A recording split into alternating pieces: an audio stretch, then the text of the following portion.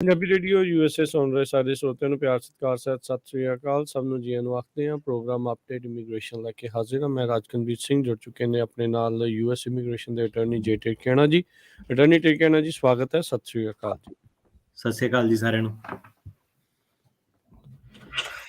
ਸੋ ਅੱਜ ਜਿਹੜੇ ਆ ਇਮੀਗ੍ਰੇਸ਼ਨ ਦੀਆਂ ਗੱਲਾਂ ਬਾਤਾਂ ਕਰਾਂਗੇ। US ਇਮੀਗ੍ਰੇਸ਼ਨ ਦੇ ਵਿੱਚ ਕੀ ਕੁਝ ਚੱਲ ਰਿਹਾ ਆ, ਕਿਹੜੇ ਟੌਪਿਕ ਤੇ ਗੱਲਾਂ ਹੋਣਗੀਆਂ, ਉਹ ਆਪਾਂ ਤੁਹਾਡੇ ਨਾਲ ਸ਼ੇਅਰ ਕਰਦੇ ਹਾਂ। ਪਰ ਸਭ ਤੋਂ ਪਹਿਲਾਂ ਸਾਡੇ ਅੱਜ ਦੇ ਸਪਾਂਸਰਸ, ਉਹਨਾਂ ਦਾ ਧੰਨਵਾਦ ਕਰਦੇ ਜਾਈਏ। ਖਾਲਸਾ ਇੰਸ਼ੋਰੈਂਸ ਏਜੰਸੀ, ਜਿਨ੍ਹਾਂ ਦੇ ਕੋਲੋਂ ਤੁਸੀਂ ਹਰ ਇੱਕ ਤਰੀਕੇ ਦੀ ਇੰਸ਼ੋਰੈਂਸ ਕਰਵਾ ਸਕਦੇ ਹੋ। ਇੰਸ਼ੋਰੈਂਸ ਬਾਰੇ ਪਤਾ ਕਰਨ ਲਈ ਕਾਲ ਕਰੋ 408-272-2500।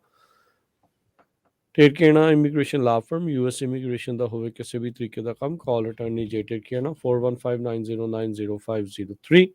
Manjeet Singh Kular Clovis, Satnam Singh, Amarjit Singh Dosanjh, Sunny Purewal Yuba City, Lakhbir Singh Samra Texas, Jarnail Singh Johal, Harnek Singh Pabla Renton Washington, Dharam Singh Fowler, Sarbjit Singh Rendon gas and food Elko Nevada, Harjit Singh Lathrop Antelope truck stop Burns Wyoming, Gurmel Singh Balbir ਬਾਸੀ L globe, Binder Dhaliwal, major Singh Sidhu, Gurmel Singh Laddar Bakersfield, ਧਰਮ ਸਿੰਘ ਕੁਲਦੀਪ ਸਿੰਘ ਸੰਘਾ ਬੇਕਰਸਫੀਲਡ, ਅਵਤਾਰ ਸਿੰਘ ਮੰਜ਼ਲ ਕਲੋਵਿਸ, ਪਰਮਜੀਤ ਸਿੰਘ ਦਿਓਲ ਫਰੈਜ਼ਨੋ। ਸਾਰਿਆਂ ਦਾ ਧੰਨਵਾਦ। ਜੇਕਰ ਤੁਸੀਂ ਜਾਂ ਕੋਈ ਹੋਰ ਕਾਰੋਬਾਰ ਵੀ ਇਸ ਪ੍ਰੋਗਰਾਮ ਨੂੰ ਸਪਾਂਸਰ ਕਰਨਾ ਚਾਹੁੰਦੇ ਹੋ, ਸੰਪਰਕ ਕਰ ਸਕਦੇ ਹੋ ਨੰਬਰ 408-722-7698 ਦੇ ਉੱਤੇ। ਸੋ ਅਟਰਨੀ ਟਿਰਕੇਣਾ ਜੀ, ਅੱਜ ਆਪਾਂ ਕਿਹੜੇ ਟੌਪਿਕ ਦੇ ਉੱਤੇ ਗੱਲਬਾਤ ਕਰਾਂਗੇ ਜੀ? ਅੱਜ ਜੀ ਆਪਾਂ H1B ਵੀਜ਼ੇ ਬਾਰੇ ਗੱਲ ਕਰਾਂਗੇ, ਕਿਉਂਕਿ ਉਹਦਾ ਸੀਜ਼ਨ ਚੱਲਣ ਦਿਆ। ਮਾਰਚ 1 ਤੋਂ ਲੈ ਕੇ ਮਾਰਚ 17 ਤੱਕ ਹੁੰਦਾ। ਸੋ ਉਹਦੇ ਬਾਰੇ ਜਾਣਕਾਰੀ ਦੇਵਾਂਗੇ, ਪਹਿਲਾਂ ਵੀ ਦੇ ਚੁੱਕੇ ਹਾਂ। ਤੇ ਇਹਦਾ ਰੀਜ਼ਨ ਇਹ ਹੈ ਕਿ ਜਿਹੜੇ ਛੋਟੇ ਬਿਜ਼ਨਸ ਆ, ਜਿਹੜੇ ਡਿਗਰੀ ਵਾਲੇ ਬੰਦਿਆਂ ਨੂੰ ਹਾਇਰ ਕਰਨਾ ਚਾਹੁੰਦੇ ਆ ਪੱਕੇ ਤੌਰ ਤੇ, ਜਾਂ ਜਿਹੜੇ ਇੰਡੀਆ ਦੇ ਵਿੱਚ ਪੱਕੇ ਤੌਰ ਤੇ ਆਉਣਾ ਚਾਹੁੰਦੇ ਆ, ਉਹਨਾਂ ਦੇ ਲਈ ਇਹ ਜਿਹੜੀ ਇਨਫੋਰਮੇਸ਼ਨ ਆ ਉਹ ਫਾਇਦੇਮੰਦ ਹੋ ਸਕਦੀ ਆ। ਪਰ ਜਿੱਦਾਂ ਦੱਸਿਆ ਕਿ ਵਿੰਡੋ ਇਹਦੀ ਸ਼ਾਰਟ ਆ, ਮਾਰਚ 1 ਤੋਂ ਲੈ ਕੇ ਮਾਰਚ 17। ਜੀ ਜੀ। ਸੋ ਜੇ ਸ਼ੁਰੂਆਤ ਇਸੇ ਤੋਂ ਕਰਦੇ ਜਾਈਏ, ਬੇਸਿਕ H1B ਵੀਜ਼ਾ ਹੈ ਕੀ ਹੈ, ਜਿਹੜਾ ਵਰਕ ਵੀਜ਼ਾ ਹੁੰਦਾ ਕੀ? ਜੀ ਬਿਲਕੁਲ। ਸੋ ਜੀ ਪਹਿਲੀ ਗੱਲ ਤਾਂ ਇਹ ਹੈ ਕਿ ਜਿਹੜੇ USA ਦੇ ਵੀਜ਼ਾਸ ਹੈਗੇ ਨੇ, ਉਹ ਹੋਰ ਮੁਲਕਾਂ ਦੇ ਕੰਪੈਰੀਜ਼ਨ, ਜਿੱਦਾਂ ਕੈਨੇਡਾ ਦੇ ਵਿੱਚ ਤੁਸੀਂ ਸੈਲਫ ਸਪਾਂਸਰ ਵੀ ਕਰ ਸਕਦੇ ਆ, ਆਪਣੇ ਲੈਵਲ ਤੇ ਕੰਮ ਕਰ ਸਕਦੇ ਆ। ਤਾਂ ਕਈ ਵਾਰੀ ਸਾਨੂੰ ਸਵਾਲ ਵੀ ਪੁੱਛਦੇ ਕਿ ਅਮਰੀਕਾ 'ਚ ਕਿਉਂ ਨਹੀਂ ਇੱਦਾਂ ਦੀ ਆਪਸ਼ਨ। ਸੋ ਜਿਹੜੀ ਅਮਰੀਕਾ ਦੀ ਆਪਸ਼ਨਸ ਹੈਗੀਆਂ, ਇਹਦੇ ਵਿੱਚ ਤੁਸੀਂ ਸਿਰਫ H1B ਵਰਕ ਵੀਜ਼ੇ ਤੇ ਹੀ ਕੰਮ ਜਿਹੜਾ ਉਹ ਕਰ ਸਕਦੇ ਆ। ਤੇ ਡਿਗਰੀ ਵਾਲੇ ਬੰਦਿਆਂ ਦੀ ਇਹਦੇ ਵਿੱਚ ਇਹਦੇ ਲਈ ਮਿਨੀਮਮ ਰਿਕੁਆਇਰਮੈਂਟ ਜਿਹੜੀ ਹੈਗੀ ਆ, ਬੈਚਲਰਸ ਜਾਂ ਹਾਇਰ ਡਿਗਰੀ ਤੁਹਾਡੀ ਹੋਣੀ ਚਾਹੀਦੀ ਹੈ 4 ਸਾਲ ਦੇ ਇਕੁਇਵਲੈਂਟ। ਤੇ ਜਿਹੜੀ ਇੰਡੀਆ ਤੋਂ ਜਾਂ ਫੋਰਨ ਤੋਂ ਕਿਸੇ ਨੇ ਡਿਗਰੀ ਕੀਤੀ ਆ, ਉਹਦੀ ਤੁਹਾਨੂੰ ਵੈਲੂਏਸ਼ਨ ਕਰਾਉਣੀ ਪੈਂਦੀ ਆ। ਤੇ ਉਹ ਜਿਹੜੀ ਵੈਲੂਏਸ਼ਨ ਆ, 4 ਸਾਲ ਦੀ ਡਿਗਰੀ ਨੂੰ ਉਹ ਬੈਚਲਰਸ ਡਿਗਰੀ ਮੰਨਦੇ ਆ। ਤੇ ਜਿਹੜੇ 3 ਸਾਲ ਦੀ ਜਿਹਨਾਂ ਕੋਲ ਡਿਗਰੀ ਆ, ਉਹਨਾਂ ਨੂੰ ਅੱਗੇ 3 ਸਾਲ ਦਾ ਹੋਰ ਐਕਸਪੀਰੀਅੰਸ ਹੋਣਾ ਚਾਹੀਦਾ। ਸੋ 3 ਸਾਲ ਦਾ ਐਕਸਪੀਰੀਅੰਸ 1 ਸਾਲ ਦੀ ਐਜੂਕੇਸ਼ਨ ਦੇ ਬਰਾਬਰ ਕਾਊਂਟ ਹੁੰਦਾ। ਸੋ ਮੰਨ ਲਓ ਕਿ ਕਿਸੇ ਕੋਲ 3 ਸਾਲ ਦੀ ਡਿਗਰੀ ਆ, ਬੀਕਾਮ ਕਿਸੇ ਨੇ ਕੀਤੀ ਹੈ, ਤਾਂ 3 ਸਾਲ ਦਾ ਹੋਰ ਐਕਸਪੀਰੀਅੰਸ ਉਹਦਾ 1 ਸਾਲ ਦਾ ਐਜੂਕੇਸ਼ਨ ਬਣ ਜਾਂਦੀ ਹੈ 3 ਸਾਲ ਦੇ ਵਰਕ ਐਕਸਪੀਰੀਅੰਸ ਦੀ। ਤੇ 4 ਸਾਲ ਦਾ ਕਹਿਣ ਦਾ ਮਤਲਬ ਹੈ ਕਿ 4 ਸਾਲ ਦੇ ਇਕੁਇਵਲੈਂਟ ਤੁਹਾਡੀ ਜਿਹੜੀ ਐਜੂਕੇਸ਼ਨ ਤੁਹਾਡੇ ਕੋਲ ਹੋਣੀ ਚਾਹੀਦੀ ਹੈ। ਤੇ ਹੋਰ ਵੀ ਵੈਸੇ ਕਈ ਵੀਜ਼ਾਸ ਹੈ, ਜਿੱਦਾਂ ਐਕਸਟਰਾਡਨਰੀ ਅਬਿਲਿਟੀ, ਹੋਰ ਕਈ ਸਾਰੇ O ਵੀਜ਼ਾ, L1 ਵੀਜ਼ਾ, ਕਾਫੀ ਹੋਰ ਵਰਕ ਵੀਜ਼ੇ ਜਿਹੜੇ ਹੈਗੇ। ਪਰ ਸਭ ਤੋਂ ਜਿਹੜਾ ਕਾਮਨ ਜਿਹੜੇ ਸਟੂਡੈਂਟਸ ਟਾਰਗੇਟ ਕਰਦੇ ਆ, ਜਾਂ ਜਿਹੜੇ ਵਿੱਚ ਇੰਜੀਨੀਅਰ, ਡਾਕਟਰ ਸਾਰੇ ਇਹ ਆਉਂਦੇ ਆ, ਇਹ H1B ਵੀਜ਼ਾ ਦੇ ਅੰਡਰ ਆਉਂਦੇ ਆ। ਠੀਕ ਹੈ। ਸੋ ਹੁਣ ਆਪਾਂ ਇੱਥੇ ਦੇਖਦੇ ਹਾਂ ਵੀ ਜਿੱਦਾਂ ਅਟਰਨੀ ਟਿਰਕੇਣਾ ਜੀ ਤੁਸੀਂ ਮੈਂ ਵੀ, ਆਪਾਂ ਜਿਹੜੇ ਇੱਥੇ ਸਟੂਡੈਂਟ ਵੀਜ਼ੇ ਤੇ ਆਏ ਆ। ਸੋ ਬੇਸਿਕਲੀ ਕੀ ਸਟੂਡੈਂਟ ਵੀਜ਼ਾ ਵਾਲਿਆਂ ਦੇ ਲਈ ਇੱਕ ਮੁੱਖ ਤੌਰ ਦੇ ਤੇ ਇਹੀ ਰਾਹ ਨਜ਼ਰ ਆਉਂਦਾ ਹੁੰਦਾ ਹੈ ਵੀ ਉਸ ਤੋਂ ਬਾਅਦ ਦੇ ਵਿੱਚ ਬੰਦੇ ਨੇ H1 ਦੇ ਲਈ, ਨੌਕਰੀ ਦੇ ਲਈ ਜਾਣਾ? ਹਾਂਜੀ, ਜੇ ਤੁਸੀਂ ਵਰਕ ਵੀਜ਼ੇ ਤੇ ਜਾਣਾ ਤਾਂ ਹੀ ਰਾਹ ਵਾ। ਡਿਗਰੀ ਵਾਲਿਆਂ ਲਈ ਇੱਕੋ ਹੀ ਰਸਤਾ। ਹੋਰ ਇੱਥੇ ਥੋੜ੍ਹੀਆਂ ਬਹੁਤੀਆਂ ਹੋਰ ਜਿੱਦਾਂ ਆਪਸ਼ਨਸ ਨਿਕਲ ਆਉਂਦੀਆਂ ਵਾ। ਫੋਰ ਐਗਜ਼ਾਮਪਲ, ਜਿੱਦਾਂ ਸਟੂਡੈਂਟ ਹੁਣ ਗ੍ਰੈਜੂਏਟ ਹੁੰਦਾ, 1 ਸਾਲ ਦੀ ਜੇ ਪੜ੍ਹਾਈ ਕਰਦਾ, ਉਹਨੂੰ OPT ਦਿੰਦੇ ਆ, ਵਰਕ ਪਰਮਿਟ ਦਿੰਦੇ ਆ। 1 ਸਾਲ ਦਾ ਤੁਹਾਡਾ ਵਰਕ ਪਰਮਿਟ ਹੁੰਦਾ। ਤੇ ਮਈ 'ਚ ਤਕਰੀਬਨ ਜਿਹੜੇ ਸਟੂਡੈਂਟਸ ਉਹ ਗ੍ਰੈਜੂਏਟ ਹੁੰਦੇ ਆ, ਤੇ 1 ਸਾਲ ਦਾ ਉਹਨਾਂ ਨੂੰ OPT ਮਿਲ ਜਾਂਦੀ, ਆਪਸ਼ਨਲ ਪ੍ਰੈਕਟੀਕਲ ਟ੍ਰੇਨਿੰਗ। ਤੇ ਜਿਹੜੇ ਸਾਇੰਸ ਵਾਲੇ ਹੁੰਦੇ ਨੇ, ਉਹਨਾਂ ਨੂੰ ਉਹ ਹੋਰ 2 ਸਾਲ ਐਕਸਟਰਾ ਦਿੰਦੇ ਨੇ, ਉਹਨਾਂ ਦਾ 3 ਸਾਲ ਦੀ ਜਿਹੜੀ ਵਰਕ ਪਰਮਿਟ ਮਿਲ ਜਾਂਦਾ ਓਪਨ ਐਂਡਡ। ਪਰ ਇਹ ਜਿਹੜਾ open ended optional practical training ਹੈ, OPT ਜਿਹਨੂੰ ਕਹਿੰਦੇ ਨੇ ਸਟੂਡੈਂਟ ਨੂੰ, ਇਹ ਇੱਥੇ ਖਤਮ ਹੁੰਦੀ ਹੈ ਫਿਰ ਸਾਲ ਬਾਅਦ ਜਾਂ 3 ਸਾਲ ਬਾਅਦ। ਤੇ ਇਸ ਤੋਂ ਬਾਅਦ ਜਿਹੜਾ ਉਹਨਾਂ ਦਾ ਅੱਗੇ ਜਾਣ ਦਾ ਜ਼ਰੀਆ, ਜਿਹੜੇ ਇੰਡੀਆ ਵਾਲੇ ਆ ਸਪੈਸ਼ਲੀ, ਉਹ H1B ਵੀਜ਼ੇ ਦੇ ਥਰੂ ਹੀ ਹੈਗਾ। ਤੇ ਮੈਂ ਖੁਦ ਵੀ ਜਿਹੜਾ ਸੀਗਾ ਉਹ H1B ਵੀਜ਼ੇ ਦੇ ਥਰੂ ਹੀ ਗਿਆ ਸੀਗਾ। ਹੋਰ ਵੀ ਜਿਹੜੇ ਆ ਰਹੇ ਆ ਵਕੀਲ ਵਕਾਲਤ ਦੇ ਵਿੱਚ ਜਾਂ ਕਿਤੇ ਵੀ, H1B ਵੀਜ਼ੇ ਦੇ ਥਰੂ ਹੀ ਜਿਹੜਾ ਉਹ ਅੱਗੇ ਜਾਂਦੇ ਆ। ਅਕਸਰ ਆਪਾਂ H1B ਲੋਟਰੀ ਦਾ ਬਹੁਤ ਸੁਣਦੇ ਆ। ਬੜੇ ਜਿਹੜੇ ਆਪਣੇ ਫਰੈਂਡ ਆ, ਜਿਹੜੇ ਇੰਜੀਨੀਅਰਿੰਗ ਵਾਲੇ ਵੀ ਆ ਜਾਂ ਹੋਰ ਪੇਸ਼ੇ ਦੇ ਵਿੱਚ ਆ, ਉਹ ਇਹ ਗੱਲਾਂ ਕਰਦੇ ਆ, ਜਿਹੜੇ ਉੱਥੇ ਵੀ ਬੈਠੇ ਆ ਕਿਸੇ ਦਾ ਲੋਟਰੀ 'ਚ ਨਾਂ ਆ ਜਾਂਦਾ, ਕਿਸੇ ਦਾ ਨਹੀਂ ਆਉਂਦਾ। ਸੋ ਕਿੰਨੇ ਵੀਜ਼ੇ ਹੁੰਦੇ ਆ ਸਾਲ 'ਚ, ਇਹਨਾਂ ਨੇ ਕਿੰਨੇ ਅਵੇਲੇਬਲ ਕਰਾਉਣੇ ਹੁੰਦੇ ਆ, ਕਿੰਨਿਆਂ ਨੂੰ ਇਹ ਵੀਜ਼ਾ ਦਿੰਦੇ ਨੇ, ਇਹਦੇ ਕੀ ਆંકੜੇ ਨੇ? ਸੋ ਇਹ ਸਭ ਤੋਂ ਜਿਹੜੀ ਇੰਪੋਰਟੈਂਟ ਗੱਲ ਇਹਦੇ ਵਿੱਚ ਆਹ ਕਿ ਇਹ ਵੀਜ਼ਾ ਹੈ ਕੀ ਆ, ਕਦੋਂ ਇਹਦੇ ਟਾਈਮ ਫਰੇਮ ਹੈ, ਕਿਉਂਕਿ ਟਾਈਮ ਫਰੇਮ ਦੇ ਅਕੋਰਡਿੰਗ ਚੱਲਦਾ। ਤੇ ਠੀਕ ਹੈ। ਜ਼ਿਆਦਾ ਇੱਦਾਂ ਕਿ ਆਪਣਾ ਪ੍ਰੋਗਰਾਮ ਵੀ ਜਿੱਦਾਂ ਕਿਸੇ ਨੇ ਅੱਜ ਸੁਣਨਾ, ਕਿਸੇ ਨੇ 10 ਦਿਨ ਬਾਅਦ ਸੁਣਨਾ, ਰਾਈਟ? ਤੇ ਉਹਨੇ 10 ਦਿਨ ਬਾਅਦ ਕਾਲ ਲਾ ਲੈਣੀ ਕਿ ਮੈਂ ਸੋਚਦਾ ਹੁਣ H1B ਬਾਰੇ, ਫਿਰ ਮੈਂ ਮਹੀਨੇ ਬਾਅਦ ਵਿਚਾਰ ਕਰਦਾ ਕਿ ਮੈਂ ਕਰਨਾ ਫਾਈਲ। ਸੋ ਸਭ ਤੋਂ ਪਹਿਲੀ ਗੱਲ ਤਾਂ ਇਹ ਹੈ ਕਿ ਇਹਦੀ ਵਿੰਡੋ ਹੈ ਇੱਕ ਅਪ੍ਰੈਲ, ਜਿਹੜੀ ਮਾਰਚ 1 ਤੋਂ ਲੈ ਕੇ ਮਾਰਚ 17 ਦੇ ਵਿੱਚ ਹੀ ਫਾਈਲ ਹੋਣਾ ਸਿਰਫ ਇਹ। ਠੀਕ ਹੈ। ਤੇ ਆਫ ਕੋਰਸ ਇਹਦੇ ਲਈ ਸਾਨੂੰ ਇੰਡੀਆ ਤੋਂ ਬਹੁਤ ਕਾਲ ਆ ਜਾਂਦੀਆਂ ਕਿ ਮੇਰਾ H1B ਕਰੋ, ਵਰਕ ਵੀਜ਼ਾ ਕਰੋ, ਪਰ ਇਹਦੇ ਵਿੱਚ ਇੱਦਾਂ ਕਿ ਤੁਸੀਂ ਆਪ ਨਹੀਂ ਕਰ ਸਕਦੇ, ਤੁਹਾਨੂੰ ਇਹਦੇ ਵਿੱਚ US ਇੰਪਲੋਇਰ ਇੱਕ ਜਿਹੜਾ ਉਹ ਚਾਹੀਦਾ ਹੁੰਦਾ। ਠੀਕ ਤੇ ਹੈ। US ਇੰਪਲੋਇਰ ਦੀ ਡੈਫੀਨੇਸ਼ਨ ਉਹ ਹੈ ਕਿ ਜਿਹਦੀ ਕੰਪਨੀ ਚੱਲ ਰਹੀ ਹੈ, ਟੈਕਸ ID ਨੰਬਰ ਹੈਗਾ, ਤਨਖਾਹਾਂ ਦੇ ਰਿਹਾ, ਆਫਿਸ ਸਪੇਸ ਹੈਗੀ ਫਿਜ਼ੀਕਲ, ਹਾਈਪੋਥੈਟੀਕਲ ਆਫਿਸ ਨਹੀਂ ਹੈਗਾ, ਐਕਚੁਅਲ ਆਫਿਸ ਸਪੇਸ ਆ, ਤੇ ਕੋਈ ਐਕਚੁਅਲ ਕੰਮ ਜਿਹੜਾ ਉਹ ਅਵੇਲੇਬਲ ਆ। ਫੋਰ ਐਗਜ਼ਾਮਪਲ ਤੁਸੀਂ ਇੰਜੀਨੀਅਰ ਲੈ ਕੇ ਆਉਣਾ, ਤਾਂ ਇਹ ਨਹੀਂ ਕਿ 7-11 ਵਾਲਾ ਬੰਦਾ ਕਹੇ ਕਿ ਮੈਂ ਇੰਜੀਨੀਅਰ ਨੂੰ ਹਾਇਰ ਕਰ ਲੈਣਾ, ਇਹਨੇ ਮੇਰੇ ਕੰਪਿਊਟਰ ਦੇਖਣੇ ਆ। ਸੋ ਇਮੀਗ੍ਰੇਸ਼ਨ ਨੇ ਪੂਰਾ ਉਹਨੂੰ ਕੁਐਸਚਨ ਕਰਨਾ ਕਿ ਜੌਬ ਕੀ ਆ, ਕਿਹੜਾ ਸਿਸਟਮ ਇਹਨੇ ਡਿਜ਼ਾਈਨ ਕਰਨਾ, ਕਿੱਦਾਂ, ਹੈ ਨਾ? ਸੋ ਕੰਪਨੀ ਦੇ ਵਿੱਚ ਜਿਹੜੀ ਤੁਹਾਡੀ ਜੌਬ ਆ ਉਹ ਡਿਗਰੀ ਦੇ ਨਾਲ ਰਿਲੇਟਡ ਹੋਣੀ ਚਾਹੀਦੀ ਆ। ਸੋ ਇਹ ਇਨਫ ਨਹੀਂ ਹੈਗਾ ਕਿ ਬੰਦੇ ਕੋਲ ਡਿਗਰੀ ਆ ਜਾਂ ਤੁਹਾਡੀ ਕੰਪਨੀ ਚੱਲਦੀ ਆ। ਜਿਹੜਾ ਤੁਹਾਡਾ ਬਿਜ਼ਨਸ ਆ ਤੇ ਜਿਹੜੀ ਬੰਦੇ ਦੀ ਪੜ੍ਹਾਈ ਆ ਤੇ ਜਿਹੜੀ ਪੋਜੀਸ਼ਨ ਤੁਸੀਂ ਆਫਰ ਕਰ ਰਹੇ ਆ, ਇਹਦੇ ਵਿੱਚ ਤਾਲਮੇਲ ਜਿਹੜਾ ਤੁਹਾਡਾ ਹੋਣਾ ਚਾਹੀਦਾ। ਤੇ ਮਾਰਚ 1 ਤੋਂ ਮਾਰਚ 17 ਦੇ ਵਿੱਚ ਪਹਿਲਾਂ ਤੁਹਾਡਾ ਰਜਿਸਟ੍ਰੇਸ਼ਨ ਪੀਰੀਅਡ ਹੁੰਦਾ, ਜਿਹਦੇ ਵਿੱਚ ਕਿ ਇੰਪਲੋਇਰ ਇੱਕ ਛੋਟੀ ਜਿਹੀ ਐਪਲੀਕੇਸ਼ਨ ਪਾਉਂਦਾ ਕਿ ਆਹ ਬੰਦੇ ਨੂੰ ਮੈਂ ਹਾਇਰ ਕਰਨਾ। ਤੇ ਉਹ ਜਿਹੜੀ ਐਪਲੀਕੇਸ਼ਨ ਆ ਸਾਰੇ ਇੰਪਲੋਇਰ ਜਿਹੜੇ ਪਾਉਂਦੇ ਆ, ਉਸ ਤੋਂ ਬਾਅਦ ਕੀ ਹੁੰਦਾ ਕਿ ਕੰਪਿਊਟਰ ਥਾਣੀ ਇੱਕ ਲੋਟਰੀ ਨਿਕਲਦੀ ਹੈ। ਕਿਉਂ ਲੋਟਰੀ ਆ? ਕਿਉਂਕਿ ਇਹ ਲਿਮਿਟਡ ਹੈਗੇ 65,000 ਜਿਹੜੇ ਹੈਗੇ H1B ਵੀਜ਼ਾ ਹਰ ਸਾਲ ਮਿਲਦੇ ਆ ਤੁਹਾਨੂੰ, ਤੇ 20,000 ਇਨ ਐਡੀਸ਼ਨ ਜਿਹੜੇ ਹੈਗੇ ਆ ਉਹ ਮਾਸਟਰ ਡਿਗਰੀ US ਤੋਂ ਜਾਂ ਜਿਹੜੀ ਹਾਇਰ ਡਿਗਰੀ ਕੀਤੀ PhD ਵਗੈਰਾ ਉਹਨਾਂ ਲਈ ਅਵੇਲੇਬਲ ਆ। ਸੋ 20,000 ਅਮਰੀਕਾ ਦੇ ਜਿਹੜੇ ਮਾਸਟਰ ਜਾਂ ਹਾਇਰ ਡਿਗਰੀ ਦੇ ਗ੍ਰੈਜੂਏਟ ਲਈ ਇਹ ਲੋਟਰੀ ਆ, ਤੇ 65,000 ਜਿਹੜਾ ਹੈਗਾ ਉਹ ਜਿਹੜੇ ਵਰਲਡ ਵਾਈਡ ਕੈਂਡੀਡੇਟਸ ਆ ਉਹਨਾਂ ਦੇ 65,000 ਸਿਰਫ ਨੰਬਰ ਆ। ਸੋ ਤੁਸੀਂ ਦੇਖੋ ਕਿ ਕੰਪੀਟੀਸ਼ਨ ਬਹੁਤ ਆ, ਹੈ ਨਾ? ਸੋ ਇਹਦੇ ਵਿੱਚ ਮੁਲਕ ਦਾ ਕੋਟਾ ਤਾਂ ਨਹੀਂ ਹੁੰਦਾ ਜਿੱਦਾਂ ਬਾਕੀ ਹੋਰ ਦੇ ਵਿੱਚ ਹੁੰਦਾ ਹੈ? ਮੈਂ ਤੁਹਾਨੂੰ ਦੱਸਦਾ। ਸੋ ਉਹ ਜਨਰਲੀ ਇਹਦਾ ਕੋਟਾ ਕੋਈ ਨਹੀਂ, 65,000 ਤੇ ਸਾਰੇ ਕੰਪੀਟ ਕਰਦੇ ਨੇ, ਹੈ ਨਾ? ਠੀਕ ਹੈ। ਤੇ 65,000 ਦੇ ਵਿੱਚੋਂ ਦੀ ਉਹਨਾਂ ਨੇ 5,000 ਫੇਰ ਅੱਗੇ ਜਿਹੜੇ 5,000 8,000 ਐਗਜ਼ੈਕਟ ਨੰਬਰ ਨਹੀਂ ਮੈਨੂੰ ਚੇਤੇ ਇਸ ਵੇਲੇ, ਚਿਲੀ ਜਿਹੜੀ ਕੰਟਰੀ ਆ ਤੇ ਸਿੰਗਾਪੁਰ ਉਹਦੇ ਲਈ ਰਿਜ਼ਰਵ ਕੀਤਾ। ਤੇ ਇਹ ਦੋ ਕੰਟਰੀਆਂ ਤੋਂ ਇਲਾਵਾ ਹੋਰ ਕੋਈ ਕੋਟਾ ਨਹੀਂ ਹੈਗਾ। ਤੇ ਇਹਦੇ ਵਿੱਚ ਜਿਹੜਾ ਤੁਹਾਡਾ ਲੋਟਰੀ ਲੱਗਣ ਦਾ ਜਿਹੜਾ ਚਾਂਸ ਆ ਉਹ ਤਕਰੀਬਨ 20 ਤੋਂ 25% ਹੁੰਦਾ, ਡਿਪੈਂਡਿੰਗ ਕਿ ਕਿੰਨੇ ਲੋਕੀ ਅਪਲਾਈ ਕਰਦੇ ਆ। ਤੇ ਮੁੱਖ ਤੌਰ ਤੇ ਇਹਦੇ ਵਿੱਚ ਫੋਰ ਐਗਜ਼ਾਮਪਲ ਜਿਹਨਾਂ ਨੂੰ ਨਹੀਂ ਸਮਝ ਆ ਰਿਹਾ ਕਿ ਕੀ ਚੀਜ਼ ਗੱਲ ਕਰ ਰਹੇ ਆ, ਸੋ ਇਹ ਹੈ ਕਿ ਮੰਨ ਲਓ ਕਿਸੇ ਦੀ ਟਰੱਕਿੰਗ ਕੰਪਨੀ ਚੱਲਦੀ, ਰਾਈਟ? ਠੀਕ ਆ, ਉਹਦਾ ਕੋਈ ਡਿਸਪੈਚ ਦਾ ਜਾਂ ਕੋਈ ਵੀ ਵੱਡਾ ਕੰਮ ਆ, ਉਹ ਇੱਥੇ ਇੱਕ MBA ਵਾਲੇ ਬੰਦੇ ਨੂੰ ਲੈ ਕੇ ਆਉਣਾ ਚਾਹੁੰਦਾ, ਤੇ ਉਹ ਪਹਿਲਾਂ ਮਾਰਚ 1 ਤੋਂ ਮਾਰਚ 17 ਦੇ ਵਿੱਚ ਲੋਟਰੀ ਦੇ ਲਈ ਫਾਈਲ ਕਰੂਗਾ। ਉਹ ਲੋਟਰੀ ਲੱਗੂਗੀ ਕਿ ਨਹੀਂ ਲੱਗੂਗੀ ਇਹ ਸਾਨੂੰ ਅਪ੍ਰੈਲ 'ਚ ਪਤਾ ਲੱਗੂਗਾ। ਮੰਨ ਲਓ ਬੰਦੇ ਦੀ ਲੋਟਰੀ ਲੱਗ ਗਈ, ਫਿਰ ਉਹਨਾਂ ਨੇ ਸਾਨੂੰ 3 ਮਹੀਨੇ ਦੇਣੇ ਆ ਜੂਨ ਤੱਕ ਕਿ ਇਹਦੀ ਹੁਣ ਤੁਸੀਂ ਪ੍ਰੋਪਰ ਜਿਹੜੀ ਪੂਰੀ ਪਟੀਸ਼ਨ ਆ ਉਹ ਫਾਈਲ ਕਰੋ, ਐਕਸਪਲੇਨ ਕਰੋ ਸਾਨੂੰ ਕਿ H1B ਕੱਲ੍ਹ ਹੀ ਫਾਈਲ ਕਰ ਰਹੇ ਤੁਸੀਂ, ਕੀ ਪੋਜੀਸ਼ਨ ਆ ਤੁਹਾਡੇ ਕੋਲ, MBA ਵਾਲਾ ਬੰਦਾ ਤੁਸੀਂ ਹਾਇਰ ਕਰ ਰਹੇ ਆ ਟਰੱਕਿੰਗ ਕੰਪਨੀ 'ਚ, ਕੀ ਕਰੂਗਾ ਇਹ, MBA ਵਾਲੀ ਪੜ੍ਹਾਈ ਕਿੱਦਾਂ ਵਰਤੂਗਾ, ਕੀ ਤੁਸੀਂ ਸੈਲਰੀ ਦੇਣੀ ਆ, ਕਿਹੜੀ ਲੋਕੇਸ਼ਨ ਆ। ਸੋ ਉਹਨਾਂ ਨੇ ਫਿਰ H1B ਫਾਈਲ ਕਰਤਾ। ਹੁਣ ਫਾਈਲ ਕਰਤਾ ਦਾ ਮਤਲਬ ਇਹ ਨਹੀਂ ਕਿ ਸਾਰਿਆਂ ਦਾ ਅਪਰੂਵ ਹੋ ਜਾਣਾ, ਤੁਸੀਂ ਲੋਟਰੀ ਜਿੱਤੇ ਆ, ਤੁਸੀਂ H1B ਅਜੇ ਅਪਰੂਵ ਨਹੀਂ ਤੁਹਾਡਾ ਹੋਇਆ। ਸੋ ਉਸ ਤੋਂ ਬਾਅਦ ਕੀ ਹੈ ਕਿ ਉਹ H1B ਦੇ ਉੱਤੇ ਫੈਸਲਾ ਕਰੂਗੇ ਕਿ ਇਹਨੂੰ ਅਪਰੂਵ ਕਰਨਾ ਕਿ ਇਹਨੂੰ ਹੋਰ ਇਨਫੋਰਮੇਸ਼ਨ ਮੰਗਣੀ ਹੈ, ਰਾਈਟ? ਜਿੱਦਾਂ ਆਪਣਾ ਅਸਾਈਲਮ ਕੇਸ ਦਾ ਹੁੰਦਾ, ਸੇਮ ਹਿਸਾਬ ਦਾ। ਤੇ ਜਿਹੜੇ ਛੋਟੀ ਕੰਪਨੀ ਵਾਲੇ ਹੁੰਦੇ ਤਕਰੀਬਨ ਉਹਨਾਂ ਨੂੰ ਕੁਐਸਚਨ ਕਰ ਸਕਦੇ ਆ, ਜਿਹੜੀਆਂ ਛੋਟੀਆਂ ਡਿਗਰੀਆਂ BCom ਵਗੈਰਾ ਉਹਨਾਂ ਨੂੰ ਕੁਐਸਚਨ ਕਰ ਸਕਦੇ ਆ। ਤੇ ਜੇ ਉਹਨਾਂ ਨੇ ਅਪਰੂਵ ਕਰਤਾ ਤੇ ਫਿਰ ਅਕਤੂਬਰ 1 ਤੋਂ ਇਹ ਸ਼ੁਰੂ ਹੋ ਜਾਂਦਾ, ਇਹਦਾ ਟੈਨਿਓਰ ਜਿਹੜਾ ਅਕਤੂਬਰ 1 2023 ਤੋਂ ਸ਼ੁਰੂ ਹੋਊਗਾ। ਤੇ ਇਹ ਟੋਟਲ ਜਿਹੜਾ H1B ਤੁਹਾਨੂੰ 6 ਸਾਲ ਲਈ ਮਿਲਦਾ, ਤੇ ਇੱਕ ਟਾਈਮ ਤੇ ਜਿਹੜੀ ਤੁਹਾਨੂੰ ਐਂਟਰੀ ਦਿੰਦੇ ਆ ਉਹ 3 ਸਾਲ ਦੀ ਦਿੰਦੇ ਆ। ਸੋ ਇਹਨੂੰ 3 ਸਾਲ ਕਰਕੇ ਤੁਹਾਨੂੰ ਦੋ ਹਿੱਸਿਆਂ ਦੇ ਵਿੱਚ 6 ਸਾਲਾਂ ਦਾ ਟੋਟਲ ਤੁਹਾਡੇ ਕੋਲ H1B ਤੇ ਟਾਈਮ ਹੁੰਦਾ। ਸੋ ਲੋਟਰੀ ਮਾਰਚ 1 ਤੋਂ ਮਾਰਚ 17 ਉਹ 'ਚ ਜੇ ਪਾਸ ਹੋ ਸਿਲੈਕਟ ਹੋ ਗਏ ਤਾਂ ਫਿਰ H1B ਫਾਈਲ ਕਰੋਗੇ, ਤੇ ਉਹਦੇ ਵਿੱਚ ਜੇ ਤੁਸੀਂ ਪਾਸ ਹੋ ਗਏ, H1B ਤੁਹਾਡਾ ਅਪਰੂਵ ਹੋ ਗਿਆ, ਤੇ ਫਿਰ ਅਕਤੂਬਰ 1 'ਚ ਆ ਕੇ ਤੁਸੀਂ ਕੰਮ ਕਰ ਸਕਦੇ ਆ ਸਿਰਫ ਉਸੇ ਇੰਪਲੋਇਰ ਵਾਸਤੇ। ਠੀਕ ਹੈ। ਸੋ ਇਹ ਬਹੁਤ ਹੀ ਸ਼ਾਰਟ ਜਿਹੜੀ ਇਹ ਵਿੰਡੋ ਆ, ਵੀ 17 ਦਿਨ ਦੀ ਬੇਸਿਕਲੀ ਵਿੰਡੋ ਇਹਨਾਂ ਨੇ ਜਿਹੜੀ ਇਹ ਦਿੱਤੀ ਆ। ਤੇ ਜਿੱਦਾਂ ਤੁਸੀਂ ਕਿਹਾ ਵੀ explanation later on in the stage ਆ, ਵੀ ਜੇ ਲੋਟਰੀ ਲੱਗਦੀ ਆ ਤੇ ਫਾਈਲ ਕਰਨ ਦੇ ਲਈ ਫਿਰ ਛੋਟਾ ਹੀ ਪੇਪਰ ਵਰਕ ਹੁੰਦਾ ਹੈ, ਜਾਂ ਇਹ ਫਾਈਲ ਕਰਨ ਦੇ ਲਈ ਵੀ ਲੋਟਰੀ 'ਚ ਨਾ ਪਾਉਣ ਦੇ ਲਈ ਵੀ ਜ਼ਿਆਦਾ ਵਕਤ ਲੱਗਦਾ ਆ? ਕੀ ਉਹਦੀਆਂ ਜਿਹੜੀਆਂ USCIS ਕੀ ਚਾਰजेस ਕੀ ਲੈਂਦੇ ਉਹਦੇ ਲੋਟਰੀ 'ਚ ਜਾਣ ਦੇ ਲਈ? ਇਹਦਾ ਤਾਂ ਕੋਈ ਖਾਸ ਚਾਰਜ ਨਹੀਂ ਹੈਗੇ। ਇਹਦਾ ਠੀਕ। ਤੁਹਾਡਾ $500 ਦਾ ਜਿਹੜਾ ਖਰਚਾ USCIS ਦੀ ਫੀਸ ਹੈਗੀ $10 ਸਿਰਫ ਇਹਦੇ ਵਿੱਚ, ਕਿਉਂਕਿ ਉਹਨਾਂ ਨੂੰ ਤਾਂ ਆਪਣੀ ਜਿਹੜੀ ਪ੍ਰੋਸੈਸਿੰਗ ਟ੍ਰਾਂਜੈਕਸ਼ਨ ਫੀ ਹੈ ਉਹੀ ਉਹਨਾਂ ਨੇ ਦੇਖਣੀ ਹੈ। ਓਕੇ ਲੋਟਰੀ 'ਚ ਪਾਰਟਿਸਿਪੇਟ ਕਰਨ ਦਾ ਕੋਈ ਉਹ ਨਹੀਂ, ਪਰ ਓਬਵੀਅਸਲੀ ਇਹਦੇ ਵਿੱਚ ਜਿਹੜਾ ਹੁਣ ਇਹਨੂੰ ਸੁਣ ਰਹੇ ਹੋ, ਇਹ ਨਹੀਂ ਕਿ $500 ਹੀ ਆ ਮੈਂ ਕਰ ਦੇਣਾ। ਇਹਦੇ ਵਿੱਚ ਜਿਹੜਾ US EMPLOYER ਆ, ਫੈਡਰਲ ਟੈਕਸ ID ਜਿਹਦੇ ਕੋਲ ਹੈਗੀ ਆ, ਜਿਹਦਾ ਕੰਮ ਕਰ ਕੇ ਚੱਲ ਰਿਹਾ, ਉਹ ਫਾਈਲ ਕਰ ਰਿਹਾ। ਇਹ ਲੋਕਾਂ ਵਾਸਤੇ ਨਹੀਂ ਹੈ, EMPLOYER ਵਾਸਤੇ ਆ। ਸੋ ਜੇ ਕਿਸੇ ਨੇ ਸਾਨੂੰ ਕੰਟੈਕਟ ਕਰਨਾ, ਉਹ EMPLOYER ਸਾਨੂੰ ਕੰਟੈਕਟ ਕਰੂਗਾ। ਸੋ ਠੀਕ ਹੈ ਤੇ ਸਾਨੂੰ ਕਈ ਵਾਰੀ ਇਦਾਂ ਵੀ ਕਾਲ ਆਉਂਦੀਆਂ ਕਿ ਤੁਸੀਂ ਲੱਭ ਦਿਓ ਕਿਸੇ ਨੂੰ, ਆਪਾਂ ਤੁਹਾਨੂੰ ਪੈਸੇ ਦੇ ਦਿੰਦੇ ਆ, ਕਰ ਦਿਓ। ਇਦਾਂ ਕੁਝ ਨਹੀਂ ਹੈਗਾ।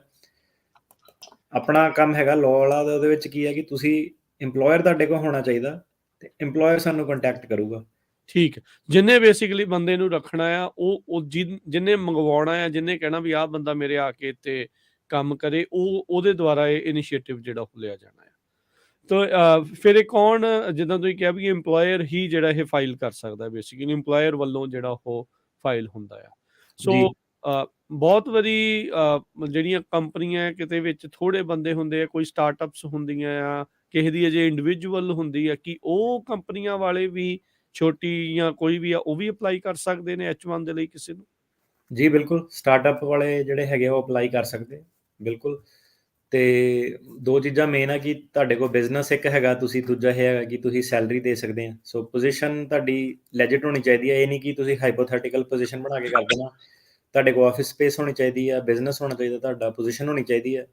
ਤੇ ਫੋਰ ਐਗਜ਼ਾਮਪਲ ਮੰਨ ਲਓ ਮੈਂ ਨਵਾਂ ਲਾਅ ਆਫਿਸ ਪਾਇਆ, ਮੈਂ ਇਕੱਲਾ ਹੀ EMPLOYER ਆ, ਰਾਈਟ, ਕਹਿ ਲਓ ਸਟਾਰਟਅਪ, ਤੇ ਠੀਕ ਮੈਂ ਹੈ ਵਕੀਲ ਨੂੰ ਹਾਇਰ ਕਰਨਾ। ਇਮੀਗ੍ਰੇਸ਼ਨ ਨੇ ਉਹਨਾਂ ਨੂੰ ਪਤਾ ਕਿ ਇਹਦਾ ਕੋਈ ਬਿਜ਼ਨਸ ਹੈ, ਇਹਦੇ ਕੋਲ ਸਪੇਸ ਆ, ਪਰ ਉਹਨੇ ਇਹ ਪੁੱਛਣਾ ਕਿ ਤੂੰ ਤਾਂ ਨਵਾਂ ਕੰਮ ਖੋਲ੍ਹਿਆ ਜੇ, ਤੂੰ ਇਹ ਸ਼ੋਅ ਕਰ ਸਾਨੂੰ ਕਿ ਤੇਰੇ ਕੋਲ ਕੰਮ ਵੀ ਹੈਗਾ ਵਕੀਲ ਲਈ, ਤੂੰ ਇਹ ਤੋਂ ਕੋਈ ਠੀਕ ਹੋਰ ਛੋਟਾ ਮੋਟਾ ਕੰਮ ਨਹੀਂ ਕਰਾਊਂਗਾ, ਰਾਈਟ।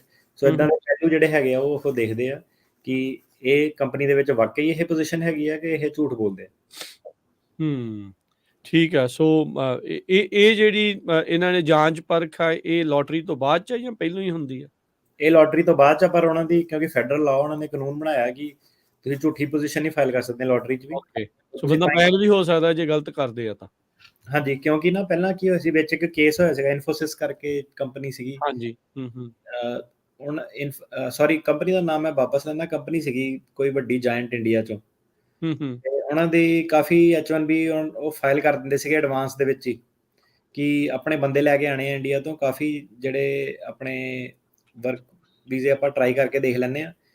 ਤੇ ਉਹ ਕੀ ਕਰਦੇ ਸੀਗੇ ਕਿ ਹੁਣ ਉੱਥੇ ਤਾਂ ਲੱਖਾਂ ਦੀ ਤਾਦਾਦ 'ਚ ਕੰਮ ਕਰਦੇ ਆ। ਸੋ ਕੀ ਇਹ ਲੋਟਰੀ ਨੂੰ ਕਾਈਂਡ ਆਫ ਬੀਟ ਕਰ ਦਿੰਦੇ ਸੀਗੇ ਕਿ ਉਹ ਆਪਣੇ ਬੰਦੇ ਇੰਨੇ ਕੁ ਫਲੱਡ ਕਰ ਦਿੰਦੇ ਸੀ, ਭਾਵੇਂ ਅੱਜ ਆਣਾ ਭਾਵੇਂ ਕੱਲ੍ਹ ਆਣਾ, ਉਹਨੇ ਕਹਿਣਾ ਵੀਜ਼ਾ ਲਵਾ ਕੇ ਰੱਖ ਲਓ, ਹੈ ਨਾ।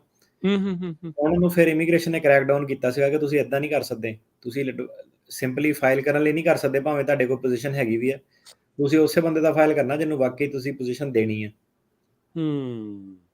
ਸੋ ਠੀਕ ਹੈ। ਸੋ ਇਹ ਬਹੁਤ ਰੌਲਾ ਜਿਹੜਾ ਆ ਅਟਰਨੀ ਕਹਿਣਾ ਜੀ ਰਹਿੰਦਾ ਆ ਵੀ ਕੌਣ ਕਰ ਰਿਹਾ ਅਪਲਾਈ, ਕੰਪਨੀਆਂ ਦਾ ਕਿੱਦਾਂ ਦਾ ਜਿਹੜਾ ਉਹ ਰਹਿੰਦਾ ਆ। ਸੋ ਐਲੀਜੀਬਿਲਟੀ ਰਿਕੁਆਇਰਮੈਂਟਸ, ਤੁਸੀਂ ਬੈਚਲਰਸ ਡਿਗਰੀ ਤਾਂ ਜਿਹੜੀ ਮਿਨੀਮਮ ਜਿੱਦਾਂ ਦੱਸੀਆਂ ਆ, ਜਿਨ੍ਹਾਂ ਦੇ ਕੋਲ ਫੋਰਨ, ਜਿੱਦਾਂ ਹੁਣ ਭਾਰਤ ਤੋਂ ਕਰ ਰਿਹਾ ਆ, ਕੋਈ ਪੰਜਾਬ ਤੋਂ ਕਰ ਰਿਹਾ ਆ, ਉੱਥੋਂ ਦੀਆਂ ਕਿਹੜੀਆਂ ਡਿਗਰੀ ਇਕੁਵਲੈਂਟ ਜਿਹੜੀਆਂ ਹੁੰਦੀਆਂ ਆ ਵੀ ਕਿਹੜੇ ਉਹਨਾਂ ਦੇ ਲਈ ਕਿੱਦਾਂ ਆ, ਉਹਨਾਂ ਦੀ ਰਿਕੁਆਇਰਮੈਂਟ ਕਿੱਦਾਂ, ਐਲੀਜੀਬਿਲਟੀ ਚੈੱਕ ਕੀਤੀ ਜਾਂਦੀ ਹੈ? ਸੋ ਉਹਨਾਂ ਨੂੰ ਵੈਲਿਊਏਸ਼ਨ ਕਰਾਉਣੀ ਪੈਂਦੀ ਹੈ ਇੱਥੇ। ਏਜੰਸੀਆਂ ਹੈਗੀਆਂ ਜਿਹੜੀਆਂ H1B ਦੀ ਵੈਲਿਊਏਸ਼ਨ ਕਰਦੀਆਂ, ਤੇ $70-80 ਲੈ ਕੇ ਉਹ ਵੈਲਿਊਏਸ਼ਨ ਜਿਹੜੀ ਕਰ ਦਿੰਦੀਆਂ। ਤੇ ਉਹਨਾਂ ਦਾ ਕ੍ਰਾਈਟੇਰੀਆ ਹੀ ਹੈ ਕਿ ਜਾਂ ਤਾਂ 4 ਸਾਲ ਦੀ ਡਿਗਰੀ ਹੋਣੀ ਚਾਹੀਦੀ ਹੈ, ਓਕੇ, ਤੇ ਜੇ ਇੱਕ ਵੀ ਸਾਲ ਥੁੜਦਾ, ਮੰਨ ਲਓ ਤੁਹਾਡੀ 3 ਸਾਲ ਦੀ ਡਿਗਰੀ ਹੈ, ਤੁਹਾਡਾ 3 ਸਾਲ ਦਾ ਐਕਸਪੀਰੀਅੰਸ ਜਿਹੜਾ ਹੈਗਾ ਉਹਦਾ 1 ਸਾਲ ਦੀ ਪੜ੍ਹਾਈ, ਮਿਸਿੰਗ ਪੜ੍ਹਾਈ ਨੂੰ ਉਹ ਪੂਰਾ ਕਰਦਾ, ਰਾਈਟ। 4 ਸਾਲ ਦੇ ਇਕੁਇਵਲੈਂਟ ਤੁਸੀਂ ਜਿਹੜਾ ਬੈਚਲਰਸ ਡਿਗਰੀ ਤੁਹਾਡੀ ਹੋਣੀ ਚਾਹੀਦੀ ਹੈ ਜਾਂ ਹਾਇਰ। ਠੀਕ ਹੈ, ਠੀਕ ਹੈ। ਸੋ ਕਈ ਵਾਰੀ ਕਿਸੇ ਦਾ ਗੈਪ ਆ ਜਾਂਦਾ ਪੜ੍ਹਾਈ ਤੋਂ ਬਾਅਦ ਚ, ਜੌਬ ਦੇ ਵਿਚਾਲੇ ਕੋਈ ਗੈਪ, ਇਦਾਂ ਦੀਆਂ ਚੀਜ਼ਾਂ ਵੀ ਮੈਟਰ ਕਰਦੀਆਂ ਨੇ ਜਦੋਂ ਇਹ ਅਪਲਾਈ ਕੀਤਾ ਜਾਂਦਾ? ਨਹੀਂ, ਗੈਪ ਗੂਪ ਵੀ ਨਹੀਂ ਇਹਦੇ ਵਿੱਚ ਮੈਟਰ ਕਰਦਾ ਕੋਈ। ਤੁਹਾਨੂੰ ਮਿਨੀਮਮ ਰਿਕੁਆਇਰਮੈਂਟ ਤੁਸੀਂ ਮੀਟ ਕਰਨੀ ਹੈ। ਸੋ ਇਹ ਕੋਈ ਉਹ ਨਹੀਂ ਕਿ ਇਹਦੇ ਵਿੱਚ ਆ ਨਹੀਂ ਕਿ ਤੁਸੀਂ ਇਹ ਸ਼ੋਅ ਕਰਨਾ ਕਿ ਮੈਂ ਵਾਪਸ ਆਪਣੇ ਦੇਸ਼ ਜਾਣਾ। ਇਹਦੀ ਬਿਊਟੀ ਇਹ ਹੈ ਕਿ ਇਹ ਡੂਅਲ ਇੰਟੈਂਟ ਵੀਜ਼ਾ, ਮਤਲਬ ਕਿ ਇਹਦੇ ਵਿੱਚ ਭਾਵੇਂ ਤੁਹਾਡਾ ਗ੍ਰੀਨ ਕਾਰਡ ਫਾਈਲ ਹੋਇਆ ਜਾਂ ਤੁਸੀਂ ਅਮਰੀਕਾ 'ਚ ਰਹਿਣ ਜਾਣਾ, ਉਹ ਤੁਹਾਨੂੰ ਇਸ ਗੱਲ ਕਰਕੇ ਨਹੀਂ ਰੋਕ ਸਕਦੇ ਕਿ ਇਹਨੇ ਅਮਰੀਕਾ 'ਚ ਰਹਿਣਾ। ਇਹ ਵੀਜ਼ੇ ਦਾ ਮਕਸਦ ਹੀ ਇਹ ਹੈਗਾ ਕਿ ਇਹ ਡੂਅਲ ਇੰਟੈਂਟ ਵੀਜ਼ਾ ਹੈਗਾ, ਇਹਦੇ ਵਿੱਚ ਇਹ ਕਹਿ ਕੇ ਨਹੀਂ ਤੁਹਾਨੂੰ ਰੋਕਿਆ ਜਾ ਸਕਦਾ। ਸੋ ਗੈਪ ਮੈਟਰ ਕਰਦਾ ਜੀ। ਉਹ ਸੋ ਸਟੂਡੈਂਟ ਤਾਂ ਮੈਟਰ ਕਰਦਾ ਸੀ। ਉਹ ਕਹਿੰਦੇ ਤੂੰ ਇੰਨੇ ਸਾਲ ਦਾ ਪੜ੍ਹਿਆ ਨਹੀਂ, ਹੁਣ ਤੂੰ ਕੀ ਪੜ੍ਹਨ ਜਾਣਾ, ਰਾਈਟ, ਤੂੰ ਵਾਪਸ ਨਹੀਂ ਕੰਮ ਕਰਨ ਜਾਣਾ।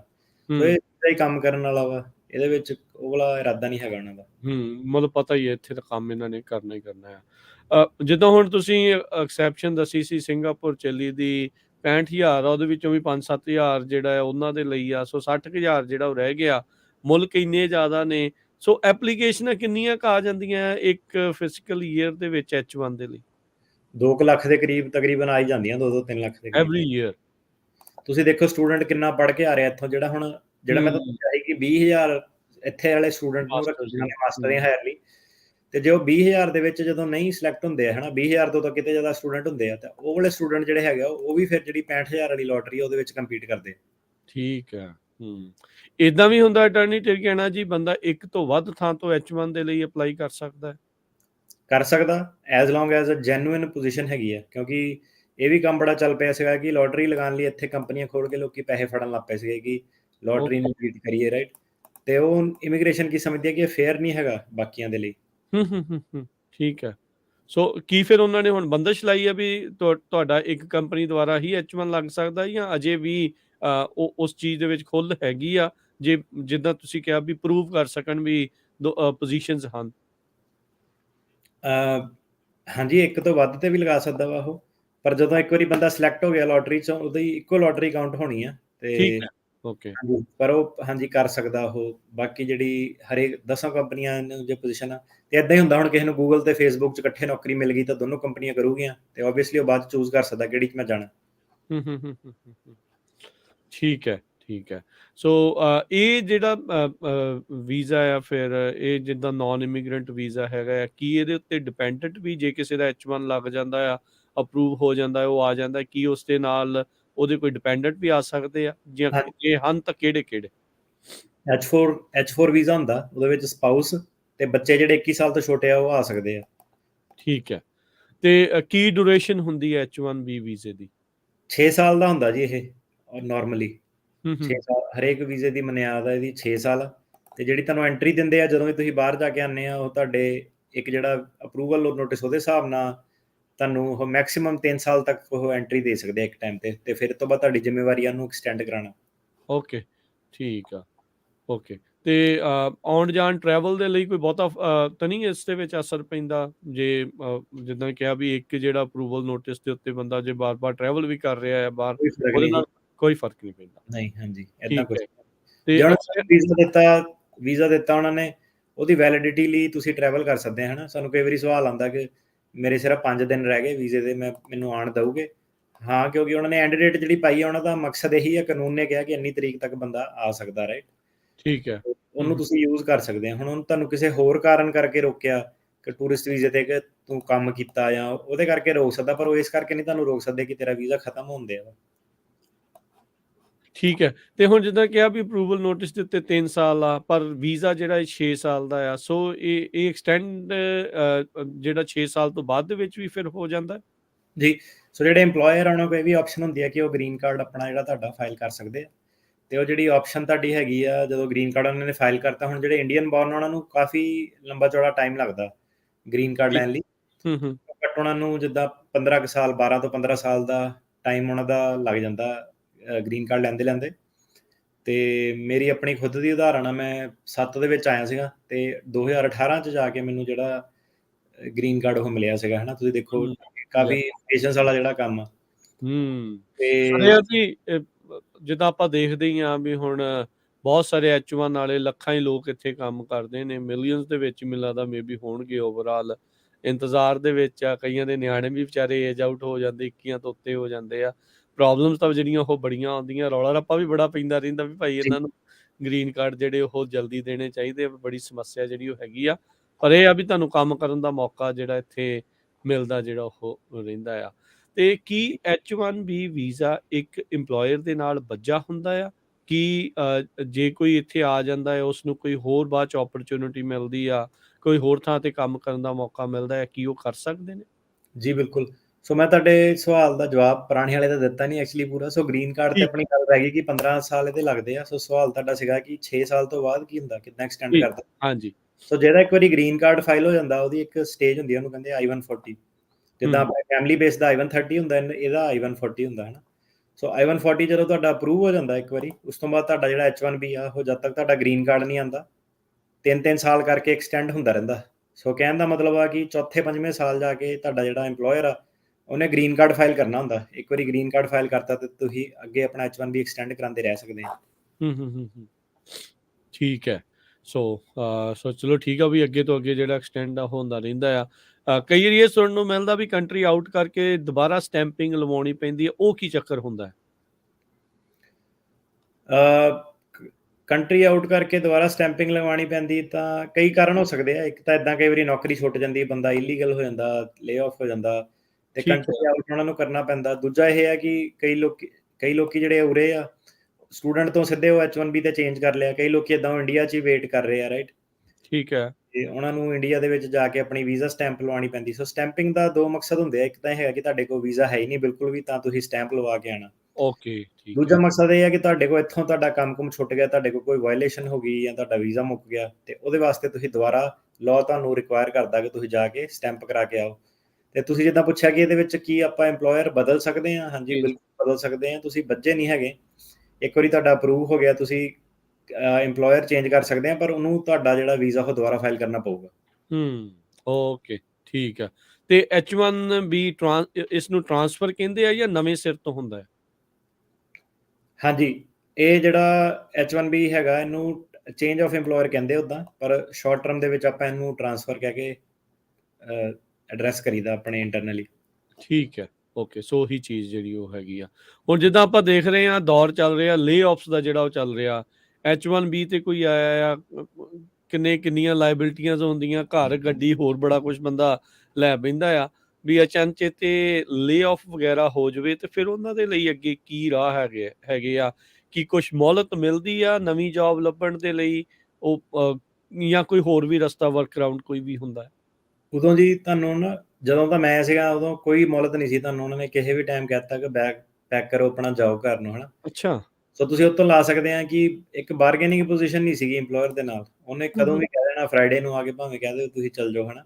ਹੂੰ। ਉਹ ਕਾਫੀ ਸਟ੍ਰੈਸਫੁਲ ਜਿਹੜਾ ਟਾਈਮ ਸੀਗਾ। ਹੁਣ ਜਿੱਦਾਂ ਆਪਣਾ ਨਾ ਅਸਾਈਲਮ ਵਾਲਾ ਤੁਹਾਨੂੰ ਦੱਸੂਗਾ ਕਿ ਮੇਰੀ ਆਹ ਪ੍ਰੋਬਲਮ ਆ, ਫੈਮਿਲੀ ਵਾਲਾ ਤੁਹਾਨੂੰ ਕਹੂਗਾ ਕਿ ਸਾਡੀ ਵੇਟਿੰਗ ਟਾਈਮ ਬਹੁਤ ਜ਼ਿਆਦਾ, ਮੈਰਿਜ ਵਾਲਿਆਂ ਨੇ ਕਹਿਣਾ ਮੈਨੂੰ ਘਰ ਵਾਲਾ ਤੰਗ ਕਰਦਾ, ਘਰ ਵਾਲੀ ਤੰਗ ਕਰਦੀ, ਹਰੇਕ ਦਾ। ਸੋ ਇਹਦੇ ਵਿੱਚ ਵੀ ਕੀ ਆ, H1B ਦੇ ਵਿੱਚ ਜਿਹੜੀ ਸਭ ਤੋਂ ਤੰਗੀ ਇਹੀ ਹੈ ਕਿ ਹੁਣ ਇਹ ਤਾਂ ਕੋਈ ਨਹੀਂ ਪੁੱਛਦਾ, ਹਨਾ, ਕਿ EMPLOYER ਵੀ ਕਿਸੇ ਨੂੰ ਤੰਗ ਕਰਦਾ, ਚੁੱਪ ਕਰਕੇ ਲੋਕੀ ਕੰਮ ਕਰੀ ਜਾਂਦੇ ਆ।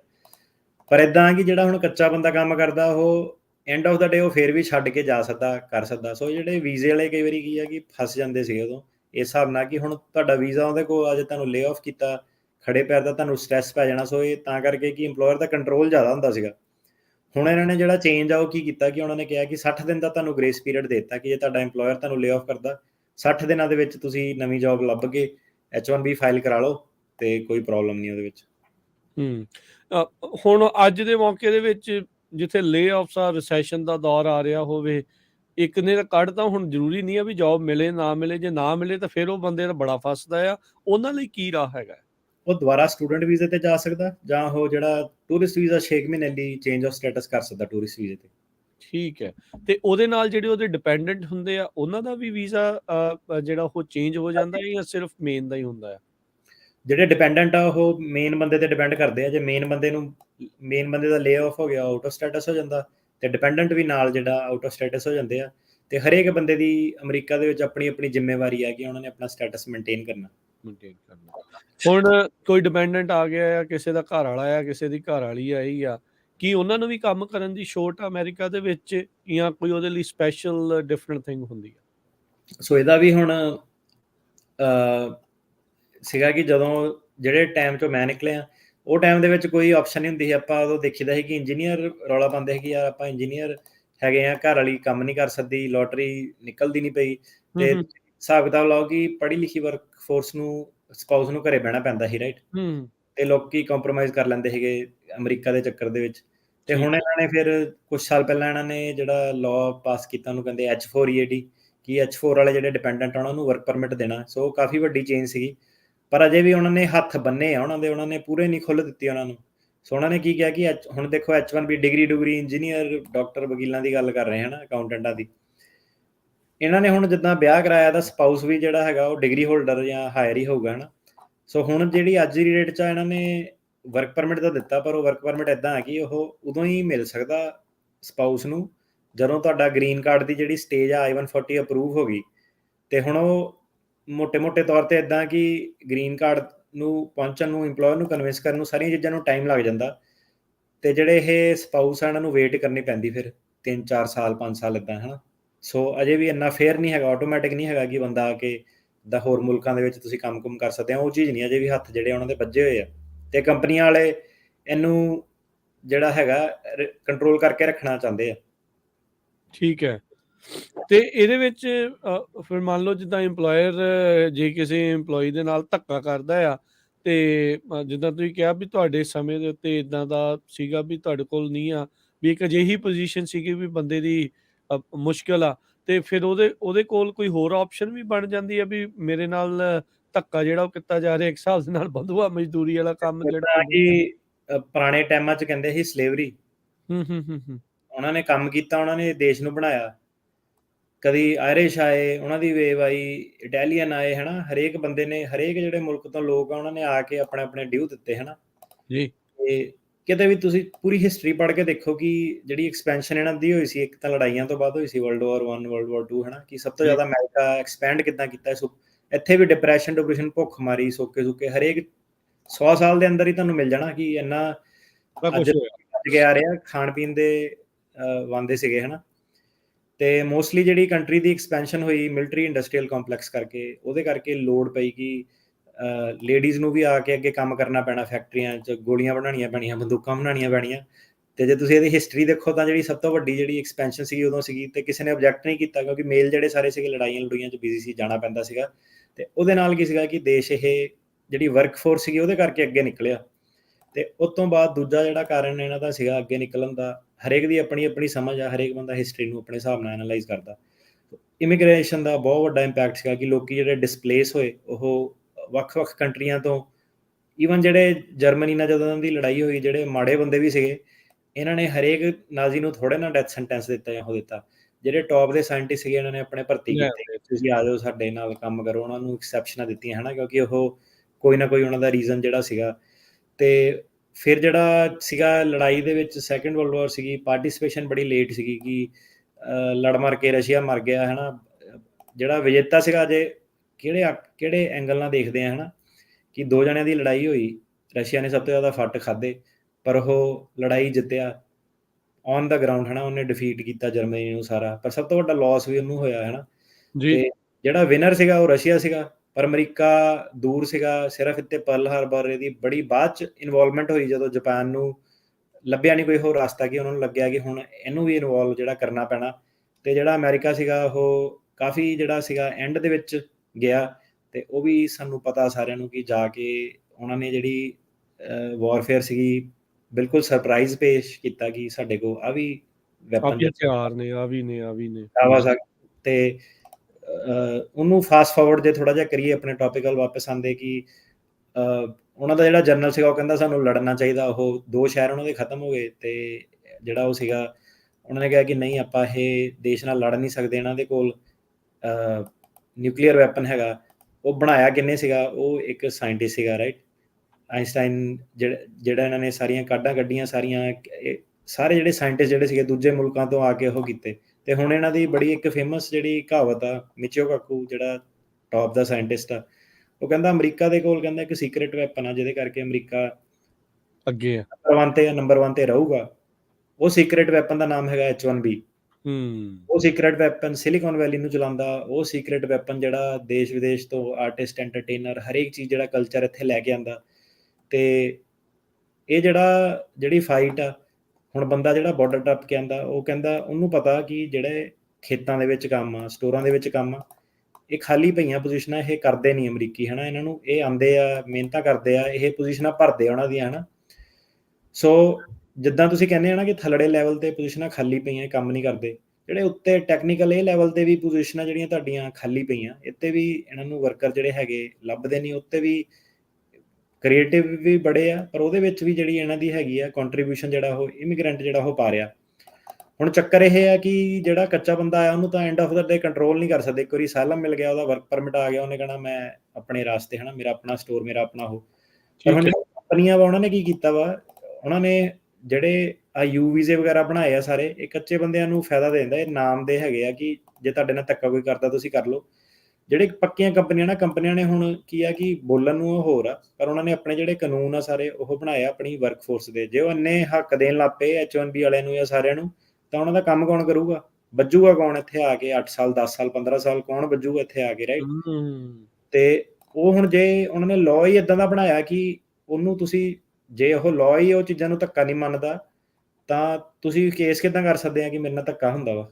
ਸਹੀ ਸੋ ਇਦਾਂ ਕਿ ਦੂਰੋਂ ਦੀ ਕਈ ਵਾਰੀ ਲੱਗਦਾ ਕਿ ਭਾਈ ਤੁਸੀਂ ਤਾਂ ਪੱਕੇ ਤੌਰ ਤੇ ਆ ਗਏ, ਤੁਹਾਡੇ ਤਾਂ ਇਦਾਂ, ਤੁਹਾਨੂੰ ਤਾਂ ਗ੍ਰੀਨ ਕਾਰਡ ਵੀ ਮਿਲ ਜਾਣਾ। ਸੋ ਹਰੇਕ ਬੰਦਾ ਜਿਹੜਾ ਕੋਈ ਵੀ ਇਮੀਗ੍ਰੈਂਟ ਆ ਰਿਹਾ ਵਾ ਕਿਸੇ ਵੀ ਤਰੀਕੇ ਨਾਲ ਆ ਰਿਹਾ, ਭਾਵੇਂ ਪੱਕਾ ਗ੍ਰੀਨ ਕਾਰਡ ਤੇ ਵੀ ਆਇਆ, ਹਰੇਕ ਬੰਦੇ ਦੀ ਇੱਕ ਜਿਹੜੀ ਫਾਈਟ ਆ ਉਹ ਇੱਥੇ ਆ ਕੇ ਹੈਗੀ ਆ। ਕਿਸੇ ਨੂੰ ਵੀ ਪਰੋਸਿਆ ਹੋਇਆ ਲੱਡੂ ਨਹੀਂ ਥਾਲੀ ਤੇ ਮਿਲਿਆ, ਜਿਹਨੂੰ ਮਿਲਿਆ ਉਹ ਫਿਰ ਖਾਦਾ ਵੀ ਨਹੀਂ ਗਿਆ ਉਹ। ਸੋ ਹਰੇਕ ਬੰਦੇ ਆ ਕੇ ਆਪਣਾ ਜਿਹੜਾ ਡਿਊ ਆ ਉਹ ਦੇਣਾ ਪੈਂਦਾ। ਤੇ ਇਹ ਗੱਲ ਸੀ ਅੱਜ H1B ਵਾਲਿਆਂ ਦੀ। ਪ੍ਰੋਗਰਾਮ 'ਚ ਸਾਨੂੰ ਪਤਾ ਜ਼ਿਆਦਾ ਅਸਾਈਲਮ ਵਾਲੇ ਫੈਮਿਲੀ ਬੇਸ ਵਾਲੇ ਆ, ਪਰ ਪ੍ਰੋਗਰਾਮ ਦਾ ਮਕਸਦ ਇਹ ਵੀ ਆ ਕਿ ਨੌਲੇਜ ਮਿਲੇ ਇਹਦੇ ਨਹੀਂ, ਵਿੱਚ। ਬਿਲਕੁਲ ਆਪਣੇ ਬਥੇਰੇ ਨੇ ਜਿਨ੍ਹਾਂ ਦੇ ਹੁਣ ਨਿਆਣੇ ਜਿਹੜੇ ਸਟੱਡੀ ਵੀਜ਼ੇ ਤੇ ਆਏ ਨੇ, ਬਹੁਤ ਸਾਰੇ ਨੌਕਰੀ ਪੇਸ਼ਾ ਨੇ, ਉਹ H1 ਵਾਲੇ ਵੀ ਹੋਣਗੇ। ਫਾਇਦਾ ਤਾਂ ਜਿਹੜਾ ਬਿਲਕੁਲ ਹੁੰਦਾ ਆ। ਅੱਜ ਦਾ ਪ੍ਰੋਗਰਾਮ ਇਹ ਸੀਗਾ ਕਿ ਰੇਡੀਓ ਤੇ ਸੁਣ ਰਹੇ ਆ, ਟਿਕਟੌਕ ਤੇ ਸੁਣ ਰਹੇ ਆ। ਸੋ ਇਦਾਂ ਕਿ ਇੱਥੋਂ H1B ਕਲਾਇੰਟ ਮੈਨੂੰ ਪਤਾ ਹੈ ਨਹੀਂਗਾ ਕੋਈ ਇਸ ਵੇਲੇ। ਤੇ ਇਹ ਤੁਹਾਡੀ ਨੌਲੇਜ ਲਈ ਹੈਗਾ ਕਿ ਜੇ ਕੋਈ ਬੈਠਾ ਹੈਗਾ ਜਿਹਨੂੰ ਡਿਗਰੀ ਵਾਲਾ, ਜਿਹਨੂੰ ਕੋਈ ਭੁਲੇਖਾ ਕਿ ਮੈਂ ਬਾਰਡਰ ਹੀ ਟੱਪ ਕੇ ਆਣਾ, ਜਿਹਦਾ ਪੜ੍ਹਨ ਲਿਖਣ ਨਾਲ ਜੇ ਗੱਡੀ ਉਹ ਤੋਰ ਸਕਦਾ ਵਾ, ਤੇ ਉਹਦਾ ਕੋਈ ਇੱਥੇ ਰਿਸ਼ਤੇਦਾਰ ਸੱਜਣ ਮਿੱਤਰ ਹੈਗਾ ਜਿਹਦੀ ਕੰਪਨੀ ਹੈਗੀ ਆ ਜਿਹੜੀ ਉਹਨੂੰ ਜੌਬ ਦੇ ਸਕਦੀ ਆ, ਤੇ ਮਾਰਚ 1 ਤੇ ਮਾਰਚ 17 ਇਹ ਤੁਹਾਡੀਆਂ ਜਿਹੜੀਆਂ ਡੈਡਲਾਈਨਾਂ ਹੈਗੀਆਂ। ਇਹਦਾ ਹੁਣ ਕਹਿਣ ਦਾ ਮਤਲਬ ਇਹ ਨਹੀਂ ਕਿ ਮਾਰਚ 16 ਨੂੰ ਸਾਨੂੰ ਕਾਲ ਆ ਗਈ ਤਾਂ ਤੁਹਾਡਾ ਕੰਮ ਹੋ ਜਾਣਾ। ਜੇ ਇਸ ਵੇਲੇ ਰੈਡੀ ਆ ਤਾਂ ਹੁਣੇ ਹੀ ਇਹ ਜਿਹੜੀ ਤੁਹਾਨੂੰ ਰਜਿਸਟ੍ਰੇਸ਼ਨ ਆ ਉਹ ਕਰਨੀ ਪੈਣੀ ਹੈ। ਇਹਦੇ ਵਿੱਚ ਕੋਈ ਸੋਚਣ ਸਮਝਣ ਵਾਲਾ ਟਾਈਮ ਨਹੀਂ ਹੈਗਾ। ਤੇ ਇਹ ਹਰੇਕ ਸਾਲ ਜਿਹੜਾ ਉਹ ਆਉਂਦਾ, ਤੇ ਹਰੇਕ ਸਾਲ ਦੇ ਵਿੱਚ ਇਹ ਮਾਰਚ ਦੇ ਵਿੱਚ ਇਹਨਾਂ ਦੀ ਵਿੰਡੋ ਖੁੱਲਦੀ ਹੈ। ਜੇ ਇਸ ਸਾਲ ਨਹੀਂ ਕਰ ਸਕਦੇ, ਅਗਲੇ ਸਾਲ ਆਪਣਾ ਇੰਪਲੋਇਰ ਇੰਤਜ਼ਾਮ ਕਰਕੇ ਰੱਖੋ। ਜਿਹੜੇ ਕੈਨੇਡਾ ਦੇ ਵਿੱਚ ਆ ਡਿਗਰੀਆਂ ਲਈਆਂ ਵਾ, ਉਹ ਬੜਾ ਪੁੱਛਦੇ ਆ ਕਿ ਕਿੱਦਾਂ ਕਰੀਏ, ਹੁਣ ਕੈਨੇਡਾ ਦਾ ਆਹ ਹੋ ਗਿਆ, ਕੈਨੇਡਾ ਦਾ ਉਹ ਹੋ ਗਿਆ, ਤੇ ਉਹਨਾਂ ਨੂੰ ਕਈ ਵਾਰੀ ਸਲਾਹ ਦੇ ਦਿੰਦੇ ਆ ਕਿ ਬਾਰਡਰ ਟੱਪ ਲਓ। ਉਹਨਾਂ ਨੇ ਪੜ੍ਹਾਈਆਂ ਕੀਤੀਆਂ ਚੰਗੇ ਭਲੇ ਉੱਥੇ, ਤੇ ਜਿਹੜੇ ਕੈਨੇਡਾ ਤੋਂ ਉਹ ਵੀ ਤੁਸੀਂ ਆਹ ਚੀਜ਼ ਨੂੰ ਟਾਰਗੇਟ ਕਰ ਸਕਦੇ ਆ, ਆਹ ਵਾਲੇ ਵੀਜ਼ਿਆਂ ਨੂੰ, ਤੇ ਪੱਕੇ ਰਾਹੀਂ ਜਿਹੜਾ ਹੈਗਾ ਇੱਕ ਤੁਹਾਡੇ ਕੋਲ ਆਪਸ਼ਨ ਐਗਜ਼ਿਸਟ ਕਰਦੀ ਹੈ ਜੀ। ਤੇ ਅਕਸਰ ਟਰਨੀ ਟੇਕਣਾ ਜੀ ਇਹਦੀ ਜਿਹੜੀ ਗ੍ਰੀਨ ਕਾਰਡ ਨੂੰ ਲੈ ਕੇ ਹੁੰਦਾ ਆ, ਕੋਈ ਕਹਿੰਦਾ ਵੀ 150 ਸਾਲ, 10 ਤੁਸੀਂ 11-12 ਸਾਲ ਤਾਂ ਆਪਣੇ ਜਿਹੜੇ ਉਹ ਦੱਸੇ ਆ। ਹਰ ਇੱਕ ਦੇ ਸਰਕਮਸਟਾਂਸ ਜਿਹੜੇ ਇਸ ਦੇ ਵਿੱਚ ਬੜੇ ਵੱਖਰੇ ਆ। ਪਾਥਵੇ ਦਾ ਗ੍ਰੀਨ ਕਾਰਡ ਨੂੰ ਕਿੰਨਾ ਕੁ ਔਖਾ ਜਾਂ ਕਿੰਨਾ ਕੁ ਸੌਖਾ ਹੈ? ਇਹਦੇ ਜੀ ਆਪਣੇ ਗ੍ਰੀਨ ਕਾਰਡ ਦਾ ਪਾਥਵੇ ਔਖਾ ਨਹੀਂ ਹੈਗਾ। ਉਹ ਪ੍ਰੋਸੈਸ ਜਿਹੜਾ ਉਹ ਸਟ੍ਰੀਮਲਾਈਨ ਆ, ਡਿਗਰੀ ਬੇਸ ਤੇ ਇੰਪਲੋਇਰ ਨੇ ਕਰਨਾ, ਵਕੀਲ ਦੇ ਹੱਥ ਪਾਸਾ ਸਾਰਾ। ਹੁਣ ਜਿੱਦਾਂ ਸਾਡਾ ਅਸਾਲਮ ਦੇ ਵਿੱਚ ਤਾਂ ਸਾਨੂੰ ਪਤਾ ਨਹੀਂ ਨਾ ਕਿ ਕੀ ਚਾਂਸ ਆ ਤੁਹਾਡਾ, ਜੱਜ ਦੀ ਰੇਟਿੰਗ, ਕਈ ਕੁਝ ਤੁਸੀਂ ਤੁਹਾਡੇ ਬਿਆਨ ਕਿੱਦਾਂ, ਐਫੀਡੇਵਿਟ 'ਚ ਗਲਤੀਆਂ ਨਹੀਂ ਗਲਤੀਆਂ। ਇੰਪਲੋਇਮੈਂਟ ਵਾਲੇ ਦੇ ਵਿੱਚ ਹੈਗਾ ਕਿ ਵਕੀਲ ਦੀ ਕਾਰਾਗਰੀ ਆ ਗਈ ਸਾਰੀ, ਕਿ ਵਕੀਲ ਨੇ ਆਪਣੀ ਜਿਹੜੀ ਸਹੀ ਤਰੀਕੇ ਨਾਲ ਜੇ ਫਾਈਲ ਕੀਤਾ, ਉਹਦੇ ਵਿੱਚ ਕੋਈ ਇਦਾਂ ਨਹੀਂ ਕਿ ਉਹ ਡਿਨਾਈ ਹੋ ਜਾਣਾ, ਉਹ ਪ੍ਰੂਵ ਹੋਣਾ ਹੀ ਹੋਣਾ ਵਾ। ਤੇ ਉਹਦੇ ਵਿੱਚ ਕੋਈ ਇਦਾਂ ਦੀ ਰੋਕ ਟੋਕ ਨਹੀਂ ਕਿ ਜਿੱਦਾਂ ਅਸਾਲਮ 'ਚ ਡੀਪੋਰਟੇਸ਼ਨ ਲੱਗੀ, ਉਹ 'ਚ ਆਫਕੋਰਸ ਤੁਹਾਡੇ ਕੋਲ ਜੇ ਟਾਈਮ ਹੈਗਾ ਤੁਸੀਂ ਭਾਵੇਂ 50 ਵਾਰੀ ਫਾਈਲ ਕਰ ਲਓ ਗ੍ਰੀਨ ਕਾਰਡ, ਰਾਈਟ? ਸੋ ਉਹਦੇ ਵਿੱਚ ਉਹ ਚੀਜ਼ ਵੱਲੋਂ ਮੌਜ ਆ ਕਿ ਉਹ ਸਰਟਨ ਪ੍ਰੋਸੈਸ ਹੈਗਾ। ਪਰ ਜੇ ਉਹਨਾਂ ਨੂੰ ਤੁਸੀਂ ਪੁੱਛੋ, ਉਹਨਾਂ ਨੇ ਕਹਿਣਾ ਯਾਰ ਅਸਾਲਮ ਵਾਲਿਆਂ ਨੂੰ ਓਪਨ ਵਰਕ ਪਰਮਿਟ ਮਿਲ ਜਾਂਦਾ 180 ਦਿਨਾਂ ਦੇ ਵਿੱਚ, ਤੇ ਉਹ ਹੈਗੇ 15 ਸਾਲ ਬੱਝੇ ਰਹਿੰਦੇ। ਉਹਨਾਂ ਨੂੰ ਪੁੱਛ ਕੇ ਦੇਖੋ, ਉਹ ਕਹਿੰਦੇ ਯਾਰ ਸਾਨੂੰ 15 ਸਾਲ ਕੱਲ ਹੀ ਬੱਝੇ, ਆਪਾਂ ਆਪਣਾ ਕੰਮ ਨਹੀਂ ਕਰ ਸਕਦੇ, ਬਿਜ਼ਨਸ ਨਹੀਂ ਲੈ ਸਕਦੇ, ਆਹ ਨਹੀਂ ਕਰ ਸਕਦੇ, ਉਹ ਨਹੀਂ ਕਰ ਸਕਦੇ। ਗ੍ਰੀਨ ਕਾਰਡ ਉਹਨਾਂ ਨੂੰ ਮਿਲ ਜਾਣਾ ਜ਼ਰੂਰ, ਪਰ ਮਿਲਣਾ 15 ਸਾਲ ਬਾਅਦ ਆ। ਠੀਕ ਹੈ ਜੀ। ਉਹ ਜਿਹੜੀ ਔਖਾ ਪ੍ਰੋਸੈਸ ਨਹੀਂ ਹੈਗਾ, ਪਰ 15 ਸਾਲ ਹੁਣ ਇਦਾਂ ਕਿ ਜੇ ਤਾਂ ਮੈਂ ਤੁਹਾਨੂੰ ਕਹਾਂ ਕਿ ਤੁਹਾਨੂੰ 15 ਸਾਲ ਬਾਅਦ ਮਿਲ ਜਾਣਾ, ਤੁਸੀਂ ਵੇਟ ਕਰ ਲੈਣੀ ਉਹਦੀ। ਪਰ ਜਿਵੇਂ ਤੁਹਾਨੂੰ ਇਦਾਂ ਕਰਾਂਗੇ 15 ਦੇ 20 ਵੀ ਲੱਗ ਸਕਦੇ ਆ, 22 ਵੀ ਲੱਗ ਸਕਦੇ ਆ, 30 ਵੀ ਬਣ ਸਕਦੇ ਆ, 15 ਦੇ 14 ਵੀ ਰਹਿ ਸਕਦੇ ਆ। ਸੋ ਜਿਹੜਾ ਬੰਦਾ ਅਨਸਰਟਨਟੀ ਦੇ ਵਿੱਚ ਰਹਿੰਦਾ, ਆਪਣੀ ਪਲੈਨਿੰਗ ਨਹੀਂ ਕਰ ਸਕਦਾ, ਫਸਿਆ ਰਹਿੰਦਾ, ਉਹ ਚੀਜ਼ ਜਿਹੜੀ ਹੈਗੀ ਆ ਉਹ ਬੰਦੇ ਨੂੰ ਜਿਹੜੀ ਜ਼ਿਆਦਾ ਪਿੰਚ ਕਰਦੀ ਹੈ ਇਹ ਦੇਸ਼ ਦੇ ਵਿੱਚ। ਜੀ ਨਹੀਂ, ਬਿਲਕੁਲ। ਤੇ ਇਹ ਵੀ ਦੱਸਿਓ, ਕਈ ਜਿਹੜੇ H1B ਵਾਲੇ ਆ, ਕੀ ਉਹ ਉਸ ਦੇ ਨਾਲ ਕੋਈ ਹੋਰ ਕੰਮ ਜਾਂ ਡਬਲ ਜੌਬ ਜਾਂ ਕੋਈ ਇਦਾਂ ਦੀਆਂ ਚੀਜ਼ਾਂ ਉਹ ਕਰ ਸਕਦਾ? ਕੋਈ ਆਪਣਾ ਬਿਜ਼ਨਸ ਸਾਈਡ ਦੇ ਚੀਜ਼ਾਂ ਉਹ ਉਹਨਾਂ ਨੂੰ ਅਲਾਓ ਹੁੰਦਾ ਹੈ ਕਿ ਨਹੀਂ? ਨਹੀਂ, ਬਿਜ਼ਨਸ ਨਹੀਂ ਅਲਾਓ ਹੁੰਦਾ। ਘਰ ਵਾਲੇ ਨੂੰ ਜੇ ਸਾਈਡ ਤੇ H4 ਵਰਕ ਪਰਮਿਟ ਤੇ ਉਹਨਾਂ ਨੂੰ ਜਿਹੜਾ ਵਰਕ ਪਰਮਿਟ ਓਪਨ ਐਂਡਡ ਮਿਲਿਆ, ਉੱਤੇ ਉਹ ਜੋ ਮਰਜ਼ੀ ਕਰ ਸਕਦੇ ਆ। ਠੀਕ ਤੇ ਹੈ। ਦੂਜੀ ਗੱਲ ਇਹ ਹੈ ਕਿ ਜੇ ਤੁਹਾਨੂੰ H1B ਲੈਵਲ ਦੀ ਟੈਕਨੀਕਲ ਜੌਬ ਜੇ ਹੋਰ ਮਿਲੀ ਆ ਕੋਈ, ਤੇ ਤੁਸੀਂ ਜਿਹੜਾ ਆਪਣਾ H1B ਕੰਕਰੈਂਟ, ਮਤਲਬ ਕਿ ਨਾਲ ਇੱਕ ਪੈਰਲਲ ਫਾਈਲ ਕਰ ਸਕਦੇ ਆ। ਬਟ H1B ਲੈਵਲ ਦੀ ਤੁਹਾਡੀ ਜਿਹੜੀ ਜੌਬ ਹੋਣੀ ਚਾਹੀਦੀ ਹੈ। ਜੇ ਤੁਸੀਂ ਕਹੋ ਕਿ ਓਪਨ ਮੈਂ ਸਟੋਰ ਪਾ ਲੈਣੀ ਸਾਈਡ ਤੇ ਇਦਾਂ ਕਰ ਲੈਣਾ, ਉਹ ਚੀਜ਼ ਨਹੀਂ ਤੁਸੀਂ ਕਰ ਸਕਦੇ ਡਾਇਰੈਕਟਲੀ।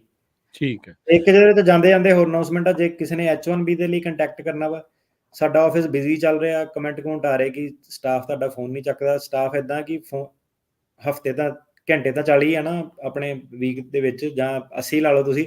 ਤੇ ਉਹਦੇ ਵਿੱਚ ਤਰੀਕਾ ਉਹ ਕੀ ਹੈ ਕਿ ਆਪਣੇ ਕੋਲ ਹਰੇਕ ਕਾਲ ਦਾ ਜਿਹੜਾ ਹੈਗਾ ਉਹਦੀ ਵੇਟਿੰਗ ਹੈਗੀ ਕਿ ਟਾਈਮ, ਉਹ ਕਹਿੰਦੇ ਕਿ ਯਾਰ ਦੇਰ ਬਾਅਦ ਕਿਉਂ ਅਪਾਇੰਟਮੈਂਟ ਮਿਲ ਰਹੀ ਆ।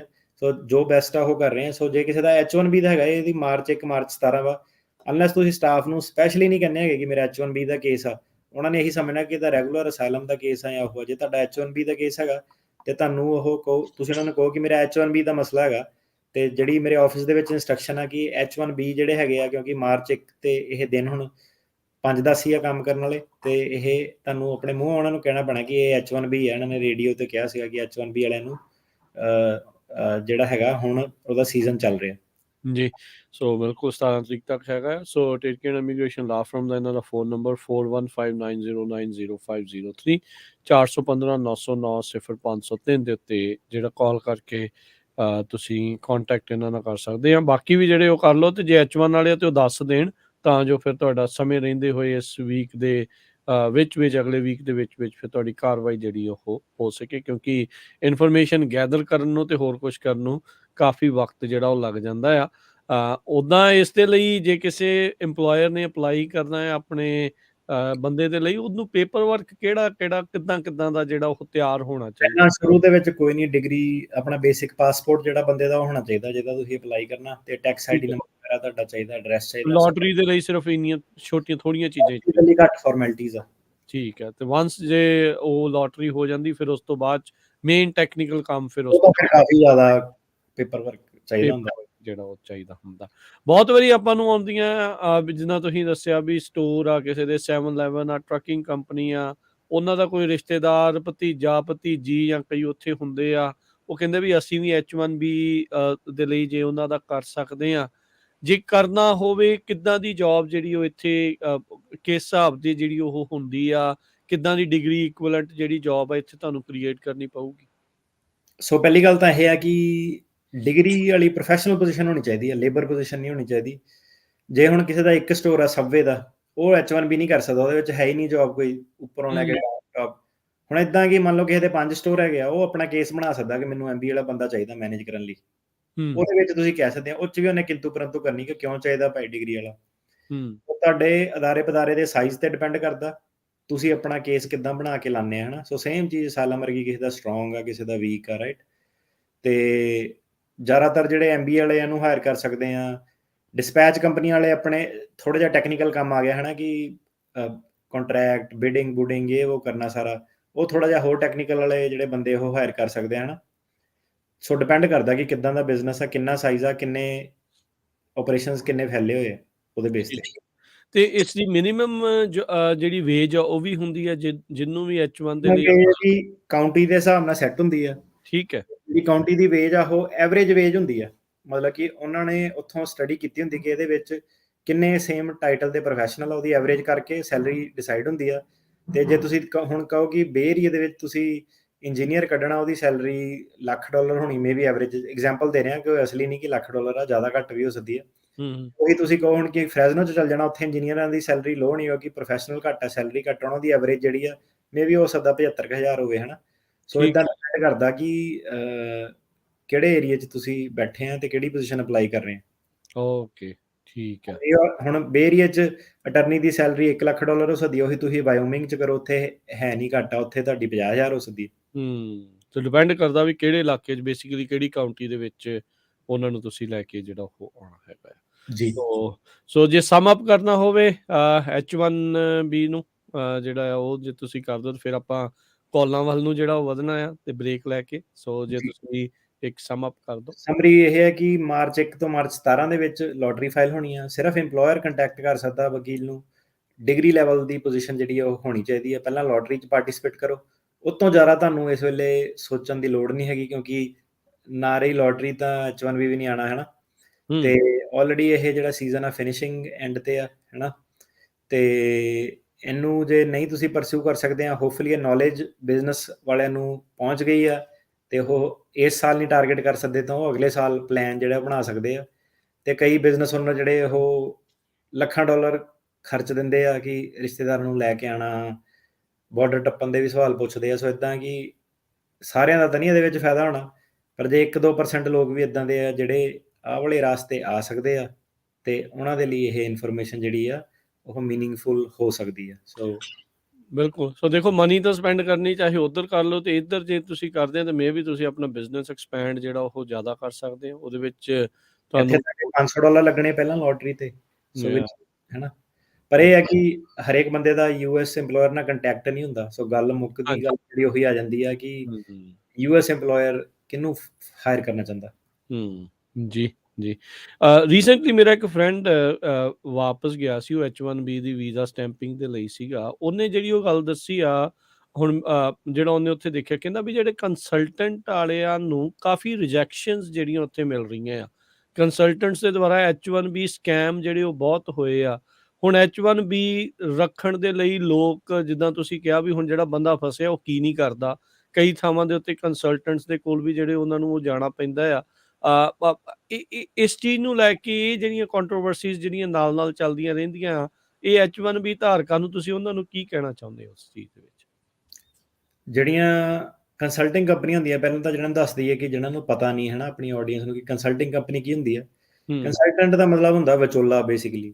ਉਹਨਾਂ ਦਾ ਕੀ ਕੰਮ ਆ, ਉਹਨੂੰ ਪਤਾ ਕਿ ਇਹ ਚੀਜ਼ EMPLOYER ਨੇ ਕਰਨੀ ਨਹੀਂ। ਹੁਣ ਗੂਗਲ ਫੇਸਬੁੱਕ ਨੇ ਤਾਂ ਸਿੱਧਾ ਕਿਸੇ ਨੂੰ ਕਰਨਾ ਨਹੀਂ H1B ਫਾਈਲ, ਰਾਈਟ। ਪਰ ਫੇਸਬੁੱਕ ਕੋਲ ਪੋਜੀਸ਼ਨਾਂ ਬਹੁਤ ਜ਼ਿਆਦਾ ਹੁੰਦੀਆਂ। ਸੋ ਹਰੇਕ ਬੰਦਾ ਜਿਹੜਾ ਗੂਗਲ 'ਚ ਕੰਮ ਕਰਦਾ ਉਹ ਕੋਈ ਗੂਗਲ ਦਾ EMPLOYEE ਨਹੀਂ ਹੁੰਦਾ। ਤੇ ਗੂਗਲ ਨੇ ਕੀ ਕੀਤਾ ਕਿ ਐਗਜ਼ਾਮਪਲ ਦੇ ਰਿਹਾ ਕਿ ਸਾਰਿਆਂ ਨੂੰ ਉਹ ਕੰਪਨੀ ਦਾ ਪਤਾ ਹੈ ਨਾ, ਗੂਗਲ ਫੇਸਬੁੱਕ ਦਾ। ਤੇ ਇਹ ਕੰਪਨੀਆਂ ਕੀ ਕਰਦੀਆਂ ਕਿ ਇਹਨਾਂ ਕੋਲ ਪੋਜੀਸ਼ਨ ਜ਼ਿਆਦਾ ਹੁੰਦੀਆਂ, ਇੰਨੇ ਲੋਕੀ ਹਾਇਰ ਨਹੀਂ ਕਰਨਾ ਚਾਹੁੰਦੀਆਂ, ਜੋ ਵੀ ਇਹਨਾਂ ਦਾ ਰੀਜ਼ਨ ਹੈਗਾ ਹੈ ਨਾ। ਤੇ ਉਹਦੇ ਕਰਕੇ ਇਹ ਕੀ ਕਰਦੀਆਂ ਕਿ ਪੋਜੀਸ਼ਨਾਂ ਆਪਣੀ ਓਪਨ ਕਰ ਦਿੰਦੀਆਂ ਕਿ ਕੰਟਰੈਕਟਰਾਂ ਵਾਸਤੇ, ਕਿ ਤੁਸੀਂ ਆਪਣਾ ਬੰਦਾ ਇੱਥੇ ਫਿੱਟ ਕਰ ਸਕਦੇ ਆ। ਸੋ ਹੁਣ ਜਿਹੜੇ ਕੰਸਲਟੈਂਟ ਕੀ ਹੁੰਦੇ ਆ, ਇਹਨਾਂ ਨੇ ਆਪਣੀਆਂ ਕੰਪਨੀਆਂ ਖੋਲੀਆਂ, ਜਿਹਨਾਂ ਦਾ ਕੰਟੈਕਟ ਹੈਗਾ ਕੰਪਨੀਆਂ ਦੇ ਵਿੱਚ, ਉਹ ਕੀ ਕਰਦੇ ਆ ਕਿ ਉਹਨਾਂ ਨੇ ਦੇਖਿਆ ਕਿ ਕਿਸੇ ਦੀ ਮੰਨ ਲਓ $1,00,000 ਸੈਲਰੀ ਆ, ਉਹਨਾਂ ਨੇ H1B ਫਾਈਲ ਕਰਨਾ ਬੰਦੇ ਦਾ, ਕਿ ਤੁਹਾਨੂੰ ਆਪਾਂ $80,000 ਦੇਣੇ ਆ, ਤੁਹਾਡੇ $20,000 ਆਪਾਂ ਜਿਹੜਾ ਹੈਗਾ ਉਹ ਕਮਿਸ਼ਨ ਰੱਖਣਾ, ਰਾਈਟ। ਕਿ ਆਫ ਕੋਰਸ ਉਹਨਾਂ ਦੇ ਵੀ ਆਪਣੇ ਐਕਸਪੈਂਸ ਆ, ਬਿਜ਼ਨਸ, ਉਹਨਾਂ ਨੇ ਵੀ ਪ੍ਰੋਫਿਟ ਕੱਢਣਾ ਆਪਣਾ। ਸੋ ਜਿਹੜਾ ਕੰਸਲਟਿੰਗ ਦਾ ਮਾਡਲ ਇਹ ਹੈ ਕਿ ਇਹਨਾਂ ਕੋਲ ਆਪ ਕੋ ਨਹੀਂ ਕੋਈ ਜੌਬ ਹੈਗੀ, ਇਹਨਾਂ ਨੇ ਬੰਦਾ ਚੱਕ ਕੇ ਕਿਤੇ ਫਿੱਟ ਕਰਨਾ ਹੁੰਦਾ ਜੀ। ਚੱਕਰ ਇਹ ਹੈ ਕਿ ਜਿਹੜਾ H1B ਲੋਟਰੀ ਆ ਉਹ ਮਾਰਚ 17 ਤੇ ਆ, ਤੇ ਅੱਜ ਦੀ ਡੇਟ ਦੇ ਵਿੱਚ ਕੰਸਲਟੈਂਟ ਦੇ ਪੱਲੇ ਕੋਈ ਪ੍ਰੋਜੈਕਟ ਨਹੀਂ ਹੈਗਾ, ਕਿਉਂਕਿ ਅਕਤੂਬਰ ਤੱਕ ਕਿੰਨੇ ਵੇਟ ਕਰਨੀ ਹੈ, ਹੋਰ ਬੰਦੇ ਬਥੇਰੇ ਫਿਰਦੇ ਆ ਗੂਗਲ 'ਚ ਕੰਮ ਕਰਨ ਲਈ। ਸੋ ਕੰਸਲਟੈਂਟ ਕੀ ਕਰਦੇ ਸੀਗੇ ਕਿ ਉਹ ਕਹਿੰਦੇ ਲੋਟਰੀ ਪਹਿਲਾਂ ਕੱਢੀ ਹੈ ਇੰਡੀਆ ਤੋਂ ਲੋਕਾਂ ਦੀ, ਠੀਕ ਹੈ। ਬੰਦੇ ਕਰੀਏ 10-15, ਇੱਕ ਵਾਰੀ ਲੋਟਰੀ ਲੱਗ ਜਾਂਦੀ ਸੀ, ਝੂਠ ਸੱਚ ਬੋਲ ਕੇ ਲਾ ਦਿੰਦੇ ਸੀਗੇ ਉਹ ਕਿ ਸਾਡਾ ਆਹ ਪ੍ਰੋਜੈਕਟ ਆ, ਸਾਡਾ ਉਹ ਪ੍ਰੋਜੈਕਟ ਆ, ਸਾਡੇ ਇਨ ਹਾਊਸ ਆਫਿਸ 'ਚ ਪ੍ਰੋਜੈਕਟ ਆ। ਇੱਕ ਵਾਰੀ ਲੋਟਰੀ ਜਦੋਂ ਲੱਗ ਜਾਂਦੀ ਸੀਗੀ ਤੇ ਫਿਰ ਉਹ ਕੀ ਕਰਦੇ ਸੀਗੇ ਕਿ ਉਹਨੂੰ ਮਾਰਕੀਟ ਕਰਨਾ ਸ਼ੁਰੂ ਕਰ ਦਿੰਦੇ ਸੀਗੇ ਇੱਥੇ, ਕਿ ਜਾ ਤੂੰ ਗੂਗਲ ਇੰਟਰਵਿਊ ਦੇ ਕੇ ਆ, ਜਾ ਤੂੰ ਇਦਾਂ ਕਰ ਉਦਾਂ ਕਰ, ਹਨਾ। ਤੇ ਰੈਜ਼ਮੇ ਵਗੈਰਾ ਵੀ ਝੂਠ ਬੋਲ ਕੇ ਵਧਾ ਦਿੰਦੇ ਸੀ। ਤਕਰੀਬਨ ਜਿਹੜੇ ਹੈਗੇ ਆ, ਪਤਾ ਹੀ ਆ ਸਾਰਿਆਂ ਨੂੰ, H1B ਨੇ ਕਈਆਂ ਨੇ ਕਹਿਣਾ ਗਲਤ ਗੱਲ ਕਰਦਾ, ਪਰ ਸਾਰਿਆਂ ਦੇ ਜਿਹੜੇ ਤਕਰੀਬਨ ਹੈਗੇ ਰੈਜ਼ਮੇ ਵਧਾ ਚੜਾ ਕੇ, ਜਿਹੜੀਆਂ ਸਕਿੱਲਸ ਨਹੀਂ ਸੀਗੀਆਂ ਉਹ ਪਾ ਪੂ ਕੇ, ਹਨਾ।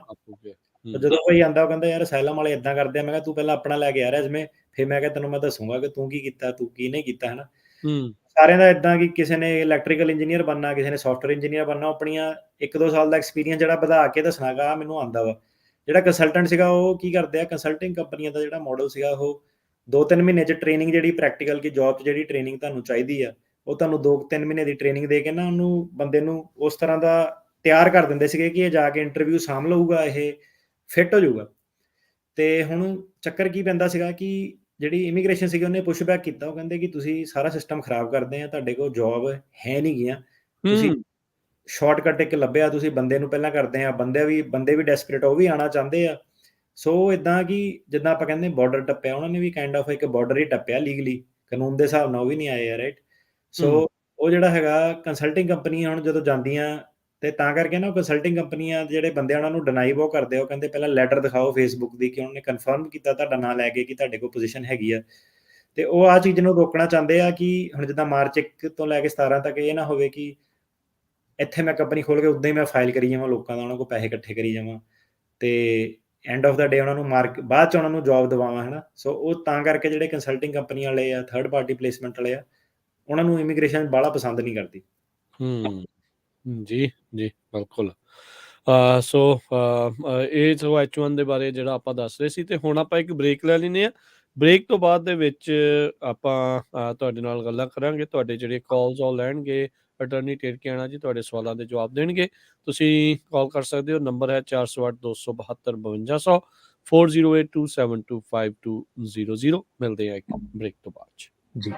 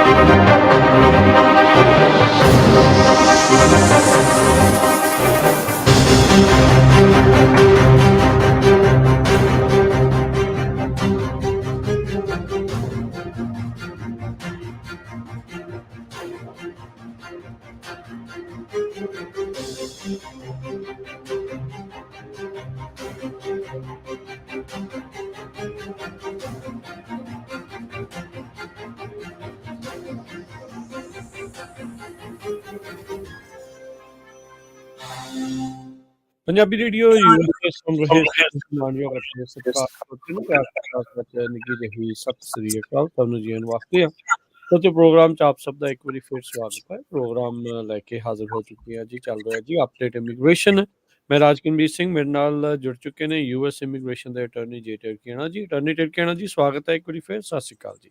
ਸਤਿ ਸ਼੍ਰੀ ਅਕਾਲ ਜੀ ਸਾਰਿਆਂ ਨੂੰ। ਜੀ ਤੇ ਸਰੋਤੇ ਹੁਣ ਤੁਸੀਂ ਕਾਲ ਕਰ ਸਕਦੇ ਹੋ ਨੰਬਰ 408 272 5200 4082725200 H1 ਵਾਲੇ ਦੇ ਤੇ ਇੱਕ ਸਵਾਲ ਜਿਹੜਾ ਆ ਉਹ ਮੈਂ ਤੁਹਾਡੇ ਕੋਲੋਂ ਪੁੱਛ ਲਵਾਂ ਹੁਣ ਜਿੱਦਾਂ ਕਈਆਂ ਦੇ ਜਿੱਦਾਂ ਮੰਨ ਲਓ ਪੇਰੈਂਟਸ ਇੱਥੇ ਆ ਨਿਆਣੇ ਉੱਥੇ ਆ ਉਹਨਾਂ ਦਾ ਇੱਥੇ ਅਸਾਈਲਮ ਦਾ ਕੇਸ ਲੱਗਾ ਤੇ ਬਾਅਦ ਦੇ ਵਿੱਚ ਜੇ ਮੰਨ ਵੀ ਲਓ ਉਹਨਾਂ ਨੂੰ ਕੋਈ ਇੰਪਲੋਇਰ ਇੱਥੇ ਮਿਲ ਜਾਂਦਾ H1 ਦੇ ਲਈ ਅਪਲਾਈ ਕਰਦੇ ਆ ਕਿ ਉਸ ਮਾਮਲੇ ਦੇ ਵਿੱਚ ਉਹ ਜਿਹੜੇ ਕੇਸਾਂ ਦਾ ਕੋਈ ਫਰਕ ਜਿਹੜਾ ਉਹ ਪੈਂਦਾ ਦੁਬਾਰਾ ਦੱਸਿਓ ਇੱਕ ਵਾਰੀ ਸਵਾਲ। ਜਿੱਦਾਂ H1 ਕਿਸੇ ਨਿਆਣੇ ਦੇ ਲਈ ਅਪਲਾਈ ਹੋ ਰਿਹਾ ਆ ਇੱਥੋਂ ਯੂਐਸ ਦੀ ਕੰਪਨੀ ਦੇ ਦੁਆਰਾ ਪਰ ਉਹਦੇ ਪੇਰੈਂਟਸ ਇੱਥੇ ਆ ਤੇ ਉਹ ਅਸਾਈਲਮ ਦੇ ਲਈ ਉਹਨਾਂ ਨੇ ਅਪਲਾਈ ਕੀਤਾ ਹੋਇਆ ਉਹਨਾਂ ਦਾ ਕੇਸ ਵਗੈਰਾ ਜਿਹੜਾ ਉਹ ਚੱਲ ਰਿਹਾ ਉਸ ਦਾ ਕੋਈ ਅਸਰ ਉਸ ਦੋਨਾਂ ਦੇ ਕੇਸਾਂ ਦੇ ਵਿੱਚੋਂ ਕਿਸੇ ਦੇ ਉੱਤੇ ਬਸ ਝੂਠ ਨਾ ਬੋਲਿਆ ਹੋਵੇ ਦੋਨਾਂ ਨੇ। ਉਹ ਜਿਹੜਾ H1B ਵਾਲਾ ਉਹਦੀ ਕੋਈ ਰਿਕੁਆਇਰਮੈਂਟ ਨਹੀਂ ਕਿ ਉਹਨੇ ਵਾਪਸ ਜਾਣਾ ਜਾਂ ਕਿੱਦਾਂ ਕਰਨਾ ਡੂਅਲ ਇੰਟੈਂਟ ਤੇ ਉਹ ਆਪਣੀ ਉਹਦੇ ਵੀਜ਼ੇ ਨੂੰ ਕੋਈ ਪ੍ਰੋਬਲਮ ਨਹੀਂ ਹੋਣੀ ਤੇ ਸੇਮ ਥਿੰਗ ਇਦਾਂ ਕਿ ਜੇ ਹੁਣ ਘਰਦਿਆਂ ਨੇ ਦੱਸਿਆ ਕਿ ਹਮਲਾ ਹੋਇਆ ਸੀਗਾ ਬੱਚੇ ਨਾਲ ਇਦਾਂ ਹੋਇਆ ਸੋ ਉਹਨੂੰ ਜੇ ਪੁੱਛਿਆ ਗਿਆ ਤਾਂ ਉਹ ਕਵੇ ਕਿ ਨਹੀਂ ਇਦਾਂ ਕੁਝ ਹੋਇਆ ਨਹੀਂ ਸੀਗਾ ਉਹਦਾ ਫਿਰ ਜਾਂ ਤਾਂ ਘਰ ਦੇ ਝੂਠ ਬੋਲਦੇ ਆ ਰਾਈਟ। ਠੀਕ ਹੈ ਤੇ ਸੇਮ ਥਿੰਗ ਜਿਹੜੀ ਉਹਦੇ ਵਿੱਚ ਟਾਈਮਲਾਈਨ ਆ ਕਿਹੜੀਆਂ ਸੰਸਥਾ ਦੇ ਤੁਸੀਂ ਮੈਂਬਰ ਸੀਗੇ ਕੀ ਸੀਗਾ ਕਿਵੇਂ ਸੀਗਾ ਤੇ ਉਹ ਸਾਰੀ ਮਤਲਬ ਤੁਹਾਡੀ ਜਿਹੜੀ ਇਨਫੋਰਮੇਸ਼ਨ ਆ ਉਹ ਪੂਰੀ ਐਕੂਰੇਟ ਹੋਣੀ ਚਾਹੀਦੀ ਹੈ ਦੋਨੋਂ ਐਪਲੀਕੇਸ਼ਨਾਂ ਦੇ ਵਿੱਚ। ਠੀਕ ਹੈ ਜੀ ਤੇ ਹੁਣ ਆਪਣੇ ਕਾਲਸ ਦੇ ਵੱਲ ਵਧਦੇ ਆ ਸ਼ਰਨਜੀਤ ਜੀ ਜੁੜੇ ਨੇ ਆਪਣੇ ਨਾਲ ਸਤਿ ਸ਼੍ਰੀ ਅਕਾਲ ਜੀ। ਹਾਂਜੀ ਸ਼ਰਨਜੀਤ ਜੀ ਸਤਿ ਸ਼੍ਰੀ ਅਕਾਲ। ਸਤਿ ਸ਼੍ਰੀ ਅਕਾਲ ਜੀ। ਹਾਂਜੀ ਹਾਂਜੀ ਸਤਿ ਸ਼੍ਰੀ ਅਕਾਲ। ਸਰ ਮੈਂ ਪੁੱਛਣਾ ਸੀ ਮੇਰੀ ਨਾ ਹੀਅਰਿੰਗ ਸੀ ਦਸੰਬਰ ਦੇ ਵਿੱਚ ਮਾਸਟਰ ਤੇ ਮੇਰੀ ਉਦੋਂ ਜੱਜ ਹੋਰ ਸੀ ਉਹ ਤੋਂ ਪਹਿਲਾਂ ਨਾ ਪਲੀਡਿੰਗ ਪਾਈ ਸੀ ਮਾਸਟਰ ਵਾਸਤੇ ਪਰ ਹੁਣ ਮੇਰੀ ਇੰਡੀਵਿਜੂਅਲ ਪੈ ਗਈ ਹੈ 2025 ਦੇ ਵਿੱਚ ਤੇ ਜੱਜ ਵੀ ਜਿਹੜੀ ਚੇਂਜ ਹੋ ਗਈ ਹੈ ਤੇ ਮੈਂ ਕਿਹਾ ਜੇ ਆਪਾਂ ਡੇਟ ਅੱਗੇ ਕਰਵਾਉਣੀ ਹੋਏ ਤੇ ਅਸੀਂ ਪਾ ਸਕਦੇ ਹਾਂ ਦੁਬਾਰਾ ਰਿਕੁਐਸਟ ਮੋਸ਼ਨ ਪਾ ਕੇ ਦੇਖ ਲਓ। ਸਾਡਾ ਤੁਹਾਨੂੰ ਮੈਂ ਹੁਣੇ ਦੱਸਦਾ ਇੱਕ ਸਾਡਾ ਕਲਾਇੰਟ ਆ ਉਹਦੀ ਜਿੱਦਾਂ ਹੁਣ ਮੋਸ਼ਨ ਜੱਜ ਨੇ ਡਿਨਾਈ ਨਹੀਂ ਕੀਤੀ ਕਈਆਂ ਤਾਂ ਡਿਨਾਈ ਕਰ ਦਿੰਦੇ ਕਿ ਸਾਡੇ ਕੋਲ ਟਾਈਮ ਨਹੀਂ ਹੈਗਾ ਉਹਦੀ ਗ੍ਰਾਂਟ ਕੀਤੀ ਕਿ ਜਦੋਂ ਮੇਰੇ ਕੋਲ ਤਰੀਕ ਹੋ ਗਈ ਮੈਂ ਤੈਨੂੰ ਦੇ ਦੂੰਗਾ ਤੇ ਮੇਰਾ ਕੈਲੰਡਰ ਫੁੱਲ ਆ ਹੈ ਨਾ ਮਿੱਠਾ ਲੱਡੂ ਮਤਲਬ ਪਾਤਾ ਉਹਨੂੰ ਤੇ ਜ਼ਿਆਦਾਤਰ ਆਪਾਂ ਦੇਖਦੇ ਹਾਂ ਕਿ ਜਿਹਦੇ ਘਰ ਵਾਲੀ ਬੱਚੇ ਬੁੱਚੇ ਮਗਰ ਆ ਜਿਹਨਾਂ ਨੂੰ ਕੋਈ ਖਤਰਾ ਖੁਤਰਾ ਹਮਲਾ ਜਿਹਨਾਂ ਤੇ ਹੈਗਾ ਕੋਈ ਬਿਲਕੁਲ ਸੀਰੀਅਸ ਰੀਜ਼ਨ ਹੈਗਾ ਉਹਨਾਂ ਦੀ ਉਹ ਐਡਵਾਂਸ ਜਿਹੜੀ ਗ੍ਰਾਂਟ ਕਰ ਰਹੇ ਆ ਬਾਕੀਆਂ ਦੀ ਨਹੀਂ ਕਰ ਰਹੇ ਜੀ। ਠੀਕ ਹੈ ਜੀ ਸਰ ਮੈਂ ਪੁੱਛਣਾ ਸੀ ਕਿ ਜੇ ਕੌਂਕਰਡ ਆਪਣੀ ਖੁੱਲਦੀ ਹੈ ਕੋਰਟ ਤੇ ਉਹ ਜੇ ਕੇਸ ਮੂਵ ਸਾਡੇ ਕਰਦੇ ਨੇ ਤੇ ਉੱਥੇ ਦੁਬਾਰਾ ਮਾਸਟਰ ਪੈ ਕੇ ਫਿਰ ਦੁਬਾਰਾ ਇੰਡੀਵਿਜੂਅਲ ਪੈਣਗੀਆਂ ਤੇ ਜਿਹਨਾਂ ਦੀ ਇੰਡੀਵਿਜੂਅਲ ਪਾਈਆਂ ਹੋਈਆਂ ਨੇ ਉਹਨਾਂ ਦੀ ਇੰਡੀਵਿਜੂਅਲ ਮੂਵ ਕਰ ਦੇਣਗੇ ਉੱਥੇ ਇਹ ਤਾਂ ਹੁਣ ਡਿਪੈਂਡ ਕਰਦਾ ਜੱਜ ਤੇ ਕਿ ਪਲੀਡਿੰਗ ਲੈਣੀ ਉਹਨੇ ਦੁਬਾਰਾ ਤਾਂ ਮਾਸਟਰ ਪਾਊਗਾ ਜੇ ਉਹਨਾਂ ਨੇ ਉਹੀ ਪੁਰਾਣੀ ਪਲੀਡਿੰਗ ਤੇ ਜਾਣਾ ਤਾਂ ਉਹੀ ਮੂਵ ਹੋਣੀ ਹੈ। ਠੀਕ ਹੈ ਜੀ thank you sir thank you. Lakhwinder Kaur ji ਸਤਿ ਸ਼੍ਰੀ ਅਕਾਲ। ਹਾਂਜੀ ਸਤਿ ਸ਼੍ਰੀ ਅਕਾਲ। ਇੱਕ ਚੀਜ਼ ਮੈਂ ਇਹਦੇ ਵਿੱਚ ਐਡ ਕਰੂੰਗਾ ਜਦੋਂ ਇਹਨਾਂ ਨੇ ਸੈਂਟਾ ਵਾਲਾ ਕੋਡ ਖੋਲਿਆ ਸੀਗਾ ਸੋਚਦੇ ਐਲਏ ਵਾਲੇ ਵੀ ਇਹੀ ਸੀਗੇ ਕਿ ਸੈਂਟਾ ਇਹਨਾਂ ਵਾਲਾ ਖੁੱਲ ਗਿਆ ਵੈਨਆਈਸ ਵਾਲਾ ਖੁੱਲ ਗਿਆ ਹੁਣ ਤਾਂ ਤਿੰਨ ਕੋਡ ਖੁੱਲ ਗਏ ਬੱਲੇ ਬੱਲੇ ਹੋ ਜਾਣੀ ਸੈਂਟਾ ਇਹਨਾਂ ਨੇ ਤਾਂ ਇਦਾਂ ਮਾਸਟਰ ਪਾ ਕੇ ਤਾਂ ਜਿਹੜੀ ਪੱਕੀ ਵੀ ਤਰੀਕ ਸੀਗੀ ਬੰਦੇ ਦੀ ਉਹਨੂੰ ਵੀ ਮਾਸਟਰ ਪਵਾ ਕੇ ਕਿਹਾ ਚੱਲ ਡਿਸਮਿਸ ਉਹਨਾਂ ਦਾ ਤਰੀਕਾ ਇਹ ਸੀਗਾ ਕਿ ਕੇਸ ਬਹੁਤ ਜ਼ਿਆਦਾ ਹੋ ਗਿਆ ਇਹਨੂੰ ਰਫਾ ਦਫਾ ਕਰਨਾ ਕਿੱਦਾਂ ਜੱਜ ਪਿੱਛੋਂ ਧਿਆ ਕੇ ਆਂਦਾ ਹੁੰਦਾ ਸੀਗਾ ਕਿ ਅੱਜ ਮੈਂ ਸਾਰੇ ਕੇਸ ਜਿਹੜੇ ਹੈਗੇ ਸੁਣਨੇ ਨਹੀਂ ਕੱਖ ਚੱਲ ਡਿਸਮਿਸ ਵਕੀਲ ਕੁਛ ਕਵੇ ਨਾ ਇਹ ਤਾਂ ਕੇਸ ਸਰਕਾਰੀ ਵਕੀਲ ਨੇ ਕਿਹਾ ਲੜਨਾ ਨਹੀਂ ਹੈਗਾ ਫਾਈਨਲ ਤਰੀਕ ਤੇ ਵੀ ਜਾ ਕੇ ਜਿਹੜਾ ਫਾਈਨਲ ਤਰੀਕ ਤੇ ਵੀ ਰੈਡੀ ਹੋ ਕੇ ਆਏ ਸਰਕਾਰੀ ਵਕੀਲ ਹੱਸੀ ਜਾਵੇ ਨਾਲੇ ਕਵੇ ਕਿ ਆਪਾਂ ਨਾ ਗਵਰਨਮੈਂਟ ਦਾ ਟਾਈਮ ਵੇਸਟ ਹੁੰਦਾ ਮੈਂ ਜੱਜ ਨੂੰ ਕਹਾਂ ਕਿ ਯਾਰ ਸਾਰੇ ਜਾਣੇ ਇੱਥੇ ਰੈਡੀ ਆ ਬੈਠੇ ਆ ਤੇ ਵਿੱਚ ਕਿਤੇ ਨਾ ਗੱਲਾਂ ਜਦੋਂ ਹੋਇਆ ਤਾਂ ਵੈਬ ਕੈਮ ਤੇ ਹੁੰਦੇ ਨਾ ਵੈਬ ਕੈਮ ਵੀ ਆਫ ਕਰਨਾ ਭੁੱਲ ਗਿਆ ਤੇ ਗੱਲਾਂ ਕਰੇਗੀ ਤੇਰਾ ਹੁਣ ਅੱਜ ਕੀ ਪਲਾਨ ਆ 4 ਵਜੇ ਤੂੰ ਕੀ ਕਰਨਾ 2 ਵਜੇ ਤੂੰ ਕੀ ਕਰਨਾ ਆਹੋ ਮੈਂ ਕਿਹਾ ਤੁਹਾਡਾ ਚੰਗਾ ਮੈਂ ਕਿਹਾ ਚੰਗੇ ਤਾਂ ਜੱਜ ਨੂੰ ਕਹਿੰਦਾ ਆਰਗੂਮੈਂਟ ਕੀ ਮੈਂ ਕਿਹਾ ਫੇਅਰ ਪ੍ਰੋਸੈਸ ਨਹੀਂ ਹੈਗਾ ਮੈਂ ਕਿਹਾ ਇਹ ਤਾਂ ਬੰਦੇ ਬਹੁਤ ਵੇਟ ਕਰ ਰਹੇ ਆ ਮੈਂ ਕਿਹਾ ਸਰ ਮੈਂ ਉਹਨੂੰ ਆਰਗੂਮੈਂਟ ਦਿੱਤੀ ਕਿ ਭਾਈ ਜੇ ਲਾਅ ਦਾ ਮਕਸਦ ਇਹ ਸੀਗਾ ਕਿ ਸਰਕਾਰ ਦਾ ਟਾਈਮ ਵੇਸਟ ਕਰਨਾ ਤੇ ਉਹ ਮਕਸਦ ਜਿਹੜਾ ਪੂਰਾ ਨਹੀਂ ਹੋ ਰਿਹਾ ਕਿਉਂਕਿ ਸਾਲਮ ਆਫਿਸ 'ਚ ਫੇਰ ਦੁਬਾਰਾ ਨਵੀਂ ਵੇਟ ਆ ਤੇ ਜੱਜ ਨੇ ਐਨਕਾਂ ਜੀਆਂ ਲਾ ਲਈਆਂ ਮੈਨੂੰ ਕਹਿੰਦਾ ਹੁਣ ਤੂੰ ਕਹਿੰਦਾ ਡਿਸਾਈਡ ਕਰੂੰਗਾ ਕਿ ਸਰਕਾਰ ਦਾ ਕਿੱਥੇ ਟਾਈਮ ਲੱਗਣਾ ਕਿ ਕਿੱਥੇ ਨਹੀਂ ਲੱਗਣਾ ਦੱਸ ਕਹਿੰਦੇ ਸਰਕਾਰ ਕਹਿੰਦਾ ਆਪਣਾ ਟਾਈਮ ਆਪੇ ਡਿਸਾਈਡ ਕਰੂਗੀ ਕਿ ਕਿੱਥੇ ਲੱਗਣਾ ਕਿੱਥੇ ਨਹੀਂ ਲੱਗਣਾ ਤੇ ਉਹ ਚੀਜ਼ ਨੂੰ ਉਹਨਾਂ ਨੇ 45 ਮਿੰਟ 1 ਘੰਟਾ ਬਹਿਸ ਚੱਲੀ ਹੋਣੀ ਇਹਦੇ ਉੱਤੇ ਕਿ ਇਹਦਾ ਕੇਸ ਸੁਣਨਾ ਕਿ ਨਹੀਂ ਸੁਣਨਾ ਟਾਈਮ ਵੇਸਟ ਕਰ ਲਿਆ ਹਾਂ ਤੇ ਉਹ ਨਾਲ ਅਸੀਂ ਆਵੇ ਉਹ ਕਹਿੰਦੀ ਨੋ ਕਮੈਂਟਸ ਉਹ ਬਸ ਨਹੀਂ ਮੈਂ ਨਹੀਂ ਕਹਿੰਦੀ ਕੇਸ ਲੜਨਾ ਮੈਂ ਨਹੀਂ ਕੇਸ ਲੜਦਾ ਤੇ ਮੈਂ ਕਿਹਾ ਯਾਰ ਹੁਣ ਕਲਾਇੰਟ ਵਿਚਾਰਾ ਬੈਠਾ ਮੈਨੂੰ ਦੱਸ ਯਾਰ, ਇਹ ਤਾਂ ਆਪਸ ਚ ਮਿਲੇ ਹੋਏ ਸੀਗੇ ਵੀ ਆਪਾਂ ਕੇਸ ਲੜਨਾ ਨਹੀਂ, ਉਦਾਂ ਜਿਹੜਾ ਟਾਈਮ ਵੇਸਟ ਜਿਹੜਾ ਉਹ ਅਸਲ ਚ ਜਿਹੜਾ ਸਾਰੀਆਂ ਆਰਗੂਮੈਂਟਾਂ ਰਿਜੈਕਟ ਕਰਤੀਆਂ ਉਹਨੇ। ਮੈਂ ਕਿਹਾ ਫੇਰ ਨਹੀਂ ਹੈਗਾ ਕਲਾਇੰਟ ਨਾਲ ਨਾ ਇਦਾਂ ਇੰਨੇ ਸਾਲ ਹਾਂ, ਹਾਂ। ਵੇਟ ਕਰਦੇ ਨੂੰ ਦੱਸ। ਕਹਿੰਦਾ ਫੇਰ ਹੈਗਾ, ਕਹਿੰਦਾ ਉੱਤੇ ਕਹਿੰਦਾ ਅਪੀਲਾਂ 'ਚ ਮੈਨੂੰ ਪਤਾ ਉਹਨਾਂ ਨੇ ਜੱਜ ਦੇ ਨਾਲ ਹੀ ਐਗਰੀ ਕਰਨਾ, ਕੋਈ ਫਾਇਦਾ ਨਹੀਂ ਟਾਈਮ ਵੇਸਟ ਕਰਕੇ।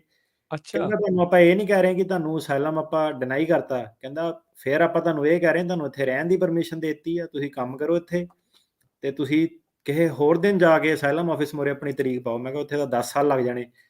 ਕਹਿੰਦਾ ਤੂੰ ਕਹਿੰਦਾ ਮੈਨੂੰ ਡੇਟਾ ਨਹੀਂ ਦਿੱਤਾ ਕੋਈ ਕਿ 10 ਸਾਲ ਲੱਗਣੇ। ਮੈਂ ਕਿਹਾ ਮਾਮਾ ਹਰੇਕ ਬੰਦਾ ਤੇ ਕਹੀ ਜਾਂਦਾ ਮੇਰੇ 10 ਸਾਲ ਦੀ, ਮੇਰੇ ਖੁਦ ਦੇ ਕਲਾਇੰਟ ਆ। ਕਹਿੰਦਾ ਨਹੀਂ, ਕਹਿੰਦਾ ਇਹ ਤਾਂ ਹੁਣ ਕਹਿੰਦਾ ਅਸਾਈਲਮ ਆਫਿਸਰ ਤੇ ਡਿਪੈਂਡ ਕਰਦਾ, ਹੋ ਸਕਦਾ ਕਹਿੰਦਾ ਇਹਦਾ ਛੇਤੀ ਵੀ ਕਰ ਦਿਓ। ਕਹਿੰਦਾ ਆਪਾਂ ਛੋਟੀ ਨਾਲ ਨਹੀਂ ਕਹਿ ਸਕਦੇ ਕਿ ਇਹਨੂੰ ਵਾਕਈ 10 ਸਾਲ ਲੱਗਣੇ ਆ ਕਿ ਇਹਦਾ ਸਾਲ ਤੇ। ਮੈਂ ਕਿਹਾ ਹੁਣ ਤੂੰ ਕੰਨ ਮਰੋੜਨ ਤੇ ਆਇਆ, ਤੂੰ ਸੁਣਨੀ ਕਿੱਥੇ ਗੱਲ ਤੇ ਡਿਸਮਿਸ ਉਸ ਤੋਂ ਬਾਅਦ ਹਨਾ। ਹਾਂ, ਤੇ ਹਾਂ। 2-4 ਵਾਰੀ ਉਹਨੂੰ ਨਾ ਵਕੀਲ ਬਹਿਣ ਸੱਦਾ ਕਿ ਭਾਈ ਇਹ ਜੱਜ ਆ, ਹੁਣ ਜਦੋਂ ਤੁਹਾਨੂੰ ਪਤਾ ਹੀ ਲੱਗ ਗਿਆ ਕਿ ਸਿਸਟਮ 'ਚ ਏਦਾਂ ਵਾ, ਹੁਣ ਮੈਂ ਕਿਹਾ ਕੀ ਬੀਨ ਵਜਾਓਗੇ ਤੁਸੀਂ ਜਾ ਕੇ ਉਹਦੇ ਅੱਗੇ। ਸੋ ਏਦਾਂ ਸੀਗਾ ਕਿ ਸੈਂਟਾ ਇਹਨਾਂ ਦਾ ਪਤਾ ਹੀ ਹੈ, ਜਿਹੜੇ ਲੋਕੀ ਉੱਥੇ ਹੈਗੇ ਆ ਹਾਂ, ਤੇ ਹਾਂ। ਉੱਥੇ ਲੈਫਟ ਰਾਈਟ ਜਿਹੜੇ ਕੇਸ ਆ ਡਿਸਮਿਸ ਹੀ ਆ। ਡਿਸਮਿਸ ਹੋ ਗਏ ਆ। ਸੋ ਪਤਾ ਨਹੀਂ ਹੁਣ ਮੈਂ ਕਿਹਾ ਲੋਕੀ ਖੁਸ਼ ਤਾਂ ਹੁੰਦੇ ਆ ਕੌਂਕੜ ਵਾਲੇ ਕਿ ਨਵਾਂ ਕੋਟ ਬਣਨਾ, ਪਰ ਮੈਂ ਕਿਹਾ ਵੇਟ ਕਰ ਲਓ ਕਿ ਪਤਾ ਨਹੀਂ ਕਿ ਹੁਣ ਉਹ ਵੀ ਪੀੜੀ ਵਾਲਾ ਨਿਕਲਦਾ ਕੀ ਆ ਵਿੱਚੋਂ। ਜੀ ਲਖਵਿੰਦਰ ਜੀ, ਸਤਿ ਸ਼੍ਰੀ ਅਕਾਲ। ਹਾਂਜੀ ਭਾਜੀ, ਸਤਿ ਸ਼੍ਰੀ ਅਕਾਲ। ਮੈਂ ਇਹ ਪੁੱਛਣਾ ਸੀਗਾ, ਮੈਂ ਆਪਣੇ ਮੈਰਿਜ ਬੇਸ ਤੇ ਹਸਬੈਂਡ ਦਾ ਅਪਲਾਈ ਕੀਤਾ ਸੀਗਾ ਤਾਂ 130 ਦੇ ਥਾਂ ਤੇ ਉਹਨੇ ਹੋਰ ਪ੍ਰੂਫ ਮੰਗ ਲਏ ਆ ਕਿ ਇਸ ਮੈਰਿਜ ਨੂੰ ਪ੍ਰੂਫ ਕਰੋ, ਵੀ ਹੋਰ ਪ੍ਰੂਫ ਚਾਹੀਦੇ ਤਾਂ ਮੈਂ ਠੀਕ ਹੈ। ਭੇਜ ਵੀ ਦਿੱਤੇ ਵੀ ਇੱਦਾਂ ਮੈਂ ਰੀਜ਼ਨ ਪੁੱਛਣਾ ਚਾਹੁੰਦੀ ਵੀ ਕੱਲ ਉਹਦੀ ਹੋਰ ਤੇ ਇਹ ਪ੍ਰੂਫ ਮੰਗੇ ਆ। ਤੁਸੀਂ ਕਿ ਨਹੀਂ ਲੀਗਲੀ ਪੁੱਛਣਾ ਚਾਹੁੰਦੇ ਕਿ ਕੀ ਹੋਊਗਾ? ਸਵਾਲ ਨਹੀਂ ਐਂਡ 'ਚ ਤੁਹਾਡੀ ਲਾਈਨ ਆਵਾਜ਼ ਘੱਟ ਗਈ। ਹਾਂਜੀ, ਮੈਂ ਇਹ ਪੁੱਛਣਾ ਚਾਹੁੰਦੀ, ਮੈਂ I-130 ਉਹ ਮੈਂ ਸਮਝ ਗਿਆ ਸਾਰਾ ਸਵਾਲ ਲਗਾਇਆ I-130 ਤੁਸੀਂ ਭੇਜ ਲਾਸਟ ਵਿੱਚ ਕੀ ਸੀਗਾ, ਕਹਿੰਦੇ ਵੀ ਪ੍ਰੂਫ ਦਾ ਕੀ ਕਹਿੰਦੇ ਤੁਸੀਂ? ਉਹਨੇ ਮੇਰੇ ਤੋਂ ਪ੍ਰੂਫ ਮੰਗੇ ਆ ਹੋਰ, ਮੈਂ ਭੇਜ ਵੀ ਦਿੱਤੇ ਆ, ਜਿਹਨਾਂ ਫੋਟੋਆਂ ਭੇਜ ਦਿੱਤੀਆਂ, ਬਿੱਲ ਭੇਜ ਦਿੱਤੇ ਆ, ਮੈਰਿਜ ਸਰਟੀਫਿਕੇਟ ਮੰਗਿਆ ਸੀ ਉਹ ਭੇਜ ਦਿੱਤਾ ਹੈ। ਮੈਂ ਇਹ ਪੁੱਛਿਆ ਚਾਹੁੰਦੀ ਆ ਰੀਜ਼ਨ ਕੱਲ੍ਹ ਉਹਨੇ ਮੰਗੇ ਆ ਹੋਰ। ਮੰਗੇ ਕਾਤੋਂ ਆ? ਹਾਂਜੀ, ਅੱਛਾ ਰੀਜ਼ਨ ਬੇਸ ਤੇ ਮੈਂ ਅਪਲਾਈ ਕੀਤਾ ਆਪਣੇ ਹਸਬੈਂਡ ਦਾ। ਜੀ। ਹਾਂਜੀ, ਉਹਨਾਂ ਦੀ ਮਰਜ਼ੀ ਆ ਜੀ, ਉਹਨਾਂ ਨੂੰ ਨਹੀਂ ਇਨਫੋਰਮੇਸ਼ਨ ਸਫੀਸ਼ੀਐਂਟ ਮਿਲੀ ਉਹ ਪੁੱਛ ਸਕਦੇ ਆ ਕਿਸੇ ਨੂੰ। ਉਹ ਤਾਂ ਮੈਰਿਜ ਦਾ ਤਾਂ ਛੱਡੋ, ਉਹ ਤਾਂ ਜਿਹੜੇ ਪਿਓ ਪੁੱਤ ਵਾਲਾ ਰਿਲੇਸ਼ਨ ਆ ਉਹ 'ਚ ਵੀ ਕਹਿ ਦਿੰਦੇ ਆ ਕਿ ਪ੍ਰੂਵ ਕਰ ਕਿ ਤੂੰ ਪੁੱਤ ਨਹੀਂ ਹੈਗਾ, ਉਹਨੇ ਡਾਕੂਮੈਂਟ ਲਾਇਆ, ਉਹਨੂੰ ਵੀ ਉਹ ਕਹਿ ਦਿੰਦੇ ਆ ਕਿ ਇਹ ਤਾਂ DNA ਕਰਾਓ। ਨਹੀਂ ਹੈਗਾ, ਉਹ ਕਰੋ। DNA ਵੀ ਜਿਹਨੇ ਕਰਾਇਆ ਉਹਨੂੰ ਵੀ ਕਹਿੰਦੇ ਕਿ ਤੁਸੀਂ ਕੰਪਲਾਈ ਨਹੀਂ ਕੀਤਾ। ਸੋ ਉਹਨਾਂ ਨੇ ਆਪਣੀ ਜਿਹੜੀ ਪ੍ਰੋਸੈਸ ਦੇ ਹਿਸਾਬ ਨਾਲ ਚੱਲਣਾ। ਜੇ ਤੁਹਾਡੇ ਕੋਲ ਬਹਾਨੇ ਬਣਾਏ ਆ। ਉਹਨੇ ਤਾਂ ਕਹਾਣੀ ਸੁਣਾ ਕੇ ਹਟੇ ਆ ਵਕੀਲ ਜੱਜ ਵਾਲੀ ਵੀ ਕਰਦੇ ਕੀ ਆ ਹਨਾ। ਸੋ ਤੁਹਾਡੇ ਤੇ ਬਰਡਨ ਆਉਂਦਾ ਹੈਗਾ ਕਿ ਤੁਸੀਂ ਰੋਜ਼ ਗੱਲਬਾਤ ਕਰਦੇ ਆ, ਤੁਸੀਂ ਐਜ਼ ਅ ਹਸਬੈਂਡ ਵਾਈਫ ਰਹਿੰਦੇ ਆ, ਘੁੰਮਣ ਗਏ ਆ, ਮਿਲੇ ਆ ਇੱਕ ਦੂਜੇ ਨੂੰ ਕਿੱਥੇ ਸੋ ਸਾਰੀਆਂ ਚੀਜ਼ਾਂ ਜਿਹੜੀਆਂ ਇਹਦੇ ਵਿੱਚ ਮੈਟਰ ਕਰਦੀਆਂ ਜੀ। ਇਵੈਂਚੁਅਲੀ ਦੇਖੋ ਇੱਥੇ ਆਖਿਆ ਇਹ ਜਾਂਦਾ ਵੀ ਤੁਹਾਨੂੰ ਅਸਾਈਲਮ ਦੇਣ ਨੂੰ ਜਾਂ ਤੁਹਾਨੂੰ ਇਹ ਚੀਜ਼ਾਂ ਦੇਣ ਨੂੰ ਬੈਠੇ ਆ, ਇਹ ਉਹਨਾਂ ਦੀ ਇਵੈਂਚੁਅਲੀ ਫਿਰ ਉਹਨਾਂ ਦੀ ਡਿਸਕ੍ਰੇਸ਼ਨ ਦੇ ਉੱਤੇ ਹੀ ਆ, ਉਹਨਾਂ ਦੀ ਮਰਜ਼ੀ ਦੇ ਉੱਤੇ ਹੀ ਆ ਵੀ ਉਹਨਾਂ ਨੇ ਕਿੱਦਾਂ ਕਰਨਾ, ਕਿਵੇਂ ਕਰਨਾ। ਆਪਾਂ ਆਪਣਾ ਨੂੰ ਸਿਰਫ ਅਪਲਾਈ ਕਰਨ ਦਾ ਅਧਿਕਾਰ ਹੈਗਾ ਆ, ਦੇਣਾ ਨਹੀਂ ਦੇਣਾ ਉਹ ਉਹਨਾਂ ਦੇ ਹੱਥ ਦੇ ਵਿੱਚ ਆ ਇਵੈਂਚੁਅਲੀ। ਇਹ ਜਿਹੜੀ ਬਾਟਮ ਲਾਈਨ ਇਹ ਆ। ਕੁਲਦੀਪ ਜੀ, ਸਤਿ ਸ਼੍ਰੀ ਅਕਾਲ। ਸਤਿ ਸ਼੍ਰੀ ਅਕਾਲ ਜੀ। ਜੀ ਸਰ, ਮੈਂ ਨਾ ਗ੍ਰੀਨ ਕਾਰਡ ਸਰੈਂਡਰ ਕਰਨ ਬਾਰੇ ਪੁੱਛਾਂ ਜੀ ਆਪ ਜੀ ਤੋਂ। ਜੀ। ਤੇ ਉਹ ਐਸੇ ਪਹਿਲੀ ਗੱਲ ਹੈ ਵੀ ਇੱਥੇ US ਜਿਸ ਤਰ੍ਹਾਂ ਮੈਂ ਇੱਥੇ ਕਰ ਸਕਦੇ ਹਾਂ ਕਿ ਅਸੀਂ ਦਿੱਲੀ ਕਰਨਾ ਹੋਊਗਾ, ਬਾਕੀ ਜਿਹੜੇ ਫਾਰਮ ਭਰਨੇ ਆ। ਤੇ ਦੂਸਰੇ ਜਿਹੜਾ ਜਿੰਨੀ ਦੀ ਐਕਸਪਾਇਰ ਡੇਟ ਜਿਵੇਂ 10 ਸਾਲ ਸਾਨੂੰ ਮਿਲੇ ਉਦੋਂ ਪਹਿਲਾਂ ਅਸੀਂ ਕਰਨਾ ਹੁੰਦਾ ਕਿ ਬਾਅਦ ਚ ਵੀ ਕਰ ਸਕਦੇ ਹਾਂ ਇਹਨਾਂ ਵਿੱਚ? ਇਹ ਤਾਂ ਭਾਜੀ ਡਿਪੈਂਡ ਕਰਦਾ। ਇੱਥੇ ਹੁਣ ਜੇ ਸਰੈਂਡਰ ਤੁਸੀਂ ਕਰਨਾ ਵਾ ਤਾਂ ਰਹੋਗੇ ਕਿੱਦਾਂ? ਕੱਲ ਨੂੰ ਤੁਹਾਡਾ ਜੇ ਇਰਾਦਾ ਬਣ ਗਿਆ ਕਿ ਹੁਣ ਮੈਂ 10 ਦਿਨ ਹੋਰ ਰੁਕਣਾ ਵਾ, ਸੋ ਇਦਾਂ ਕਿ ਕਰ ਤੁਸੀਂ ਕਿਤੇ ਵੀ ਸਕਦੇ ਆ। ਪਰ ਇਹਦਾ ਜਿਹੜਾ ਸਹੀ ਫਾਰਮੂਲਾ ਨਾ, ਤੁਸੀਂ ਇੰਡੀਆ ਜਾਓ, ਉੱਥੇ ਸਰੈਂਡਰ ਵਾਲਾ ਫਾਰਮ ਤੁਹਾਨੂੰ ਵੈਬਸਾਈਟ ਤੇ ਲੱਭ ਜਾਣਾ। ਉਹਨੂੰ ਜੇ 10 ਸਾਲ ਤੋਂ ਤੁਸੀਂ ਪਹਿਲਾਂ ਕਰਦੇ ਆ, ਐਕਸਪਾਇਰ ਹੋਣ ਤੋਂ ਪਹਿਲਾਂ ਕਰਦੇ ਆ, ਤਾਂ ਤੁਹਾਡਾ ਜਿਹੜਾ ਟੂਰਿਸਟ ਵੀਜ਼ਾ ਨਾ ਉਹ ਕਈ ਵਾਰੀ ਸੌਖੇ ਤੌਰ ਤੇ ਨਾਲ ਦੇ ਰਹਿੰਦੇ ਆ ਕਿ ਮੈਂ ਹੁਣ ਗ੍ਰੀਨ ਕਾਰਡ 'ਚ ਇੰਟਰਸਟਿਡ ਨਹੀਂ ਆ, ਮੈਨੂੰ ਟੂਰਿਸਟ ਵੀਜ਼ਾ ਦਿੱਤਾ ਜਾਵੇ। ਠੀਕ ਹੈ। ਜੇ ਤੁਹਾਡਾ ਇਹ ਮੁੱਕ ਗਿਆ ਸਰੈਂਡਰ ਦਾ ਤਾਂ ਕੋਈ ਫਾਇਦਾ ਨਹੀਂ ਹੈਗਾ, ਤਾਂ ਐਕਸਪਾਇਰ ਹੋ ਗਿਆ, ਤੇਰਾ ਰਿਨਿਊ ਨਹੀਂ ਹੋ ਸਕਦਾ, ਤੂੰ ਤਾਂ ਛੱਡ ਕੇ ਆਇਆ। ਤੇ ਫਿਰ ਟੂਰਿਸਟ ਵੀਜ਼ਾ ਕਰਨਾ ਉਹਨੇ ਕਹਿਣਾ ਇਹ ਤਾਂ ਤੂੰ ਤਾਂ ਕਰਨ ਦੇ, ਤੂੰ ਦੁਬਾਰਾ ਜਾ ਕੇ ਰਹਿਣਾ ਚਾਹੁੰਦਾ, ਰਾਈਟ? ਸੋ ਇਹ ਹੈਗਾ ਕਿ ਜਦ ਤੱਕ ਵੈਲਿਡ ਆ ਉਦੋਂ ਬਾਹਰ ਜਾ ਕੇ ਸਰੈਂਡਰ ਕਰੋ। ਇੱਕ ਹੱਥ ਉਹਨਾਂ ਨੂੰ ਗ੍ਰੀਨ ਕਾਰਡ ਦਿਓ, ਦੂਜੇ ਹੱਥ ਵੀਜ਼ਾ ਲਓ ਆਪਣਾ ਟੂਰਿਸਟ। ਜੀ ਚਲੋ, ਆਉਣ ਜਾਣ ਦਾ ਰਾਹ ਬਣਾ ਰੱਖੋ। ਜੇ ਪਰਿਵਾਰ ਹੈਗਾ ਤਾਂ ਮਿਲਣਾ ਗਿਲਣਾ ਸਭ। ਜੇ ਆਉਣ ਜਾਣ ਦਾ ਰਾਹ ਨਹੀਂ ਚਾਹੀਦਾ, ਹੁਣ ਤੁਸੀਂ ਕਹਿੰਦੇ ਕਿ ਟੂਰਿਸਟ ਵੀਜ਼ੇ ਦੀ ਮੈਨੂੰ ਲੋੜ ਨਹੀਂ ਹੈਗੀ, ਫਿਰ ਗ੍ਰੀਨ ਕਾਰਡ ਨੂੰ ਪਾੜ ਕੇ ਸੁੱਟ ਦਿਓ, ਕੋਈ ਚੱਕਰ ਨਹੀਂ ਉਹਦਾ। ਜਦ ਤਗੜੇ ਬੰਦੇ ਆ ਤੁਸੀਂ, ਤਗੜਾ ਜੇਰਾ ਆ। ਹਾਂ ਹੁਣ ਚਲੋ ਲਹਿਰ ਜੀ ਚੱਲਦੀ ਆ, ਸੋ ਯੂ ਨੈਵਰ ਨੋ ਕੀ ਜਿਹੜਾ ਉਹ ਹੁੰਦਾ ਆ। ਚਲੋ ਬਲਜੀਤ ਕੌਰ ਜੀ। ਸਤਿ ਸ਼੍ਰੀ ਅਕਾਲ ਭਾਜੀ। ਸਤਿ ਸ਼੍ਰੀ ਅਕਾਲ ਜੀ।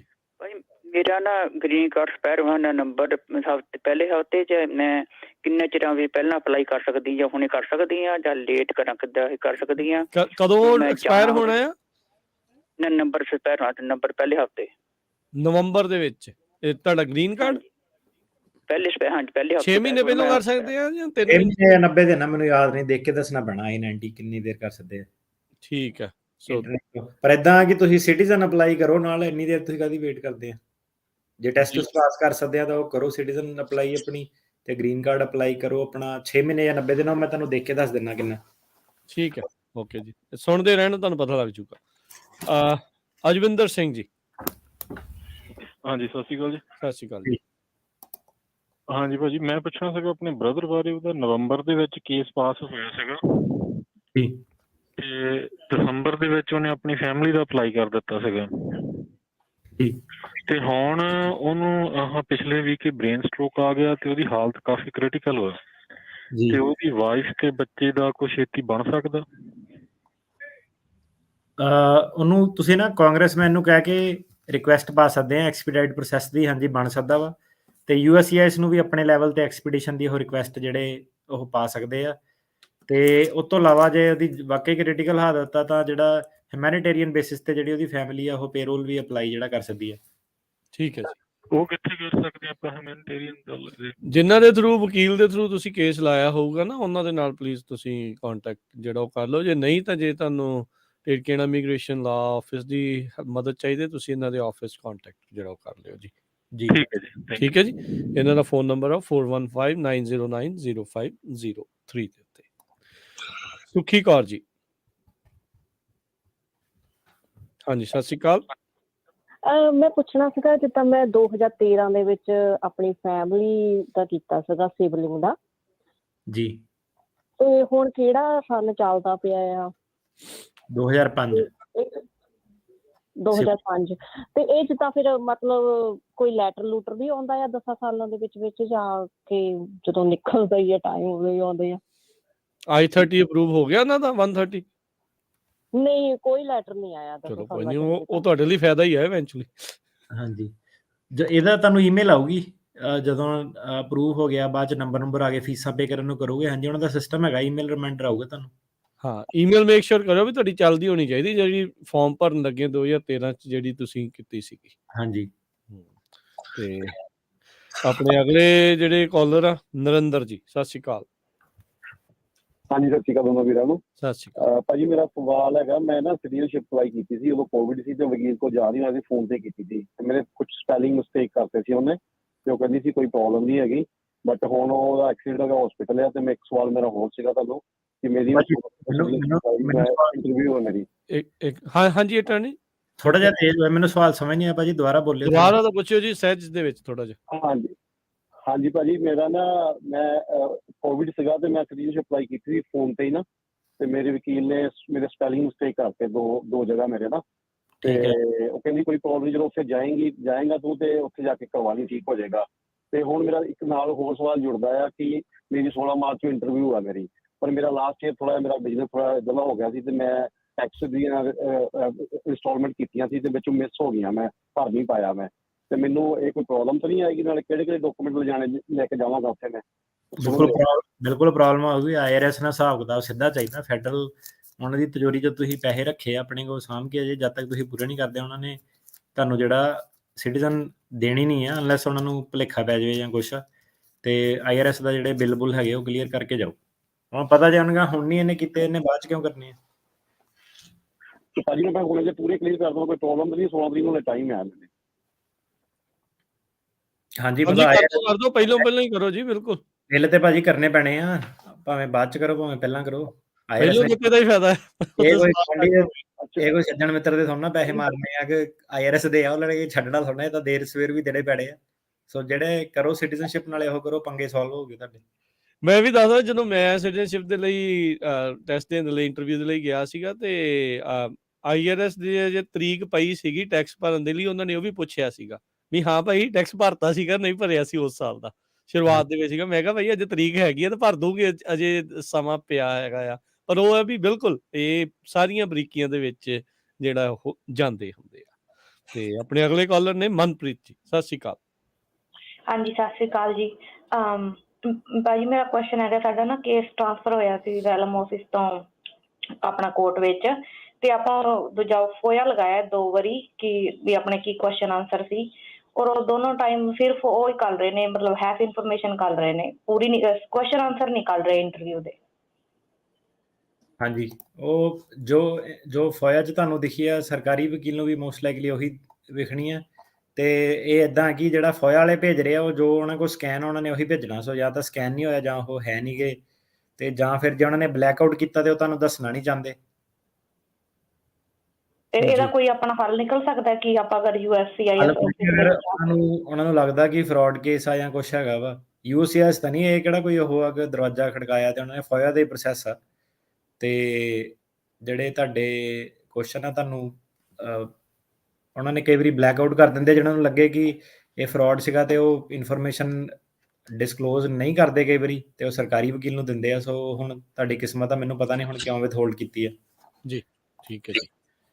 ਓਕੇ ਜੀ, ਥੈਂਕ ਯੂ ਜੀ ਉਦਾਂ ਕਲਾਸੀਫਾਈਡ ਇਨਫੋਰਮੇਸ਼ਨ 30 ਸਾਲਾਂ ਬਾਅਦ ਇੱਥੇ ਛੱਡਦੇ ਆ, ਜਿਹੜੀ ਸਰਕਾਰੀ ਹੁੰਦੀ ਹੈ। ਹੁਣ ਤੁਹਾਡੇ ਵਾਲੀ ਪਤਾ ਨਹੀਂ ਕਿੰਨੇ ਕੁ ਸਾਲਾਂ ਬਾਅਦ ਜੇ ਦੱਸਣਗੇ, ਜੇ ਉਹਨਾਂ ਨੇ ਬਲੈਕ ਕਰਕੇ ਰੱਖੀ ਹੈ, ਘੱਟ ਹੀ ਚਾਂਸ ਨੇ ਜੇ ਉਹਨਾਂ ਨੇ ਪਹਿਲਾਂ ਹੀ ਕਰਤਾ ਆ ਕਿ ਨਹੀਂ।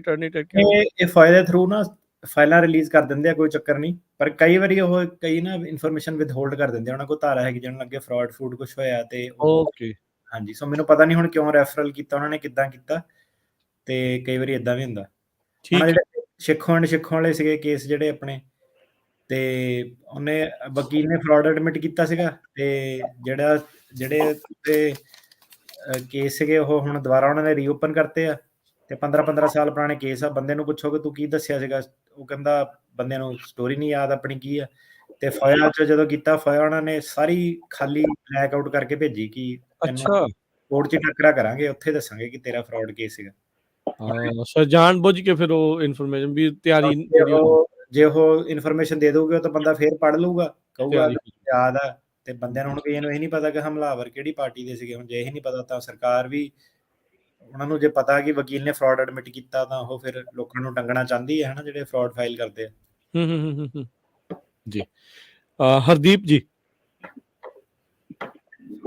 ਹਾਂਜੀ ਹਰਦੀਪ, ਸਤਿ ਸ਼੍ਰੀ ਅਕਾਲ ਭਾਈ। ਸਤਿ ਸ਼੍ਰੀ ਅਕਾਲ ਜੀ। ਜੀ ਭਾਈ ਮੇਰਾ ਕੁਐਸਚਨ ਹੈ ਜੀ, ਮੇਰੀ ਪਿਛਲੇ ਸਾਲ ਆਪਣੇ ਅਪ੍ਰੈਲ 18 ਤਰੀਕ ਨੂੰ ਮੇਰੀ ਇੰਟਰਵਿਊ ਹੋਈ ਸੀ ਸੈਲਮ ਆਫਿਸ ਦੇ ਵਿੱਚ ਜੀ, ਪਰ ਡਿਸੀਜਨ ਹੀ ਹਾਲ ਤੱਕ ਆ ਰਿਹਾ, ਡਿਸੀਜਨ ਪੈਂਡਿੰਗ ਚੱਲ ਰਿਹਾ ਜੀ। ਪਤਾ ਜੀ ਵੀ ਕੀ ਕਰ ਸਕਦੇ ਹਾਂ ਹੁਣ ਆਪਾਂ ਜੀ? ਸਾਲ ਹੀ ਹੋ ਚੱਲਾ ਹੈ। ਕਈ ਵਾਰੀ ਟਾਈਮ ਲਾ ਦਿੰਦੇ ਆ ਡਿਫਰੈਂਟ ਰੀਜ਼ਨ ਕਰਕੇ। ਠੀਕ ਹੈ, ਵੈਰੀਫਿਕੇਸ਼ਨ ਕਰਕੇ ਜਾਂ ਹੋਰ ਕੋਈ ਰੀਜ਼ਨ ਕਰਕੇ ਉਹ ਕਈ ਵਾਰੀ ਟਾਈਮ ਲਾ ਦਿੰਦੇ ਆ। ਉਹਦਾ ਕੋਈ ਇਹ ਨਹੀਂ ਮਤਲਬ ਕਿ ਕੇਸ ਡਿਨਾਈ ਹੋਣਾ ਜਾਂ ਅਪਰੂਵ ਹੋਣਾ, ਆਪਣਾ ਟਾਈਮ ਲਾ ਸਕਦੇ ਆ। ਓਕੇ ਠੀਕ ਹੈ ਜੀ। ਜੀ ਆਪਣੇ ਅਗਲੇ ਕਾਲਰ ਬਖਸ਼ੀਸ਼ ਜੀ, ਸਤਿ ਸ਼੍ਰੀ ਅਕਾਲ। ਸਤਿ ਸ਼੍ਰੀ ਅਕਾਲ ਜੀ। ਸਤਿ ਸ਼੍ਰੀ ਅਕਾਲ ਜੀ। ਮੈਂ 2016 ਚ ਲਾਏ ਆਪਣੇ ਬੱਚਿਆਂ ਦੇ ਮਤਲਬ ਕਾਗਜ਼। ਹਾਂਜੀ, ਤੇ ਇਹ ਚਿਰ ਲੱਗਣਾ ਜੇ ਮੈਂ 2 ਨੰਬਰ ਚ ਮੰਗਾ ਲਾਂ ਇੱਥੇ ਜੀ 2 ਨੰਬਰ ਵਾਲੀ ਗੱਲ ਨਹੀਂ ਇੱਥੇ ਕਰਨੀ ਜੀ, ਗਾਂ ਤੋਂ ਕਿਸੇ ਨੇ ਵੀ। ਇਹ ਪੁੱਛਣ ਵਾਲੀ ਗੱਲ ਨਹੀਂ ਆ। ਤੇ ਇਹ ਤੁਸੀਂ ਕੀ ਵਕੀਲ ਦੇ ਮੂੰਹੋਂ ਘੁਆਉਣਾ ਆ? ਅਕਲ ਨੂੰ ਹੱਥ ਮਾਰਿਆ ਕਰੋ ਯਾਰ ਥੋੜਾ ਬਹੁਤਾ। ਇਹ ਕੀ ਤੁਸੀਂ ਕਰ ਰਹੇ ਹਨਾ ਵੀ 2 ਨੰਬਰ ਦੇ ਨਾਲ ਮੰਗਾਉਣਾ ਬੰਦਾ? ਇਹ ਕਿੱਥੇ ਤੁਸੀਂ ਘਰੇ ਬੈਠੇ ਆ, ਸੋਫੇ ਤੇ ਬੈਠੇ ਆ, ਸਾਰੀ ਦੁਨੀਆ ਸੁਣਨ ਦੀ ਹੈ ਤੁਹਾਨੂੰ। ਇਹ ਕੋਈ ਗੱਲ ਹੁੰਦੀ ਹੈ? ਤੁਹਾਡੀ ਗੱਲ ਵੀ ਹਿਸਾਬ ਨਾ ਕਰਿਆ ਕਰੋ ਯਾਰ। ਆਪਾਂ ਮੈਂ ਕਿਹਾ ਛੋਟੀਆਂ ਚੀਜ਼ਾਂ ਪਿੱਛੇ ਉਲਝੀ ਜਾਂਦਾ ਕਿ ਸਾਨੂੰ ਝੂਠ ਨਹੀਂ ਬੋਲਣਾ ਕੋਈ ਏਦਾਂ। ਹੁਣ ਮੈਂ ਕਿਹਾ ਮੇਰਾ ਵੀਰ ਏਦਾਂ ਕਿ ਯਾਰ ਆਪ ਪਹਿਲਾਂ ਤਾਂ ਏਦਾਂ ਕਿ ਇੱਥੇ ਵੀ ਲੋਕੀ ਕਹਿ ਕੇ ਹਟ ਗਏ ਆ ਕਿ ਸਾਡੇ ਘਰਦਿਆਂ ਨੂੰ ਉਹਨਾਂ ਨੇ ਵੀਜ਼ਾ ਡਿਨਾਈ ਕਰਤਾ ਕਿਉਂਕਿ ਉਹਨਾਂ ਨੇ ਕਿਹਾ ਤੁਸੀਂ ਆਪਣੇ ਮੁੰਡੇ ਦੀ ਬਾਹਰ ਨਿਕਲਣ 'ਚ ਮਦਦ ਕੀਤੀ ਸੀਗੀ। ਜਿਹੜੇ ਇੱਥੇ ਹੈਗੇ ਰਿਸ਼ਤੇਦਾਰ ਸਿਟੀਜ਼ਨ, ਕੋਈ ਗੱਡੀ ਲੈਣ ਤੁਰਿਆ ਉਹਨੂੰ ਜੇਲ੍ਹ 'ਚ ਪਾਤਾ 18 ਮਹੀਨੇ ਕਿ ਤੂੰ ਹਿਊਮਨ ਸਮਗਲਿੰਗ ਕਰਦਾ ਸੀ, ਤੂੰ ਆਪਣੇ ਨੈਫਿਊ ਦੀ ਮਦਦ ਕਰਨ ਦਿਆ ਵਾ। ਇਹ 2 ਨੰਬਰ ਕੰਮ ਆ, ਬਾਰਡਰ ਟਪਾਉਣਾ, ਏਲੀਅਨ ਸਮਗਲਿੰਗ ਹੈਗੀ ਆ ਇਹ। ਤੁਸੀਂ ਜੇ ਆਪਣੇ ਜਵਾਕ ਨੂੰ ਵੀ ਬਾਰਡਰ ਟਪਾਉਣ ਤੇ ਫੜੇ ਗਏ ਨਾ, ਉਹਦੀ ਵੀ ਸੇਮ ਸਜ਼ਾ ਹੈਗੀ ਆ, ਜੇਲ੍ਹ ਟਾਈਮ ਤੇ ਉਹ, ਤੇ ਡੀਪੋਰਟੇਬਲ ਇਹ ਅਫੈਂਸ ਹੈਗਾ ਵਾ।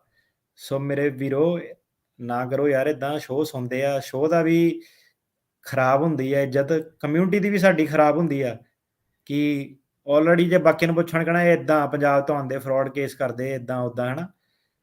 ਤੇ ਹੁਣ ਮੈਂ ਕਿਹਾ ਸ਼ਰੇਆਮ ਤੁਸੀਂ, ਮੈਂ ਕਿਹਾ ਸਵਾਲ ਦੀ ਕੁਆਲਿਟੀ ਦੇਖੋ ਕਿ ਮੈਂ ਟਾਈਮ ਦੀ ਵੇਟ ਨਹੀਂ ਕਰ ਸਕਦਾ, ਮਤਲਬ ਉਹਨਾਂ ਨੇ ਤੁਹਾਨੂੰ ਇੱਕ ਪ੍ਰੋਸੈਸ ਦਿੱਤਾ ਕਰਨ ਦਾ, ਤੁਸੀਂ ਕਿਹਾ ਮੈਂ ਉਹਦੀ ਵੇਟ ਨਹੀਂ ਕਰ ਸਕਦਾ, ਮੈਂ 2 ਨੰਬਰ 'ਚ ਮੰਗਾਉਣਾ ਚਾਹੁੰਦਾ, ਉਹ ਤੁਸੀਂ ਸਾਡੇ ਤੋਂ ਸਵਾਲ ਪੁੱਛਦੇ ਪਏ ਆ। ਕੁਛ ਨਹੀਂ, ਜਿਹੜਾ ਹਾਲ ਜੀ ਇਹ ਸਮਝ ਨੂੰ ਹੱਥ ਮਾਰਨੀ ਜਿਹੜੀ ਉਹ ਤੁਹਾਨੂੰ ਚਾਹੀਦੀ ਆ। ਇਹ ਕੋਈ ਤਰੀਕਾ ਹੈ ਕਿ ਵੀ ਤੁਸੀਂ ਕੀ ਜਿਹੜਾ ਇੱਥੇ ਕਰ ਰਹੇ ਆ, ਕੀ ਤੁਸੀਂ ਇੱਥੇ ਜਿਹੜਾ ਉਹ ਪੁੱਛ ਰਹੇ ਆ। ਤੇ ਇਹ ਵੀ ਦੱਸਦੇ ਜਾਈਏ ਭਾਈ, ਜੇ 'ਚ ਫੜ ਹੋ ਗਿਆ ਤੇ ਗ੍ਰੀਨ ਕਾਰਡ ਤਾਂ ਕੈਂਸਲ, ਕਈਆਂ ਦੀ ਸਿਟੀਜ਼ਨਸ਼ਿਪਾਂ ਵੀ ਰੱਦ ਹੁੰਦੀਆਂ ਆ। ਇਹ ਨਾ ਸੋਚਿਓ ਵੀ ਤੁਸੀਂ ਇਮਿਊਨ ਹੈ ਇਹ ਸਾਰੀਆਂ ਚੀਜ਼ਾਂ ਤੋਂ, ਵੀ ਮੈਂ ਪੁੱਠਾ ਕਾਰਾ ਜਿਹੜਾ ਜੋ ਮਰਜ਼ੀ ਜਿਹੜਾ ਉਹ ਕਰੀ ਜਾਵਾਂ ਤੇ ਬਸ ਠੀਕ ਆ ਜੀ ਚੱਲ ਜਾਣਾ, ਵੀ ਹੁਣ ਹੋ ਗਏ ਪੱਕੇ ਤਾਂ ਹੁਣ ਨਹੀਂ ਕੁਝ ਵੀ ਸਾਨੂੰ ਹੋ ਸਕਦਾ। ਚੱਕ ਕੇ ਅਗਲੇ ਬੋਰੀ ਬਿਸਤਰਾ ਫੜਾ ਕੇ ਘਰੇ ਵੀ ਤੋਰ ਦਿੰਦੇ ਆ। ਫਿਰ ਨਾਲੇ ਤਾਂ ਕਿ ਆਪਣਾ ਨਾ ਕਈ ਵਾਰੀ ਕਮੈਂਟ ਕਮੁੰਟ ਪਾਉਂਦੇ ਕਿ ਯਾਰ ਭਾਜੀ ਰੂਡਲੀ ਨਾ ਬੋਲਿਆ ਕਰੋ ਲੋਕਾਂ ਨਾਲ ਨਾ। ਹੁਣ ਯਾਰ ਰੂਡਲੀ ਤਾਂ ਦੱਸੋ ਕੀ ਰੂਡਲੀ ਆਪਾਂ ਬੋਲਿਆ ਇਹਦੇ ਵਿੱਚ, ਹਨਾ। ਹੁਣ ਆਪਣਾ ਇਦਾਂ ਕਿ ਆਪਣਾ ਵੀ ਯਾਰ ਸ਼ੋਅ ਦੀ ਮੈਂ ਕਿਹਾ ਇੱਜ਼ਤ ਰੱਖੋ ਯਾਰ। ਸਵੇਰੇ ਉੱਠ ਕੇ ਸੈਟਰਡੇ ਆਉਂਦੇ, ਹਨਾ, ਇੰਨਾ ਵਧੀਆ ਦਿਨ ਚੜਿਆ ਸੈਂਟਾ ਕਰੂਜ਼ ਤੇ, ਹਨਾ। ਸਾਨੂੰ ਕੋਈ ਉਹ ਮੈਂ ਕਿਹਾ ਯਾਰ ਹੁਣ ਤੁਹਾਡੇ ਕਮੈਂਟ ਸੁਣਨ, ਤੁਹਾਡੀਆਂ ਗਾਲਾਂ ਸੁਣਨ, ਮੈਂ ਕਿਹਾ ਉਹ ਪੜਨ ਥੋੜਾ ਨਾ ਪਾਣਾ। ਤੇ ਆਪਣਾ ਇਦਾਂ ਕਿ ਯਾਰ ਇਹ ਕੋਈ ਕਿਸੇ ਨੇ ਦੁਨੀਆ ਦੇ ਵਿੱਚ ਕਿਸੇ ਨਾਲ ਕੋਈ ਲੈਣਾ ਦੇਣਾ ਨਹੀਂ, ਨਾ ਕੋਈ ਇਦਾਂ ਕਿ ਲੋਕਾਂ ਨੂੰ ਬਥੇਰੇ ਵਕੀਲ ਆ, ਬਥੇਰੇ ਟਿਕਟੌਕ ਦੇ ਚੈਨਲ ਆ, ਉਹ ਹੈ ਨਾ। ਹਰੇਕ ਬੰਦੇ ਦਾ ਕੰਮ ਆਪਣਾ ਉਹ ਚੱਲਦਾ ਰਹਿਣਾ। ਸੋ ਇਹਦੇ ਵਿੱਚ ਕੀ ਹੈ ਕਿ ਇੱਕ ਯਾਰ ਬੰਦਾ ਆਉਂਦਾ ਉਹਦੀ ਰਿਸਪੈਕਟ ਕਰੋ ਥੋੜੀ ਜੀ। ਕਿੰਨੀ ਵਾਰੀ ਹੁਣ ਹੋਇਆ, ਮੈਂ ਕਿਹਾ ਯਾਰ ਚੰਗਾ ਲੱਗਦਾ ਇਦਾਂ ਦੀਆਂ ਚੀਜ਼ਾਂ ਹੁਣ। ਜੀ ਗੁਰਮੁਖ ਸਿੰਘ। ਹਾਂਜੀ ਭਾਈ ਸਤਿ ਸ਼੍ਰੀ ਅਕਾਲ। ਸਤਿ ਸ਼੍ਰੀ ਅਕਾਲ। ਭਾਈ ਮੇਰਾ ਕੁਐਸਚਨ ਹੈ ਕਿ ਮੈਂ 2013 ਚ ਆਪਣੇ ਬ੍ਰਦਰ ਦਾ ਅਪਲਾਈ ਕੀਤਾ ਸੀਗਾ। ਤੇ ਉਹਨਾਂ ਨੇ ਜਦੋਂ ਮੈਂ ਅਪਲਾਈ ਕੀਤਾ ਸੀ ਉਦੋਂ ਫੀਸ ਨਾਲ ਉਦੋਂ ਭੇਜੀ ਸੀਗੀ $400 ਕੁਛ ਉਹਨਾਂ ਨੇ ਮੈਨੂੰ ਵਾਪਸ ਭੇਜਤੇ ਸੀ ਕਿ ਜਦੋਂ ਕੇਸ ਨਿਕਲੂਗਾ ਉਦੋਂ ਲੈ ਲਾਂਗੇ ਫੀਸ। ਤੇ ਕਿੱਦਾਂ ਉਹ ਇਹ ਠੀਕ ਹੈ ਪ੍ਰੋਸੀਜਰ? ਤੁਹਾਡੇ ਕੋਲ ਰਿਸੀਟ ਨੰਬਰ ਹੈਗਾ ਕੇਸ ਲੱਗਾ ਹੋਇਆ? ਹਾਂਜੀ ਹਾਂਜੀ ਹੈ ਨੀਗਾ ਕਿ ਹੈਗਾ? ਹੈਗਾ। ਹਾਂਜੀ ਉਹਨੂੰ ਚੈੱਕ ਕਰੋ। ਜਵਾਬ ਨਹੀਂ ਆਇਆ, ਨਾ ਕੋਈ ਲੈਟਰ ਆਇਆ, ਕੁਝ ਨਹੀਂ ਆਇਆ ਉਹਨਾਂ ਦਾ। ਸੋ ਇਹ ਰਸੀਟ ਨੰਬਰ ਦੇ ਥਰੂ ਕਿੱਦਾਂ ਚੈੱਕ ਕੀਤਾ ਜਾਂਦਾ ਵੀ ਫੀਸ ਡਿਊ ਹੈ ਜਾਂ ਨਹੀਂ? ਪਹਿਲੀ ਗੱਲ ਤਾਂ ਇਦਾਂ ਕੁਝ ਨਹੀਂ ਕਿ ਬਾਅਦ ਚ ਲੈ ਲੈਣਾ ਉਹਨਾਂ ਨੇ, ਕੋਈ ਉਹ ਥੋੜਾ ਕਿ ਉਹਦਾ ਕੱਲ ਨੂੰ ਉਧਾਰ ਦੇਣਾ ਉਹਨਾਂ ਨੇ। ਤੁਹਾਡੇ ਕੋਈ ਗੜਬੜ ਨਾ ਹੋਵੇ ਕੇਸ ਦੇ ਵਿੱਚ। ਫੀਸ ਤੁਹਾਨੂੰ ਜੇ ਸਹੀ ਨਾ ਤੁਸੀਂ ਪਰ ਉਹ ਤੁਹਾਨੂੰ ਵਾਪਸ ਭੇਜ ਦਿੰਦੇ ਹੋ ਕੇਸ ਤੁਹਾਡਾ ਕਿ ਤੁਹਾਡੀ ਫੀਸ ਗਲਤ ਆ। ਤੇ ਤੁਹਾਨੂੰ ਰਿਜੈਕਸ਼ਨ ਨੋਟਿਸ ਨਾ ਹੋਵੇ। ਤੇ ਜੇ ਤੁਸੀਂ ਫੀਸ ਉੱਦਾਂ ਚੈੱਕ ਇੱਕ ਅੱਧਾ ਵਾਧੂ ਭੇਜਿਆ ਸੀਗਾ, ਉਹ ਜੇ ਵਾਪਸ ਭੇਜਿਆ ਤਾਂ ਠੀਕ ਆ, ਨਹੀਂ ਤਾਂ ਅਦਰਵਾਈਜ਼ ਤੁਹਾਡਾ ਕੇਸ ਜਿਹੜਾ ਹੋ ਸਕਦਾ ਕਿ ਸਹੀ ਤਰ੍ਹਾਂ ਲੱਗਾ ਨਾ ਹੋਵੇ। ਤੇ ਰਿਸੀਟ ਨੋਟਿਸ ਹੁੰਦੀ ਹੈ ਇੱਕ ਕੇਸ ਦਾ ਨੰਬਰ ਹੁੰਦਾ ਵਾ, ਉਹਨੂੰ ਤੁਸੀਂ USCIS ਦੀ ਵੈਬਸਾਈਟ 'ਚ ਪਾ ਕੇ ਚੈੱਕ ਕਰ ਸਕਦੇ ਆ। ਉਹ ਤੁਹਾਨੂੰ ਦੱਸ ਦਿੰਦੇ ਆ ਕੇਸ ਪੈਂਡਿੰਗ ਆ ਕਿ ਚੱਲਦਾ ਵਾ, ਜਾਂ ਤੁਸੀਂ ਉਹਨਾਂ ਨੂੰ ਕਸਟਮਰ ਸਰਵਿਸ ਕਾਲ ਕਰ ਸਕਦੇ ਆ। ਤੇ ਜਦੋਂ ਤੁਸੀਂ ਹੁਣ ਇੱਥੇ ਕਾਲ ਕੀਤੀ ਆ, ਮੇਰੇ ਕੋਲ ਕੋਈ ਬੇਸ ਨਹੀਂ ਹੈਗਾ ਤੁਹਾਡਾ ਜਵਾਬ ਦੇਣ ਦਾ ਕਿ ਤੁਹਾਡਾ ਕੇਸ ਲੱਗਾ ਹੋਇਆ ਕਿ ਨਹੀਂ ਆ। ਤੁਸੀਂ ਉਹਨਾਂ ਨੂੰ ਕਾਲ ਕਰਕੇ ਪੁੱਛੋ ਜੀ। ਤੇ ਜਾਂ ਜਿੱਦਾਂ ਕਿਹਾ ਵੀ ਉਹ ਰਸੀਟ ਨੰਬਰ ਪਾ ਕੇ ਤੇ ਉਹ ਤੁਸੀਂ ਚੈੱਕ ਕਰੋ ਵੀ ਕੀ ਉਹਦੇ ਵਿੱਚ ਉਹਨਾਂ ਨੇ ਉਸ ਦੇ ਵਿੱਚ ਦੱਸਿਆ ਹੈ ਵੀ ਉਹ ਮੰਗ ਰਹੇ ਆ ਫੀਸ, ਅਸੈਪਟ ਕੀਤਾ, ਰਿਜੈਕਟ ਕੀਤਾ ਜਾਂ ਜੋ ਵੀ ਕੀਤਾ ਆ। ਤੇ ਜਾਂ ਜਿਹੜੇ ਵਕੀਲ ਥਰੂ ਕੀਤਾ ਹੈ ਉਹਨੂੰ ਵੀ ਕਾਲ ਕਰਕੇ ਜਿਹੜਾ ਪਲੀਜ਼ ਪੁੱਛੋ ਵੀ ਤਾਂ ਜੋ ਤੁਹਾਨੂੰ ਪਤਾ ਲੱਗ ਸਕੇ ਵੀ ਕੀ ਲੇਟੈਸਟ ਅਪਡੇਟ ਉਸ ਦੇ ਬਾਬਤ ਹੈਗੀ ਆ। ਮਨਦੀਪ ਜੀ ਸਤਿ ਸ਼੍ਰੀ ਅਕਾਲ। ਹੈਲੋ ਸਤਿ ਸ਼੍ਰੀ ਅਕਾਲ ਜੀ। ਸਤਿ ਸ਼੍ਰੀ ਅਕਾਲ। ਮੇਰਾ ਕੁਐਸਚਨ ਹੀ 130 ਅਪਰੂਵ ਹੋ ਗਿਆ। ਮੈਂ ਨਾ ਬਾਰਡਰ ਟੱਪ ਗਿਆ ਅੱਜ ਤੋਂ 9 ਸਾਲ ਪਹਿਲਾਂ, ਤੇ ਮੇਰਾ ਪਿਛਲੇ 130 ਅਪਰੂਵ ਹੋ ਗਿਆ। ਤੇ ਹੁਣ ਜੱਜ ਉਹ ਮੈਨੂੰ ਵਕੀਲ ਕਹਿੰਦਾ ਕਿ ਟਰਮੀਨੇਸ਼ਨ ਲਾਉਣਾ ਪੈਣਾ, ਕੇਸ ਬੰਦ ਕਰਨਾ। ਹਾਂਜੀ, ਸੋ ਟਰਮੀਨੇਟ ਕਰਾ ਕੇ 601 ਵੇਵਰ ਕਰਕੇ ਤੁਹਾਨੂੰ ਕੰਟਰੀ ਆਊਟ ਕਰਨਾ ਪੈਣਾ। ਹਾਂਜੀ ਤੇ ਉਹ ਪੁੱਛ ਰਿਹਾ ਟਰਮੀਨੇਟਰ ਨੂੰ ਕਿੰਨਾ ਵੀ ਟਾਈਮ ਲੱਗਦਾ, ਕੁਝ ਪਤਾ ਹੈ ਪ੍ਰੋਸੈਸਿੰਗ ਟਾਈਮ? ਕੋਡ ਇੱਥੇ ਆ ਸੈਨ ਫਰਾਂਸਿਸਕੋ। ਨਵਾਂ ਕੇਸ ਆਇਆ ਕੋਰਨਾਡੋ ਐਸੀਵਾਦੋ, ਤੇ ਉਹਦੇ ਥੱਲੇ ਤੁਸੀਂ ਸਿੱਧੇ ਟਰਮੀਨੇਸ਼ਨ ਫਾਈਲ ਕਰ ਸਕਦੇ ਆ। ਸਰਕਾਰੀ ਵਕੀਲ ਤੇ ਡਿਪੈਂਡ ਕਰਦਾ, ਕੁਛ ਇੱਕ ਹਫ਼ਤਿਆਂ 'ਚ ਹੋ ਜਾਣੀ ਚਾਹੀਦੀ ਆ। ਠੀਕ ਹੈ। ਹਾਂਜੀ ਉਹ ਕਹਿੰਦੇ ਸਰਕਾਰੀ ਵਕੀਲ ਨੂੰ ਮਿਲਣਾ। ਠੀਕ ਹੈ, ਥੈਂਕ ਯੂ ਜੀ, ਮਿਹਰਬਾਨੀ ਜੀ। ਸਰਕਾਰੀ ਵਕੀਲ ਤੋਂ ਦੱਸਿਆ ਜੀ, ਇੱਕ ਕੱਲ ਤੇ ਹੱਥਾ ਪੈ ਗਿਆ ਕੋਰਟ ਦੇ ਤਰੀਕ ਸੀਗੀ, ਬੰਦਾ ਬੈਠਾ ਆ ਕੇ ਤੇ ਸਰਕਾਰੀ ਵਕੀਲ ਨੇ ਜੁਆਇਨ ਨਹੀਂ ਕੀਤਾ ਨਾ। ਤੇ ਪਹਿਲਾਂ ਸਾਡੀ ਜਿਹੜੀ ਵਕੀਲ ਸੀ ਇੱਕ ਦੂਜੀ ਨਾਲ ਉਹਨੇ ਜੁਆਇਨ ਕੀਤਾ ਸੀ, ਉਹ ਦੇਖਣ ਦੀ ਸੀ ਕਿ ਟਰਾਇਲ ਕਿੱਦਾਂ ਹੁੰਦਾ। ਉਹਨੂੰ ਸਰਕਾਰੀ ਵਕੀਲ ਸਮਝੀ ਜਾਵੇ। ਫਿਰ ਜੱਜ ਕਹਿੰਦਾ ਮੈਨੂੰ ਨਾ ਬ੍ਰੇਕ ਚਾਹੀਦੀ, ਮੈਂ ਸਰਕਾਰੀ ਵਕੀਲ ਨੂੰ ਲੱਭ ਕੇ ਆਉਣਾ। 15 ਮਿੰਟ ਬਾਅਦ ਗਿਆ, 15 ਮਿੰਟ ਬਾਅਦ ਆਇਆ ਵਾਪਸ, ਕਹਿੰਦਾ ਸਰਕਾਰੀ ਵਕੀਲ ਤਾਂ ਕਹਿੰਦਾ ਲੱਭਿਆ ਨਹੀਂ। ਕਹਿੰਦਾ 15 ਮਿੰਟ, ਕਹਿੰਦਾ ਆਪਾਂ ਹੋਰ ਵੇਟ ਕਰ ਸਕਦੇ ਆ। ਤੇ ਮੈਂ ਯਾਰ ਹੁਣ ਤੂੰ ਤਾਂ ਜੱਜ ਆ, ਹੁਣ ਮੈਂ ਕਿਹਾ ਹੁਣ ਮੈਂ ਕੀ ਕਹਿ ਸਕਦਾ ਕਿ ਨਹੀਂ ਕਰ ਸਕਦੇ। ਉਸ ਤੋਂ ਬਾਅਦ ਆਇਆ, ਕਹਿੰਦਾ ਕਿੱਦਾਂ ਕਹਿੰਦਾ ਕਰਨਾ ਵਾ। ਤੇ ਮੈਂ ਕਿਹਾ ਏਦਾਂ ਆ ਕਿ ਕਰਨਾ ਤਾਂ ਏਦਾਂ ਕਿ ਜਦੋਂ ਮੈਂ ਕਿਹਾ ਆਪਣਾ ਆਈਏ ਆਪਾਂ ਤਾਂ ਮੈਂ ਕਿਹਾ 1 ਮਿੰਟ ਲੇਟ ਹੋਈਏ ਤੁਸੀਂ ਕਹਿਣਾ ਬੰਦਾ ਤੁਹਾਡਾ ਡਿਪੋਰਟ ਆ। ਅੱਜ ਤੁਹਾਡਾ ਮੈਂ ਕਿਹਾ ਸਰਕਾਰੀ ਵਕੀਲ ਨਹੀਂ ਆਇਆ, ਅੱਜ ਵੀ ਫਿਰ ਉਸ ਹਿਸਾਬ ਨਾਲ ਫੈਸਲਾ ਕਰੋ। ਹਾਂ ਅੱਛਾ ਹਾਂ ਹੱਸਣ ਲੱਗ ਪਿਆ, ਕਹਿੰਦਾ ਦੇਖਦੇ ਆ ਕੀ ਹੁੰਦਾ, ਕਹਿੰਦਾ ਕੇਸ ਸ਼ੁਰੂ ਕਰਦੇ ਆ।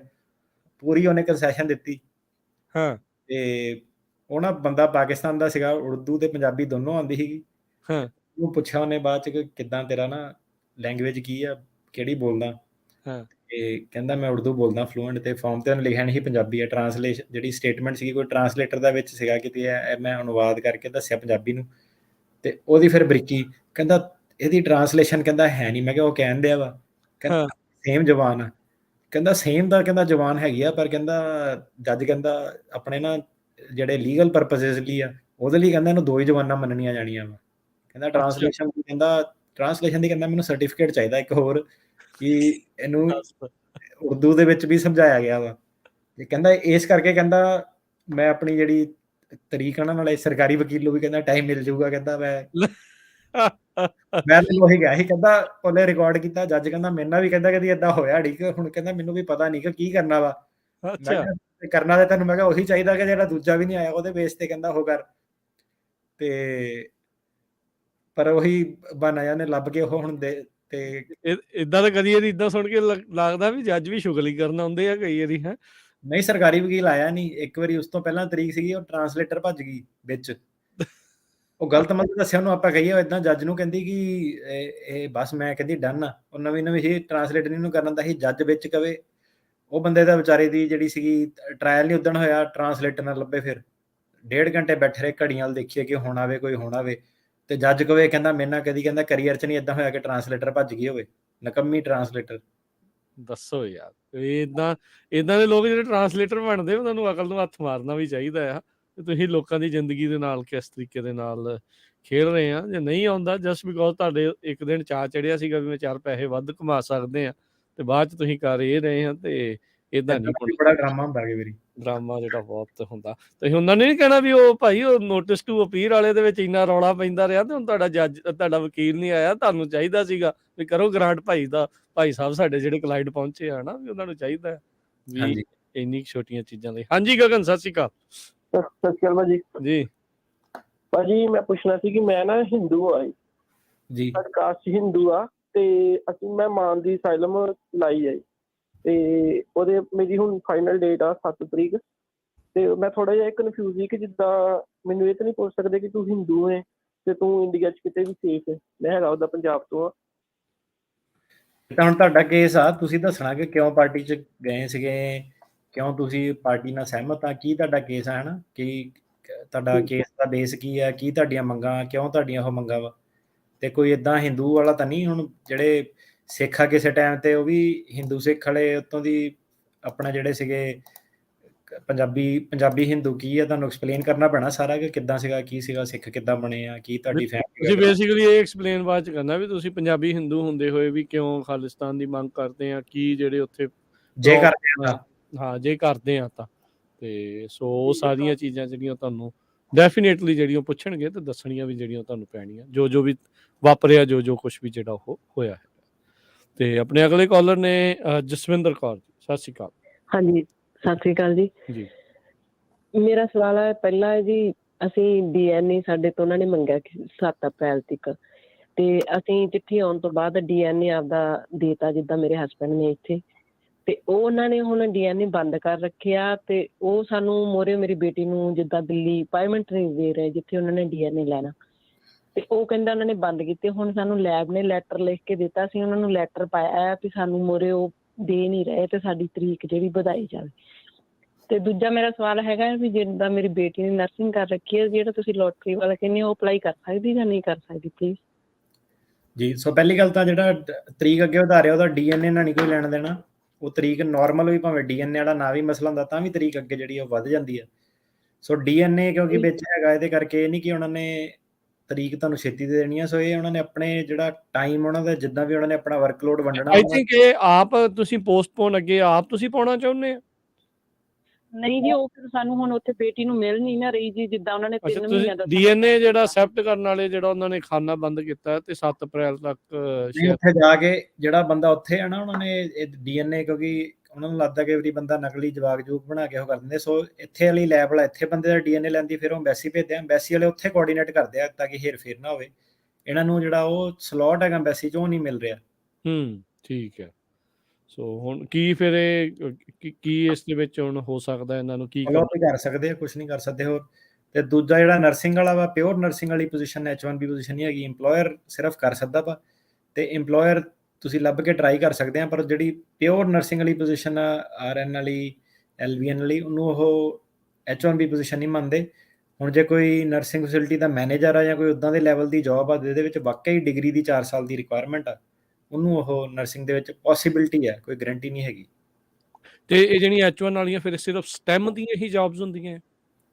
ਸਾਰਿਆਂ ਦੀਆਂ ਹੁੰਦੀਆਂ, ਪਰ ਨਰਸਿੰਗ ਵਾਲੀ ਦਿਨ ਨਾ ਉਹਨੂੰ ਦਿੱਕਤ ਦਿੰਦੇ ਆ ਉਹ ਠੀਕ ਹੈ ਵਾਲਿਆਂ ਨੂੰ। ਹਾਂਜੀ ਜੀ। ਅਗਲੇ ਕਾਲਰ ਰਾਜ।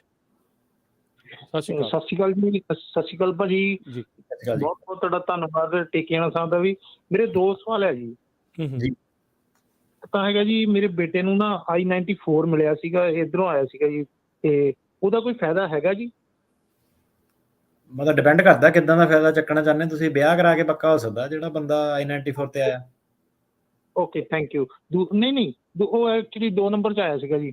ਤੇ ਦੂਸਰਾ ਹੈਗਾ ਜੀ, ਉਹਦਾ ਉਸ ਸਰ ਜਦੋਂ ਉਹਨੇ ਨਾ ਨਰਸਿੰਗ ਕੀਤੀ ਹੋਈ, ਜਦੋਂ ਵੀ ਉਹ ਕਿਸੇ ਵੱਡੀ ਜੌਬ ਲਈ ਅਪਲਾਈ ਕਰਦਾ, ਜਿਵੇਂ ਕਿਸੇ ਨੇ ਬੋਇੰਗ 'ਚ ਅਪਲਾਈ ਕੀਤਾ, 1-2 ਜਗ੍ਹਾ ਵੱਡੀਆਂ ਜਗ੍ਹਾ, ਤਾਂ ਉਹਦਾ ਬੈਕਗਰਾਊਂਡ ਚੈੱਕ ਤੇ ਬੜੀ ਪ੍ਰੋਬਲਮ ਆਉਂਦੀ ਆ। ਬੈਕਗਰਾਊਂਡ ਚੈੱਕ ਨਹੀਂ ਹੁੰਦਾ ਤਾਂ ਉਹਨੂੰ ਜੌਬ ਮਿਲਦੀ ਨਹੀਂ ਫਿਰ, ਜਦੋਂ ਵੱਡੀਆਂ ਕੰਪਨੀਆਂ ਦੀ। ਉਹਦਾ ਕੋਈ ਹੱਲ ਹੈਗਾ ਜੀ? ਬੈਕਗਰਾਉਂਡ ਤਾਂ ਹੁਣ ਡਿਪੈਂਡ ਕਰਦਾ ਕਿੱਦਾਂ ਦਾ ਚੈੱਕ ਹੁੰਦਾ। ਬੈਕਗਰਾਉਂਡ ਤਾਂ ਸਾਰਿਆਂ ਦਾ ਹੋ ਜਾਂਦਾ। ਬੈਕਗਰਾਉਂਡ ਤਾਂ ਕ੍ਰਿਮੀਨਲ ਵਾਲਾ ਕਰਦੇ ਆ, ਹੋਰ ਤਾਂ ਕੋਈ ਨਹੀਂ। ਬੈਕਗਰਾਉਂਡ ਇਹਦੇ ਵਿੱਚ ਪਹਿਲੀ ਗੱਲ ਤਾਂ I-94 ਆ, ਤੇ ਵਿਆਹ ਵੀ ਕਰਾ ਕੇ ਜਿਹੜਾ ਉਹ ਪੱਕਾ ਹੋ ਸਕਦਾ। ਜਿਹਨਾਂ ਕੋਲ ਨਹੀਂ I-94 ਆ ਉਹ ਨਹੀਂ ਪੱਕੇ ਹੋ ਸਕਦੇ, ਹਨਾ। ਤੇ ਹੋਰ ਇਹਦੇ ਵਿੱਚ ਕਈ ਟੈਕਨੀਕਲ ਮਸਲੇ ਹੁੰਦੇ ਆ, ਵਕੀਲ ਨਾਲ ਡਿਸਕਸ ਜ਼ਰੂਰ ਕਰਿਓ ਜਿਹੜਾ ਅਸਾਈਲਮ ਵਾਲਾ ਤੁਹਾਡਾ ਹੈਗਾ। ਤੇ ਬੈਕਗਰਾਉਂਡ ਚੈੱਕ ਦਾ ਤਾਂ ਤੁਸੀਂ 10 ਫਿੰਗਰਪ੍ਰਿੰਟ ਬੈਕਗਰਾਉਂਡ ਚੈੱਕ ਖੁਦ ਕਰ ਸਕਦੇ ਆ ਜਾ ਕੇ FedEx ਵਗੈਰਾ ਦੀ ਫੈਸਿਲਿਟੀ ਤੇ ਕੰਪਨੀਆਂ ਨੇ ਜਿਹੜਾ ਕਰਨਾ ਹੁਣ ਉਹ ਤਾਂ ਸਿਸਟਮ ਆ। ਮੈਨੂੰ ਨਹੀਂ ਪਤਾ ਹੁਣ ਕੀ ਪ੍ਰੋਬਲਮ ਉਹਨਾਂ ਨੂੰ ਆ ਰਹੀ ਹੈ, ਉਹਨਾਂ ਨੂੰ ਪੁੱਛੋ ਜੀ। ਜਾਂ ਜੇ ਕੋਈ ਸਪੈਸੀਫਿਕ ਹੈਗਾ ਤੇ ਉਸ ਹਿਸਾਬ ਦੇ ਨਾਲ ਦੇਖੋ, ਉਹਨੂੰ ਕਲੀਅਰ ਕਰਾਉਣ ਦੀ ਕੋਸ਼ਿਸ਼ ਕਰੋ ਜੇ ਤੁਹਾਨੂੰ ਲੱਗਦਾ ਵੀ ਉਹ ਗਲਤ ਚੀਜ਼ ਦੇ ਵਿੱਚ ਜਿਹੜਾ ਉਹ ਆ ਰਿਹਾ ਹੈ ਨਾ। ਜਿਮੀ, ਸਤਿ ਸ਼੍ਰੀ ਅਕਾਲ। ਹਾਂਜੀ ਭਾਜੀ, ਮੇਰੇ ਤਾਂ 2 ਕੁਐਸਚਨ ਸੀਗੇ। ਇੱਕ ਤਾਂ ਟੌਪਿਕ ਦੇ, ਅੱਜ ਦੇ ਟੌਪਿਕ ਦੇ ਰਿਲੇਟਿਡ ਸੀਗੇ, ਇੱਕ ਆਪਣਾ ਮੇਰਾ ਪਰਸਨਲ ਸੀ।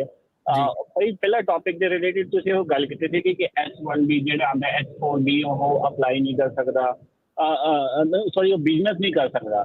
ਉਹ ਤੁਸੀਂ ਸਿਰਫ ਇੰਡੀਅਨ ਸਿਟੀਜ਼ਨਸ਼ਿਪ ਦੀ ਗੱਲ ਕੀਤੀ ਸੀ ਕਿ ਜੇ ਕੈਨੇਡੀਅਨ ਸਿਟੀਜ਼ਨ ਉਹ ਕਰ ਸਕਦਾ ਹੈ, ਜਿੱਦਾਂ H1 ਲੈ ਕੇ ਵੀ ਆਪਣਾ ਪਰਸਨਲ ਬਿਜ਼ਨਸ ਉਹ ਕਰ ਲਵੇ ਕੈਨੇਡੀਅਨ ਸਿਟੀਜ਼ਨ EB1।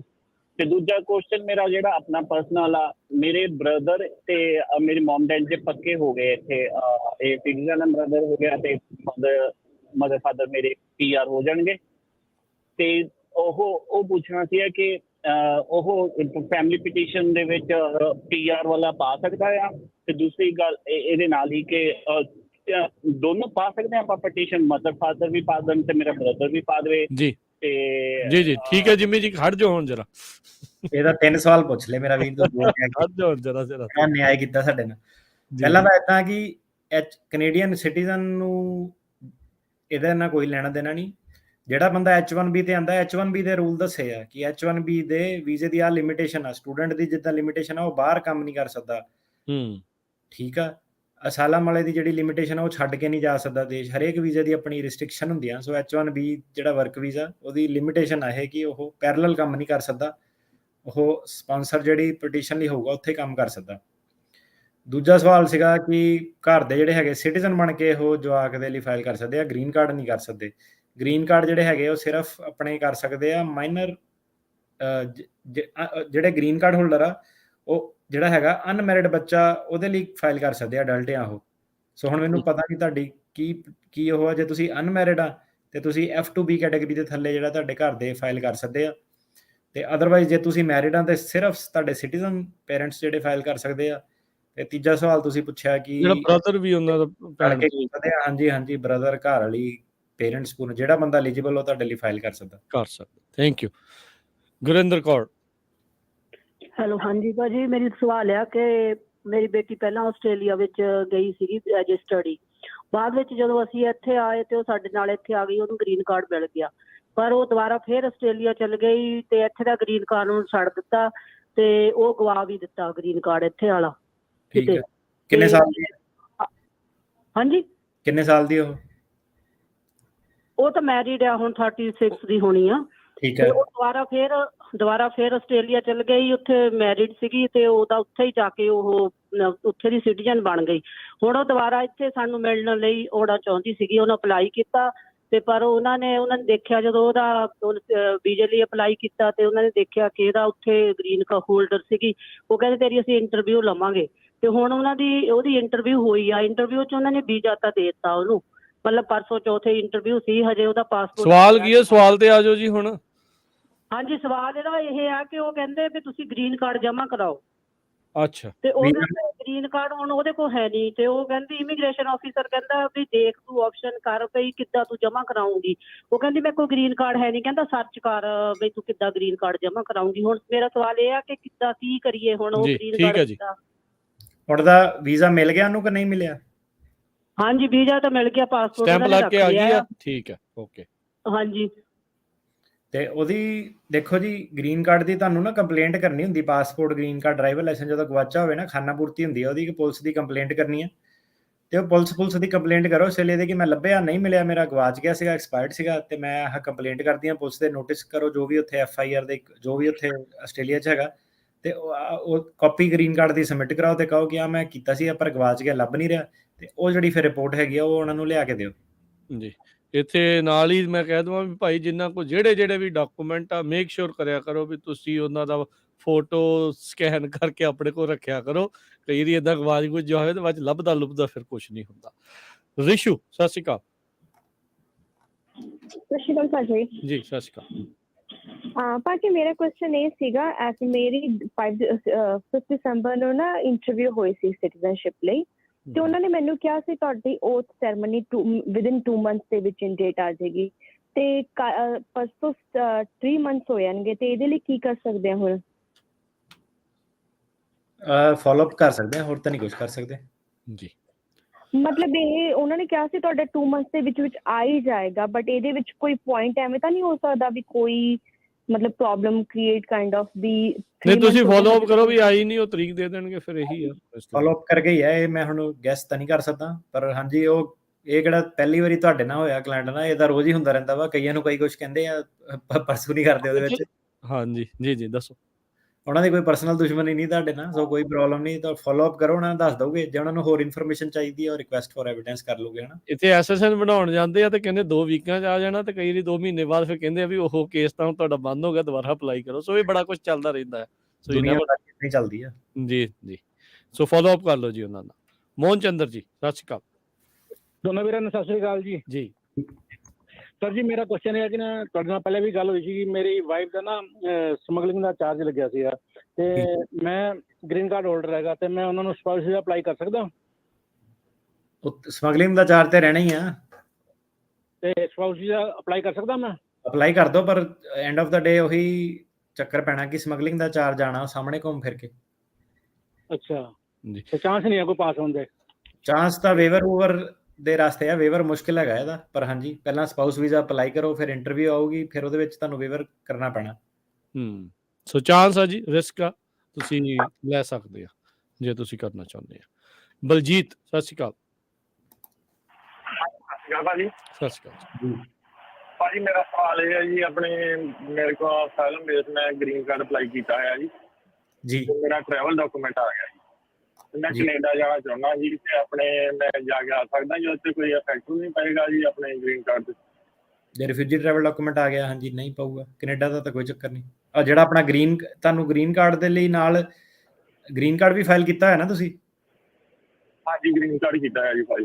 ਤੁਸੀਂ ਇੱਕ ਰਿਫਿਊਜੀ ਟਰੈਵਲ ਡਾਕੂਮੈਂਟ ਲੈ ਕੇ ਜਾਣਾ, ਇੱਕ ਤੁਸੀਂ ਐਡਵਾਂਸ ਪੈਰੋਲ ਲੈ ਕੇ ਜਾਣਾ, 2 ਚੀਜ਼ਾਂ ਲੈ ਕੇ ਜਾਣੀਆਂ।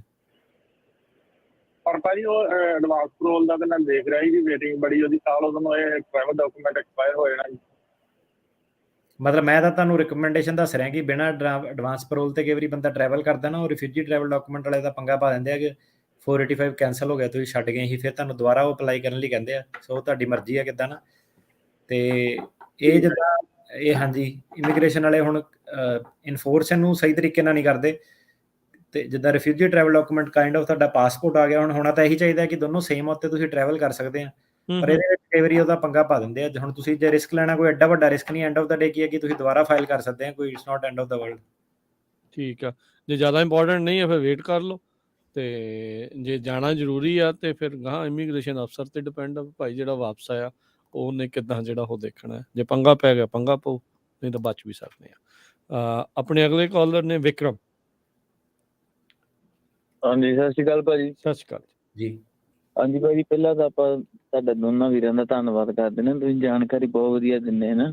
ਧੰਨਵਾਦ। ਤਾਂ ਮੇਰੇ ਦੋ ਸਵਾਲ ਸੀਗੇ ਜੀ ਭਾਜੀ ਹਨਾ, ਵੀ ਇੱਕ ਤਾਂ ਉਹ ਆਪਣਾ ਜਿਹੜਾ ਸਾਲਮ ਦਾ ਕਲੌਕ ਸਟਾਪ ਸੀਗਾ ਨਾ, ਵੀ ਉਹ ਆਪਾਂ ਚਲਾਉਣ ਲਈ ਕੋਰਟ ਨੂੰ ਫੋਨ ਕਰ ਸਕਦੇ ਆ, ਜਾਂ ਆਪਾਂ ਉਹਨੂੰ ਵੀ ਮੋਸ਼ਨ ਪਾਈ ਹੋਵੇ ਉਹਦਾ ਕਿੰਨੇ ਚਿਰ ਤੇ ਰਿਜ਼ਲਟ ਆ ਜਾਂਦਾ, ਇੱਕ ਤਾਂ ਆਪਾਂ ਲਿਖ ਕੇ ਲੈਟਰ ਪਾ ਦਿੰਦੇ ਨਾ ਕੋਰਟ ਨੂੰ ਵਕੀਲ ਵੱਲੋਂ। ਜੀ ਹਾਂਜੀ ਹਾਂਜੀ ਭਾਜੀ ਇਹਨਾਂ ਨੇ ਕਈ ਸਾਡੇ ਵੀ ਕੇਸ ਸੀਗੇ, ਸਾਡੇ ਵੀ ਕਈ ਕੇਸ ਆ ਉਹ 'ਚ ਕਲੌਕ ਰੋਕਤੇ ਸੀਗੇ ਕੇਸ ਕੂਸ ਜਦੋਂ ਟ੍ਰਾਂਸਫਰ ਕੀਤਾ। ਸੋ ਉਹਦੇ ਵਿੱਚ ਕਈਆਂ ਦਾ ਤਾਂ ਆਪਾਂ ਨਾ ਜਿੱਦਾਂ ਕੋਰਟ ਕਲਰਕ ਨੂੰ ਐਡਮਿਨਿਸਟ੍ਰੇਟਰ ਨੂੰ ਫੋਨ ਕੀਤਾ ਉਹਨਾਂ ਨੇ ਚਲਾਤੇ ਨਾਈਸ ਹੁੰਦੇ ਆ, ਤੇ ਕਈਆਂ ਦੇ ਨਹੀਂ ਚਲਾਏ, ਕਈਆਂ ਦੇ ਆਪਾਂ ਜੱਜ ਨੂੰ ਮੋਸ਼ਨ ਪਾਈ, ਜੱਜ ਨੇ ਕਿਹਾ ਕਿ ਨਹੀਂ ਮੇਰਾ ਨਹੀਂ ਕੋਈ ਇਹਦੇ ਵਿੱਚ ਲੈਣਾ ਦੇਣਾ ਹੈ ਨਾ। ਪਰ ਹਾਂਜੀ ਤੁਸੀਂ ਕੋਰਟ ਐਡਮਿਨਿਸਟ੍ਰੇਸ਼ਨ ਨੂੰ ਜਿਹੜਾ ਉਹ ਕੰਟੈਕਟ ਜ਼ਰੂਰ ਕਰ ਸਕਦੇ ਆ, ਤੇ ਕਈ ਵਾਰੀ ਉਹ ਹੈਲਪਫੁਲ ਹੁੰਦੇ ਆ, ਉਹ ਚਲਾ ਦਿੰਦੇ ਆ ਕਲੌਕ। ਸੋ ਉਹੀ ਆ, ਤੇ ਲੈਟਰਾਂ ਲੂਟਰਾਂ ਪਾਉਣ ਨਾਲ ਕਈ ਵਾਰੀ ਗੱਲ ਬਣ ਜਾਂਦੀ ਆ, ਜ਼ਿਆਦਾਤਰ ਨਹੀਂ ਵੀ ਬਣਦੀ ਹੈ ਨਾ ਜੀ। ਇਹ ਫਿਰ ਜ਼ਿਆਦਾਤਰ ਭਾਜੀ ਫੋਨ ਕਰਕੇ ਗੱਲ ਕਰਨੀ ਚਾਹੀਦੀ ਕਿੱਦਾਂ ਜੀ ਉਹਨਾਂ ਨੂੰ, ਕਲਰਕ ਨੂੰ? ਤੁਹਾਨੂੰ ਆਪ ਤਾਂ ਨਹੀਂ ਗੱਲ ਕਰਕੇ ਫਾਇਦਾ ਹੋਣਾ, ਆਪਣੇ ਜਿਹੜਾ ਵਕੀਲ ਆ ਨਾ ਜਿਹੜਾ, ਉਹਨੂੰ ਕੋ ਕੋਰਟ ਐਡਮਿਨਿਸਟ੍ਰੇਟਰ ਨਾਲ ਗੱਲ ਕਰੇ। ਹਾਂਜੀ, ਇੱਕ ਦੂਸਰਾ ਸਵਾਲ ਮੇਰਾ ਇਹ ਸੀਗਾ ਜੀ, ਜਿੱਦਾਂ ਭੈਣ ਭਾਈਆਂ ਦਾ ਅਪਲਾਈ ਕੀਤਾ ਸੀਗਾ ਤਾਂ ਉਹ ਕਿਹੜਾ ਸਨ ਚੱਲ ਰਿਹਾ ਜੀ? 2005 ਜੀ। ਦਵਿੰਦਰ ਜੀ। ਸਤਿ ਸ਼੍ਰੀ ਅਕਾਲ ਭਾਜੀ। ਸਤਿ ਸ਼੍ਰੀ ਅਕਾਲ ਭਾਈ ਮੇਰੀ ਨਾ ਲਾਸਟ ਈਅਰ ਅਗਸਤ 'ਚ ਮੇਰੀ ਨਾ ਇੰਟਰਵਿਊ ਹੋਈ ਹੈ ਸਾਲਮ ਦੀ, ਉਹ ਤੇ ਸਾਰਾ ਕੁਝ ਹੋ ਗਿਆ, ਹੁਣ ਆਲਮੋਸਟ 7 ਮਹੀਨੇ ਹੋ ਗਏ ਨੇ ਜਿਵੇਂ ਡਿਸੀਜਨ ਪੈਂਡਿੰਗ ਪਿਆ ਹੋਇਆ। ਜੀ ਜੀ ਸੇਮ ਥਿੰਗ ਹੀ ਆ ਜੀ। ਇੱਕ ਹੋਰ ਵੀ ਪਹਿਲਾਂ ਆਇਆ ਸੀ ਉਹਨਾਂ ਦਾ ਅਪ੍ਰੈਲ ਦਾ ਡੇਟ ਕਰਨੀ ਪੈਣੀ ਭਾਜੀ, ਉਹ ਆਪਣਾ ਟਾਈਮ ਲੈ ਸਕਦੇ ਜਿੰਨਾ ਮਰਜ਼ੀ। ਤੇ ਫੋਲੋ ਅਪ ਕੀ ਆਫਟਰ ਵਿਦਿਨ ਪ੍ਰੋਸੈਸਿੰਗ ਟਾਈਮ, ਇਹਦਾ ਵੀ ਪ੍ਰੋਸੈਸਿੰਗ ਟਾਈਮ ਹੁੰਦਾ, ਉਸ ਤੋਂ ਬਾਅਦ ਫੋਲੋ ਅਪ ਕਰ ਸਕਦੇ ਆ ਜਾਂ ਇਹ 'ਚੋਂ ਜਿੰਨਾ ਮਰਜ਼ੀ ਟਾਈਮ ਲਾ ਸਕਦੇ ਆ। ਅੱਛਾ ਠੀਕ ਹੈ, ਸਾਲਾਂ ਬੱਧੀ ਵੀ ਲੱਗ ਜਾਂਦੇ ਆ। ਸਾਲਾਂ, ਇੱਕ ਸਾਡਾ ਕੇਸ 5-6 ਸਾਲ ਬਾਅਦ ਅਪਰੂਵ ਕੀਤਾ ਹੈਗਾ। ਵਾਹਿਗੁਰੂ ਜੀ ਜੀ। ਜਗਤਾਰ ਜੀ। ਸਤਿ ਸ਼੍ਰੀ ਅਕਾਲ ਜੀ। ਸਤਿ ਸ਼੍ਰੀ ਅਕਾਲ ਜੀ। ਮੇਰਾ ਸਵਾਲ ਹੈ ਜੀ, ਮੇਰਾ ਇੱਥੇ ਭਤੀਜਾ ਆਇਆ ਸੀਗਾ ਸਟੱਡੀ ਬੇਸ ਤੇ, ਇੱਧਰ ਆ ਕੇ ਉਹਨੇ ਮੈਰਿਜ ਕਰਾ ਲਈ ਸੀਗੀ। ਮੈਰਿਜ ਕਰਾ ਕੇ ਉਹਨੂੰ ਗ੍ਰੀਨ ਕਾਰਡ ਮਿਲ ਗਿਆ ਸੀ, ਗ੍ਰੀਨ ਕਾਰਡ ਮਿਲ ਗਿਆ, ਉਹਦੇ 2 ਬੱਚੇ ਹੋ ਗਏ, ਤੇ ਆਫਟਰ ਦੈਨ ਉਹਦੀ ਡੈਥ ਹੋ ਗਈ ਐਕਸੀਡੈਂਟ ਦੇ ਵਿੱਚ ਜੀ। ਤੇ ਉਹਦੇ ਮੰਮੀ ਡੈਡੀ ਆਏ ਦਾ 10 ਸਾਲ ਦਾ ਵੀਜ਼ਾ, ਵਿਜ਼ਟਰ ਵੀਜ਼ਾ ਲੱਗਿਆ ਹੋਇਆ, ਕੀ ਉਹਨਾਂ ਨੂੰ ਗ੍ਰੀਨ ਕਾਰਡ ਮਿਲ ਸਕਦਾ, ਕਿੱਦਾਂ ਮਿਲ ਸਕਦਾ, ਕੀ ਉਹਦੇ ਵਾਸਤੇ? ਇੱਕ ਵਾਰੀ ਦੁਬਾਰਾ ਪੁੱਛਿਆ ਸਵਾਲ ਭਾਜੀ। ਜਿਹੜਾ ਭਤੀਜਾ ਤੁਹਾਡਾ ਆਇਆ ਸੀਗਾ ਸਟੱਡੀ ਵੀਜ਼ੇ ਤੇ? ਹਾਂਜੀ, ਸਟੱਡੀ ਵੀਜ਼ੇ ਤੇ ਆਇਆ ਸੀਗਾ, ਤੇ ਆ ਕੇ ਉਹਦੀ ਮੈਰਿਜ ਹੋ ਗਈ ਸੀ, ਮੈਰਿਜ ਕਰਾ ਕੇ ਤੇ ਉਹਨੂੰ ਗ੍ਰੀਨ ਕਾਰਡ ਮਿਲ ਗਿਆ, ਪੱਕਾ ਹੋ ਗਿਆ। ਠੀਕ ਹੈ। ਤੇ ਉਹ ਇੱਕ ਵਾਰੀ ਦੁਬਾਰਾ ਸਵਾਲ ਪੁੱਛਿਆ, ਸਮਝ ਨਹੀਂ ਆਇਆ। ਉਹਨਾਂ ਦਾ ਭਤੀਜਾ ਆਇਆ ਸੀ ਤੇ ਵਿਆਹ ਹੋਇਆ ਉਹਦਾ, ਫਿਰ ਉਹਨੂੰ ਗ੍ਰੀਨ ਕਾਰਡ ਮਿਲ ਗਿਆ, ਹੁਣ ਉਹਦੇ ਮੰਮੀ ਡੈਡੀ ਆਏ ਹੋਏ ਆ? ਮੰਮੀ ਡੈਡੀ ਉਹਦੇ ਆਏ ਆ, ਤੇ ਉਹਦੇ 2 ਬੱਚੇ ਆ, ਉਹਦੀ ਆਪ ਦੀ ਡੈਥ ਹੋ ਗਈ, ਯਾਨੀ ਉਹਨਾਂ ਦਾ ਐਕਸੀਡੈਂਟ 'ਚ ਡੈਥ ਹੋ ਗਈ। ਠੀਕ ਹੈ। ਤੇ ਉਹ ਪੁੱਛਦੇ ਵੀ ਮੰਮੀ ਡੈਡੀ ਦਾ ਹੁਣ ਪੱਕੇ ਹੋਣ ਦਾ ਕੋਈ ਹੈ ਸਾਧਨ? ਇੱਥੇ ਜਿਹੜੇ ਮੰਮੀ ਡੈਡੀ ਆ ਟੂਰਿਸਟ ਵੀਜ਼ੇ ਤੇ ਆਏ ਹੋਰੇ ਨਾ? ਹਾਂਜੀ ਹਾਂਜੀ। ਤੇ ਉਹਨੇ ਕੁਝ ਫਾਈਲ ਕੀਤਾ ਸੀ ਉਹਨਾਂ ਦੇ ਲਈ, ਮੰਮੀ ਡੈਡੀ ਲਈ ਨਹੀਂ ਕੀਤਾ ਸੀਗਾ? ਕੁਝ ਨਹੀਂ ਕੀਤਾ, ਉਹਨੇ ਕਰਨਾ ਸੀ, ਉਹਨੂੰ ਗ੍ਰੀਨ ਕਾਰਡ ਮਿਲਿਆ ਸੀ, ਉਹਨੇ ਅਪਲਾਈ ਕੀਤਾ ਸੀ, ਤੇ ਉਦੋਂ ਪਹਿਲਾਂ ਉਹਦੀ ਡੈਥ ਹੋ ਗਈ। ਨਹੀਂ, ਉਹਦੇ ਲਈ ਨਹੀਂ ਕੁਝ ਹੋ ਕਰ ਸਕਦੇ। ਜੇ ਉਹ ਸਿਟੀਜ਼ਨ ਹੁੰਦਾ, ਉਹਨੇ ਅਪਲਾਈ ਕੀਤਾ ਹੁੰਦਾ, ਫਿਰ ਕੁਝ ਹੋ ਸਕਦਾ ਹੈਗਾ। ਗ੍ਰੀਨ ਕਾਰਡ ਵਾਲੇ ਦੇ ਲਈ ਨਹੀਂ ਕੁਝ ਹੋ ਸਕਦਾ। ਜੀ ਸੌਰੀ ਹਾਂ ਜੀ ਇਸ ਚੀਜ਼ ਦੇ ਲਈ। ਬਲਦੇਵ ਜੀ। ਹਾਂਜੀ ਸਰ, ਸਤਿ ਸ਼੍ਰੀ ਅਕਾਲ ਭਾਜੀ। ਸਤਿ ਸ਼੍ਰੀ ਅਕਾਲ ਜੀ। ਭਾਜੀ ਮੈਂ ਇਹ ਪੁੱਛਣਾ ਹੈ ਕਿ ਮੇਰਾ ਜਿੱਦਾਂ ਅਕਤੂਬਰ ਦੇ ਵਿੱਚ ਅਸਾਈਲਮ ਦਾ 589 ਫਾਰਮ ਭੇਜਿਆ ਜੀ ਮੇਰੇ ਵਕੀਲ ਨੇ ਜੀ, ਤੇ ਉਹਨਾਂ ਜਦੋਂ ਦੱਸੇ ਕਹਿੰਦੇ ਵੀ ਆਪਣੇ ਫਰਵਰੀ ਦੇ ਵਿੱਚ 150 ਡੇਜ਼ ਪੂਰੇ ਹੋ ਜਾਣੇ ਆ ਜੀ। ਤੇ ਮੈਨੂੰ ਹਫ਼ਤਾ ਕੁ ਪਹਿਲਾਂ ਲੈਟਰ ਆਈ ਸੀਗੀ ਕਿ ਤੇਰੀ ਉਹ ਅਸਾਈਲਮ ਵਾਲੀ ਐਪਲੀਕੇਸ਼ਨ ਐਕਸੈਪਟ ਕਰ ਲਈ ਆ, ਤੇ ਉਹਦੇ ਉੱਤੇ ਜਿਹੜੀ ਕਲੌਕ ਚੱਲਦੀ ਉਹਦੇ ਉੱਤੇ ਹਜੇ ਹੋਏ ਸਾਰੇ 40-42 ਦਿਨ ਹੀ ਹੋਏ ਆ, ਤੇ ਮਤਲਬ ਇਹਦਾ ਕੀ ਹੁਣ ਰੀਜ਼ਨ ਹੋ ਸਕਦਾ ਭਾਜੀ? ਜਦੋਂ ਕਾਲ ਕਰਦੇ ਆ ਉਹਨਾਂ ਨੂੰ, ਫਿਰ ਕੀ ਬੋਲਦਾ ਤੁਹਾਡਾ ਸਿਸਟਮ ਦੇ ਵਿੱਚ? ਮੇਰੇ ਸਿਸਟਮ ਦੇ ਵਿੱਚ ਹੁਣ 42 ਡੇਜ਼ ਆ ਰਹੇ ਆ। ਫਿਰ 42 ਡੇਜ਼ ਦੇ ਭਾਜੀ ਤੁਹਾਡਾ ਰਿਸਕ ਕੋਈ ਨਹੀਂ, ਜੇ ਰਿਜੈਕਟ ਕਰ ਦੂਗੇ ਦੁਬਾਰਾ ਫਾਈਲ ਕਰ ਦਿਓ, ਹਨਾ? ਐਡੀ ਕਿੱਡੀ ਗੱਲ। ਹੁਣ ਮੈਂ ਕਿਹਾ ਤੁਸੀਂ 42 ਡੇਜ਼ ਹੀ ਆ ਤੁਹਾਡੇ, ਹੁਣ ਮੈਨੂੰ ਪਤਾ ਨਹੀਂ ਕੀ ਚੱਕਰ ਆ, ਕਲੌਕ ਰੁਕ ਗਈ ਸੀ ਜਾਂ ਕੀ ਸੀਗਾ ਜਿਹੜੀ ਭਾਜੀ ਚੱਲੀ ਨਹੀਂ, ਪਹਿਲਾਂ 9 ਕਲੌਕ ਆਉਂਦਾ ਜਦੋਂ ਮੈਂ ਚੈੱਕ ਕਰਦਾ ਹੈਗਾ। ਮਤਲਬ ਤੁਹਾਡੀ ਸਿਸਟਮ ਤਾਂ ਤੁਹਾਡਾ 42 ਦੱਸ ਰਿਹਾ। ਹੁਣ ਮੈਂ ਕਿਹਾ ਮੈਂ ਇੱਥੇ ਤੁਹਾਨੂੰ ਇਹ ਨਹੀਂ ਕਹਿ ਸਕਦਾ ਕਿ ਤੁਹਾਡੀ 42 ਤੋਂ ਜ਼ਿਆਦਾ ਹੋਇਆ। ਤੁਸੀਂ ਟਰਾਈ ਕਰ ਲਓ ਉਹਨੂੰ, ਆਪਣੀ ਜਿਹੜੀ ਇਨੀਸ਼ੀਅਲ ਫਾਈਲਿੰਗ ਦੇ ਹਿਸਾਬ ਨਾਲ ਆਰਗਿਊ ਕਰ ਸਕਦੇ ਆ। ਜੇ ਉਹਨਾਂ ਨੇ ਡਿਨਾਈ ਕੀਤਾ ਤੇ ਫਿਰ ਉਸ ਤੋਂ ਬਾਅਦ ਆਪਣਾ 180 ਦਿਨ ਬਾਅਦ ਕਰਦੇ ਹੋ ਹਨਾ, ਜਦੋਂ ਤੁਹਾਡਾ ਆਊਗਾ ਦੁਬਾਰਾ। ਆਰਗਿਊ ਕਿੱਦਾਂ ਕਰਦੇ ਆ ਉਹਦੇ ਲਈ ਕੋਈ ਆਰਗਿਊ ਫਾਰਮ? ਕੁਛ ਨਹੀਂ, ਤੁਸੀਂ ਆਪਣਾ ਜਿਹੜਾ ਅਸਾਈਲਮ ਲਾਇਆ ਉਹਦੇ ਹਿਸਾਬ ਨਾਲ ਦੱਸੋ ਕਿ ਆਹ ਡੇਟ ਨੂੰ ਮੈਂ ਲੌਜ ਕੀਤਾ ਸੀਗਾ ਤੇ ਇਹਦੇ ਹਿਸਾਬ ਨਾਲ ਮੇਰੀ ਕਲੌਕ ਕਲੌਕ ਜਿਹੜੀ ਚਲਾਓ ਹਨਾ। ਠੀਕ ਹੈ, ਓਕੇ। ਮਨਦੀਪ, ਸਤਿ ਸ਼੍ਰੀ ਅਕਾਲ। ਹਾਂਜੀ, ਸਤਿ ਸ਼੍ਰੀ ਅਕਾਲ ਭਾਜੀ। ਮੈਂ ਮਨਦੀਪ ਬੋਲਦਾ ਪਿਆ। ਮੈਂ ਪੁੱਛਣਾ ਸੀ, 2 ਸਵਾਲ ਪੁੱਛਣੇ ਸੀ ਐਕਚੁਅਲੀ। ਮੇਰਾ ਬ੍ਰਦਰ ਹੈ ਨਾ, 8 ਸਾਲ ਹੋ ਗਏ ਨੇ ਇੱਥੇ ਅਮਰੀਕਾ ਆਏ ਨੂੰ, ਤੇ ਉਹਦਾ ਨਾ ਕੇਸ ਦਾ ਅਜੇ ਤੱਕ ਕੋਈ ਵਰਕ ਪਰਮਿਟ ਕੁਛ ਨਹੀਂ ਮਿਲਿਆ। ਜਿਹੜੀ ਉਹਦੀ ਅਟਰਨੀ ਸੀ ਉਹਨਾਂ ਨੇ ਕੇਸ ਕਲੋਜ਼ ਕਰਕੇ ਫਿਰ ਵਿਆਹ ਵਾਲਾ ਕੇਸ ਕਰ ਦਿੱਤਾ। ਹੁਣ ਵਿਆਹ ਵਾਲਾ ਕੇਸ ਲਾਤਾ ਤੇ ਉਹਨਾਂ ਨੂੰ ਮੈਂ ਪੁੱਛਿਆ ਕਿ ਇਹਦਾ ਵਰਕ ਪਰਮਿਟ ਅਸੀਂ ਅਪਲਾਈ ਕਰ ਸਕਦੇ ਹਾਂ, ਤੇ ਉਹ ਕਹਿੰਦੇ ਕਿ ਐਟਲੀਸਟ 3 ਸਾਲ ਤੁਹਾਨੂੰ ਵੇਟ ਕਰਨੀ ਪੈਣੀ। Is it true? ਵਿਆਹ ਵਾਲੇ ਬੇਸ ਤੇ? ਹਾਂਜੀ ਹਾਂਜੀ, ਵਿਆਹ ਵਾਲੇ ਕੇਸ ਤੇ ਜੀ। ਹਾਂਜੀ, ਹੁਣ ਵਿਆਹ ਵਾਲਾ ਕੇਸ ਲਾਤੇ 4-5 ਮਹੀਨੇ ਹੋ ਚੱਲੇ ਵਿਆਹ। ਹਾਂਜੀ, ਕੀ ਪੁੱਛ ਰਹੇ ਹੋ ਕਿਹੜਾ ਜੀ? ਬੰਦਾ 2 ਨੰਬਰ 'ਚ ਆਇਆ ਸੀਗਾ। ਹਾਂਜੀ ਹਾਂਜੀ। ਨਹੀਂ, ਉਹ ਵਰਕ ਪਰਮਿਟ ਦਾ ਤਾਂ ਨਹੀਂ ਕੋਈ ਰੀਜ਼ਨ ਹੈਗਾ। ਉਹ 485 ਜਦੋਂ ਹੁੰਦਾ ਉਹਦੇ ਨਾਲ ਹੀ ਵਰਕ ਪਰਮਿਟ ਹੋ ਜਾਂਦਾ। 485 2 ਨੰਬਰ ਵਾਲੇ ਦਾ ਹੋ ਨਹੀਂ ਸਕਦਾ, ਸੋ ਇਹਦੇ ਵਿੱਚ ਵਰਕ ਪਰਮਿਟ ਦੀ ਆਪਸ਼ਨ ਨਹੀਂ ਹੈਗੀ। ਠੀਕ ਹੈ, ਸੋ ਨਹੀਂ ਕਰ ਸਕਦੇ। ਸੋ ਮੇ ਵੀ ਵੇਟ ਕਰਦੇ ਆ ਵੀ ਵੇਵਰ ਵੂਵਰ ਹੋ ਕੇ ਫਿਰ ਬਾਅਦ ਜਾ ਕੇ ਉਹ ਪੱਕੇ ਤੌਰ ਤੇ ਆਊਗਾ, ਵਰਕ ਪਰਮਿਟ ਤਾਂ ਨਹੀਂ ਆਏਗਾ। ਮੈਂ ਵੀ ਤਾਂ ਹੀ ਕਹਿ ਰਹੇ ਹੋ ਫਿਰ ਉਹਨਾਂ ਨੂੰ। ਗੁਰਤੇਜ, ਸਤਿ ਸ੍ਰੀ ਅਕਾਲ ਦੋਨਾਂ ਵੀਰਾਂ ਨੂੰ ਜੀ। ਸਤਿ ਸ਼੍ਰੀ ਅਕਾਲ ਜੀ। ਵੀਰ ਜੀ, ਇੱਕ ਪੁੱਛਣਾ ਸੀ, ਮੇਰੇ F3 ਕੈਟਾਗਰੀ ਦੇ ਵਿੱਚ ਮੇਰੀ ਸਿਸਟਰ ਦਾ ਜਿੱਦਾਂ NVC ਨੇ ਪੇਪਰ ਮੰਗਾ ਲਏ ਸੀਗੇ 2020 ਦੇ ਵਿੱਚ, ਤੇ 21 ਦੇ ਵਿੱਚ ਉਹਨਾਂ ਬੱਚਿਆਂ ਦੇ ਤੇ ਸਾਰਿਆਂ ਦੇ ਫੈਮਿਲੀ ਦੇ ਕੰਪਲੀਟ ਹੋ ਗਿਆ ਸੀਗਾ ਸਾਰਾ ਕੁਝ। NVC ਕੋਲੇ ਚਲਾ ਗਿਆ ਸੀਗਾ, ਤੇ NVC ਤੋਂ ਉਸ ਤੋਂ ਬਾਅਦ 4-5 ਮਹੀਨਿਆਂ ਬਾਅਦ ਜਿਹੜੀ ਵੱਡੀ ਕੁੜੀ ਸੀ ਉਹਨਾਂ ਦੀ, ਉਹ ਤਾਂ ਨਾਂ ਨਿਕਲ ਗਿਆ ਸੀ ਵਿੱਚੋਂ, ਤੇ ਹੁਣ ਉਹਨਾਂ ਦੀ ਇੰਟਰਵਿਊ ਆਈ ਹੈ ਇੰਡੀਆ ਜਿੱਦਾਂ ਕੱਲ ਪਰਸੋਂ, ਤੇ ਉਹਦੇ ਚ ਕੁੜੀ ਦਾ ਨਾਂ ਨਹੀਂ ਆਇਆ ਵਿੱਚ। ਹਾਂਜੀ, ਉਹ ਫਿਰ ਏਜ ਆਊਟ ਹੋ ਗਈ ਹੈ ਹਨਾ, ਤੇ 21 ਸਾਲਾਂ ਤੋਂ ਉੱਤੇ ਉਮਰ ਹੋ ਜਾਂਦੀ, ਬੰਦਾ ਏਜ ਆਊਟ ਹੋ ਜਾਂਦਾ। ਤੇ I-130 ਜਿੰਨੀ ਕੁ ਦੇਰ ਪੈਂਡਿੰਗ ਹੁੰਦਾ ਵਾ ਉਹਨਾਂ ਕੁ ਟਾਈਮ ਮਾਈਨਸ ਹੁੰਦਾ, ਪਰ ਦੇਖਣ ਤੋਂ ਹੀ ਲੱਗ ਰਿਹਾ ਕਿ ਏਜ ਆਊਟ ਹੋ ਗਈ। ਜੀ, ਅੱਛਾ ਜੀ। ਉਹ ਪਰ ਫੀਸ ਵੀ ਉਹਨਾਂ ਨੂੰ ਜਮ੍ਹਾਂ ਹੋ ਗਈ, ਸਾਰਾ ਕੁਝ ਹੋ ਗਿਆ ਜੀ, ਫਿਰ ਵੀ ਆਪਾਂ ਕੁਝ ਕਰ ਨਹੀਂ ਸਕਦੇ? ਨਹੀਂ, ਫੀਸ ਦਾ ਤਾਂ ਕੋਈ ਨਹੀਂ, ਉਹ ਤੁਸੀਂ ਵਾਪਸ ਹੀ ਮੰਗ ਸਕਦੇ ਆ। ਫੀਸ ਭਾਈ, ਫੀਸ ਕਿਉਂ ਲਈ ਹੈ ਵੀ? ਜਿਹੜਾ ਲਾਸਟ ਟਾਈਮ ਆਪਾਂ CSPA ਦਾ ਕਰ ਰਹੇ ਸੀ, ਅਜਿਹੇ ਕੇਸਾਂ 'ਚ ਜਿਹੜੀ ਉਹਨਾਂ ਨੇ ਚੇਂਜਸ ਵਗੈਰਾ ਕੀਤੇ ਸੀ, ਇਹਨਾਂ ਨੂੰ ਕੋਈ ਫਰਕ ਨਹੀਂ ਆ। ਉਹ ਸਿਰਫ ਇੱਥੇ ਜਿਹੜੇ ਸੀਗੇ ਉਹਨਾਂ ਲਈ ਨਵਾਂ ਜਿਹੜਾ ਉਹ ਫਾਰਮੂਲਾ। ਉਹੀ ਪਿਛਲੇ ਹਫਤੇ ਵਾਲਾ ਪ੍ਰੋਗਰਾਮ ਸੁਣੋ, ਸਾਰਾ ਸਵਾਲ ਤੁਹਾਡਾ ਬੜੀ ਡਿਟੇਲ 'ਚ ਕੀਤਾ ਵਾ, ਤੇ ਇਹਨੂੰ ਦੁਹਰਾ ਨਹੀਂ ਹੋਣਾ ਹੁਣ, ਕਿਉਂਕਿ ਪ੍ਰੋਗਰਾਮ ਵੀ ਖਤਮ ਹੋ ਰਿਹਾ।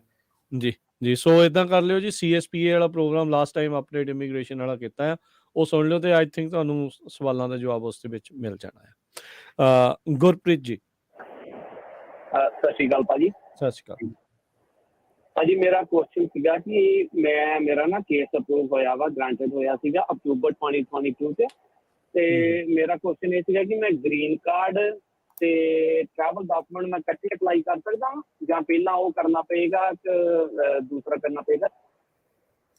ਗ੍ਰੀਨ ਕਾਰਡ ਅਸਾਈਲਮ ਕੇਸ ਤੁਹਾਡਾ ਅਪਰੂਵ ਹੋਇਆ, ਤੁਸੀਂ ਕਹਿ ਰਹੇ ਕਿ ਗ੍ਰੀਨ ਕਾਰਡ ਤੇ ਟਰੈਵਲ ਡਾਕੂਮੈਂਟ ਇਕੱਠੇ ਅਪਲਾਈ ਕਰ ਸਕਦੇ? ਹਾਂਜੀ, ਬਿਲਕੁਲ ਇਕੱਠੇ ਕਰਨੇ ਚਾਹੀਦੇ ਆ। ਗ੍ਰੀਨ ਕਾਰਡ, ਟਰੈਵਲ ਡਾਕੂਮੈਂਟ, ਜਿਹਨੂੰ ਰਿਫਿਊਜੀ ਟਰੈਵਲ ਡਾਕੂਮੈਂਟ ਕਹਿੰਦੇ ਆ, ਤੇ ਐਡਵਾਂਸ ਪਰੋਲ, ਸਾਰੀਆਂ ਚੀਜ਼ਾਂ ਇਕੱਠੇ ਫਾਈਲ ਕਰੋ। ਠੀਕ ਹੈ। ਇੱਕ ਕੁਐਸਚਨ ਹੋਰ ਸੀਗਾ ਭਾਜੀ, ਜਲਦੀ ਪੁੱਛ ਲਓ। ਮੇਰੀ ਤੋਂ ਜਿਹੜੀ ਸੋਸ਼ਲ ਸਿਕਿਉਰਿਟੀ ਹੈ ਉਹ ਰਿਸਟ੍ਰਿਕਟਡ ਆ, ਤੇ ਅਨਰਿਸਟ੍ਰਿਕਟਡ ਮੈਂ ਅਪਲਾਈ ਕਰ ਸਕਦਾ ਕਿ ਗ੍ਰੀਨ ਕਾਰਡ ਆਉਣ ਤੋਂ ਬਾਅਦ ਮੈਂ ਕਰ ਸਕਦਾ ਸੋਸ਼ਲ ਸਿਕਿਉਰਿਟੀ ਜਿਹੜੀ? ਤੁਸੀਂ ਆਪਣਾ ਜਿਹੜਾ ਅਸਾਈਲਮ, ਮੈਨੂੰ ਸੋਸ਼ਲ ਸਿਕਿਉਰਿਟੀ ਦਾ ਰੂਲ ਨਹੀਂ ਪਤਾ। ਅਸਾਈਲਮ ਗ੍ਰਾਂਟ ਦੇ ਨਾਲ ਤੁਹਾਨੂੰ I-94 ਮਿਲ ਜਾਣਾ ਖੁੱਲਾ, ਤੇ ਉਹਨੂੰ ਲੈ ਕੇ ਤੁਸੀਂ ਸੋਸ਼ਲ ਸਿਕਿਉਰਿਟੀ ਆਫਿਸ ਜਾ ਸਕਦੇ ਆ, ਤੇ ਉਹਨਾਂ ਨੂੰ ਕਹਿ ਸਕਦੇ ਆ ਕਿ ਰਿਸਟ੍ਰਿਕਸ਼ਨ ਹਟਾਓ। ਠੀਕ ਹੈ ਜੀ, ਥੈਂਕ ਯੂ। ਰਾਜਵਿੰਦਰ ਜੀ, ਸਰ ਸਤਿ ਸ਼੍ਰੀ ਅਕਾਲ। ਸਰ ਜੀ, ਮੈਂ ਪੁੱਛਣਾ ਸੀ, ਮੇਰੇ 2 ਕੁਐਸਚਨ ਸੀਗੇ। ਮੇਰੀ ਵਾਈਫ ਨੂੰ ਆਇਆ ਨੂੰ ਸਾਲ ਹੋ ਗਿਆ ਸੀਗਾ, ਤੇ ਮੈਂ ਕੇਸ ਲਾਉਣਾ ਸੀਗਾ ਸਰ, ਤੇ ਮੈਂ ਮਤਲਬ ਤੁਹਾਡੀ ਅਟਾਰਨੀ ਨਾਲ ਹੀ ਗੱਲ ਕਰਨ ਦਿਆ ਸੀਗਾ ਸਰ, ਤੇ ਮੈਂ ਇਹ ਪੁੱਛਣਾ ਸੀਗਾ ਉਹਨਾਂ ਦਾ ਮੈਂ ਕੇਸ ਮੇਰੇ ਨਾਲ ਅਟੈਚ ਕਰਾਂ ਜਾਂ ਫਿਰ ਉਹਨਾਂ ਦਾ ਅਲੱਗਾ ਲਾਵਾਂ ਸਰ? ਤੁਸੀਂ ਇਮੀਗ੍ਰੇਸ਼ਨ ਕੋਰਟ 'ਚ?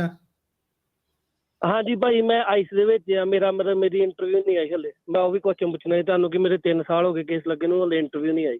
ਨਹੀਂ, ਤੁਸੀਂ ਅਸਾਈਲਮ ਆਫਿਸ ਮੋਰੇ ਆ ਕਿ ਇਮੀਗ੍ਰੇਸ਼ਨ ਕੋਰਟ ਮੋਰੇ ਆ? ਨਹੀਂ ਜੀ, ਮੈਂ ਅਸਾਈਲਮ ਆਫਿਸ ਮੋਰੇ ਆਈ। ਤੇ ਘਰ ਵਾਲੀ ਵੀਜ਼ੇ ਤੇ ਆਈ ਹੈ ਕਿੱਦਾਂ? ਹਾਂਜੀ, ਵੀਜ਼ੇ ਤੇ ਆਏ ਨੇ ਜੀ। ਉਹਨੂੰ ਸਾਲ ਦੇ ਵਿੱਚ ਆਪਣਾ ਕੇਸ ਜਿਹੜਾ ਫਾਈਲ ਕਰਨਾ ਪੈਣਾ ਸੀਗਾ। ਸਾਲ ਤੋਂ ਉੱਤੇ ਹੋ ਗਿਆ ਤਾਂ ਉਹਨੇ ਫਿਰ ਡੈਡਲਾਈਨ ਜਿਹੜੀ ਮਿਸ ਕੀਤੀ ਹੈ ਹਨਾ। ਹਾਂਜੀ, ਉਹ ਸਾਰਾ ਅਸੀਂ ਲਾਉਂਦੇ ਫਿਰਦੇ ਹੈਗੇ, ਪਰ ਟਾਈਮ ਨਹੀਂ ਲੱਗਾ ਵਿੱਚ ਸਰ। ਟਾਈਮ ਕਿੱਦਾਂ ਨਹੀਂ ਲੱਗਾ ਫਿਰ ਵੀ? 1 ਸਾਲ ਸਲਾਹ ਨਹੀਂ ਬਣੀ, ਤੁਸੀਂ ਇਦਾਂ ਕਹੋ ਵੀ ਬਣਾਉਂਦੇ ਰਹਿ ਗਏ। ਹਾਂ, ਤੇ ਚਲੋ ਕੋਈ ਨਹੀਂ, ਦੇਰ ਨਾਲ ਲਾ ਦੋ। ਹੁਣ ਤੁਹਾਡੇ ਬੇਸ ਤੇ ਕਹਿ ਸਕਦੀ ਆ ਕਿ ਮੇਰੇ ਘਰ ਵਾਲੇ ਦਾ ਜੇ ਤੁਸੀਂ ਉਹਦੇ ਵਿੱਚ ਲਿਖਿਆ ਨਾਮ ਉਹਦਾ ਤੇ ਤੁਸੀਂ ਉਹਨਾਂ ਤੋਂ ਹੁਣ ਐਗਜ਼ੈਂਪਸ਼ਨ ਹੀ ਕਲੇਮ ਕਰ ਸਕਦੇ ਆ ਕਿ ਕਿਉਂ ਨਹੀਂ ਕੀਤਾ ਫਾਈਲ, ਹੈ ਨਾ। ਠੀਕ ਹੈ, ਤੇ ਉਦਾਂ ਇਹ ਆਪਣੇ ਨਾਮ ਵਾਲੇ ਦੇ ਵਿੱਚ ਐਡ ਕਰਾ ਸਕਦੇ ਆ। ਉਹ ਤਾਂ ਆਲਰੇਡੀ ਹੋਣਾ ਹੀ ਚਾਹੀਦਾ ਨਾ, ਜੇ ਘਰ ਵਾਲੀ ਸੀਗੀ ਤਾਂ ਵਿੱਚ ਆਲਰੇਡੀ ਹੋਣਾ ਚਾਹੀਦਾ। ਉਹਨੂੰ ਉਹਦੇ ਨਾਲ ਹੁਣ ਭੇਜ ਸਕਦੇ ਆ ਕਿ ਮੇਰੀ ਘਰ ਵਾਲੀ ਵੀ, ਇਹਨੂੰ ਵੀ ਵਿੱਚ ਇਨਕਲੂਡ ਕੀਤਾ ਜਾਵੇ। ਹਾਂਜੀ ਠੀਕ ਹੈ ਜੀ।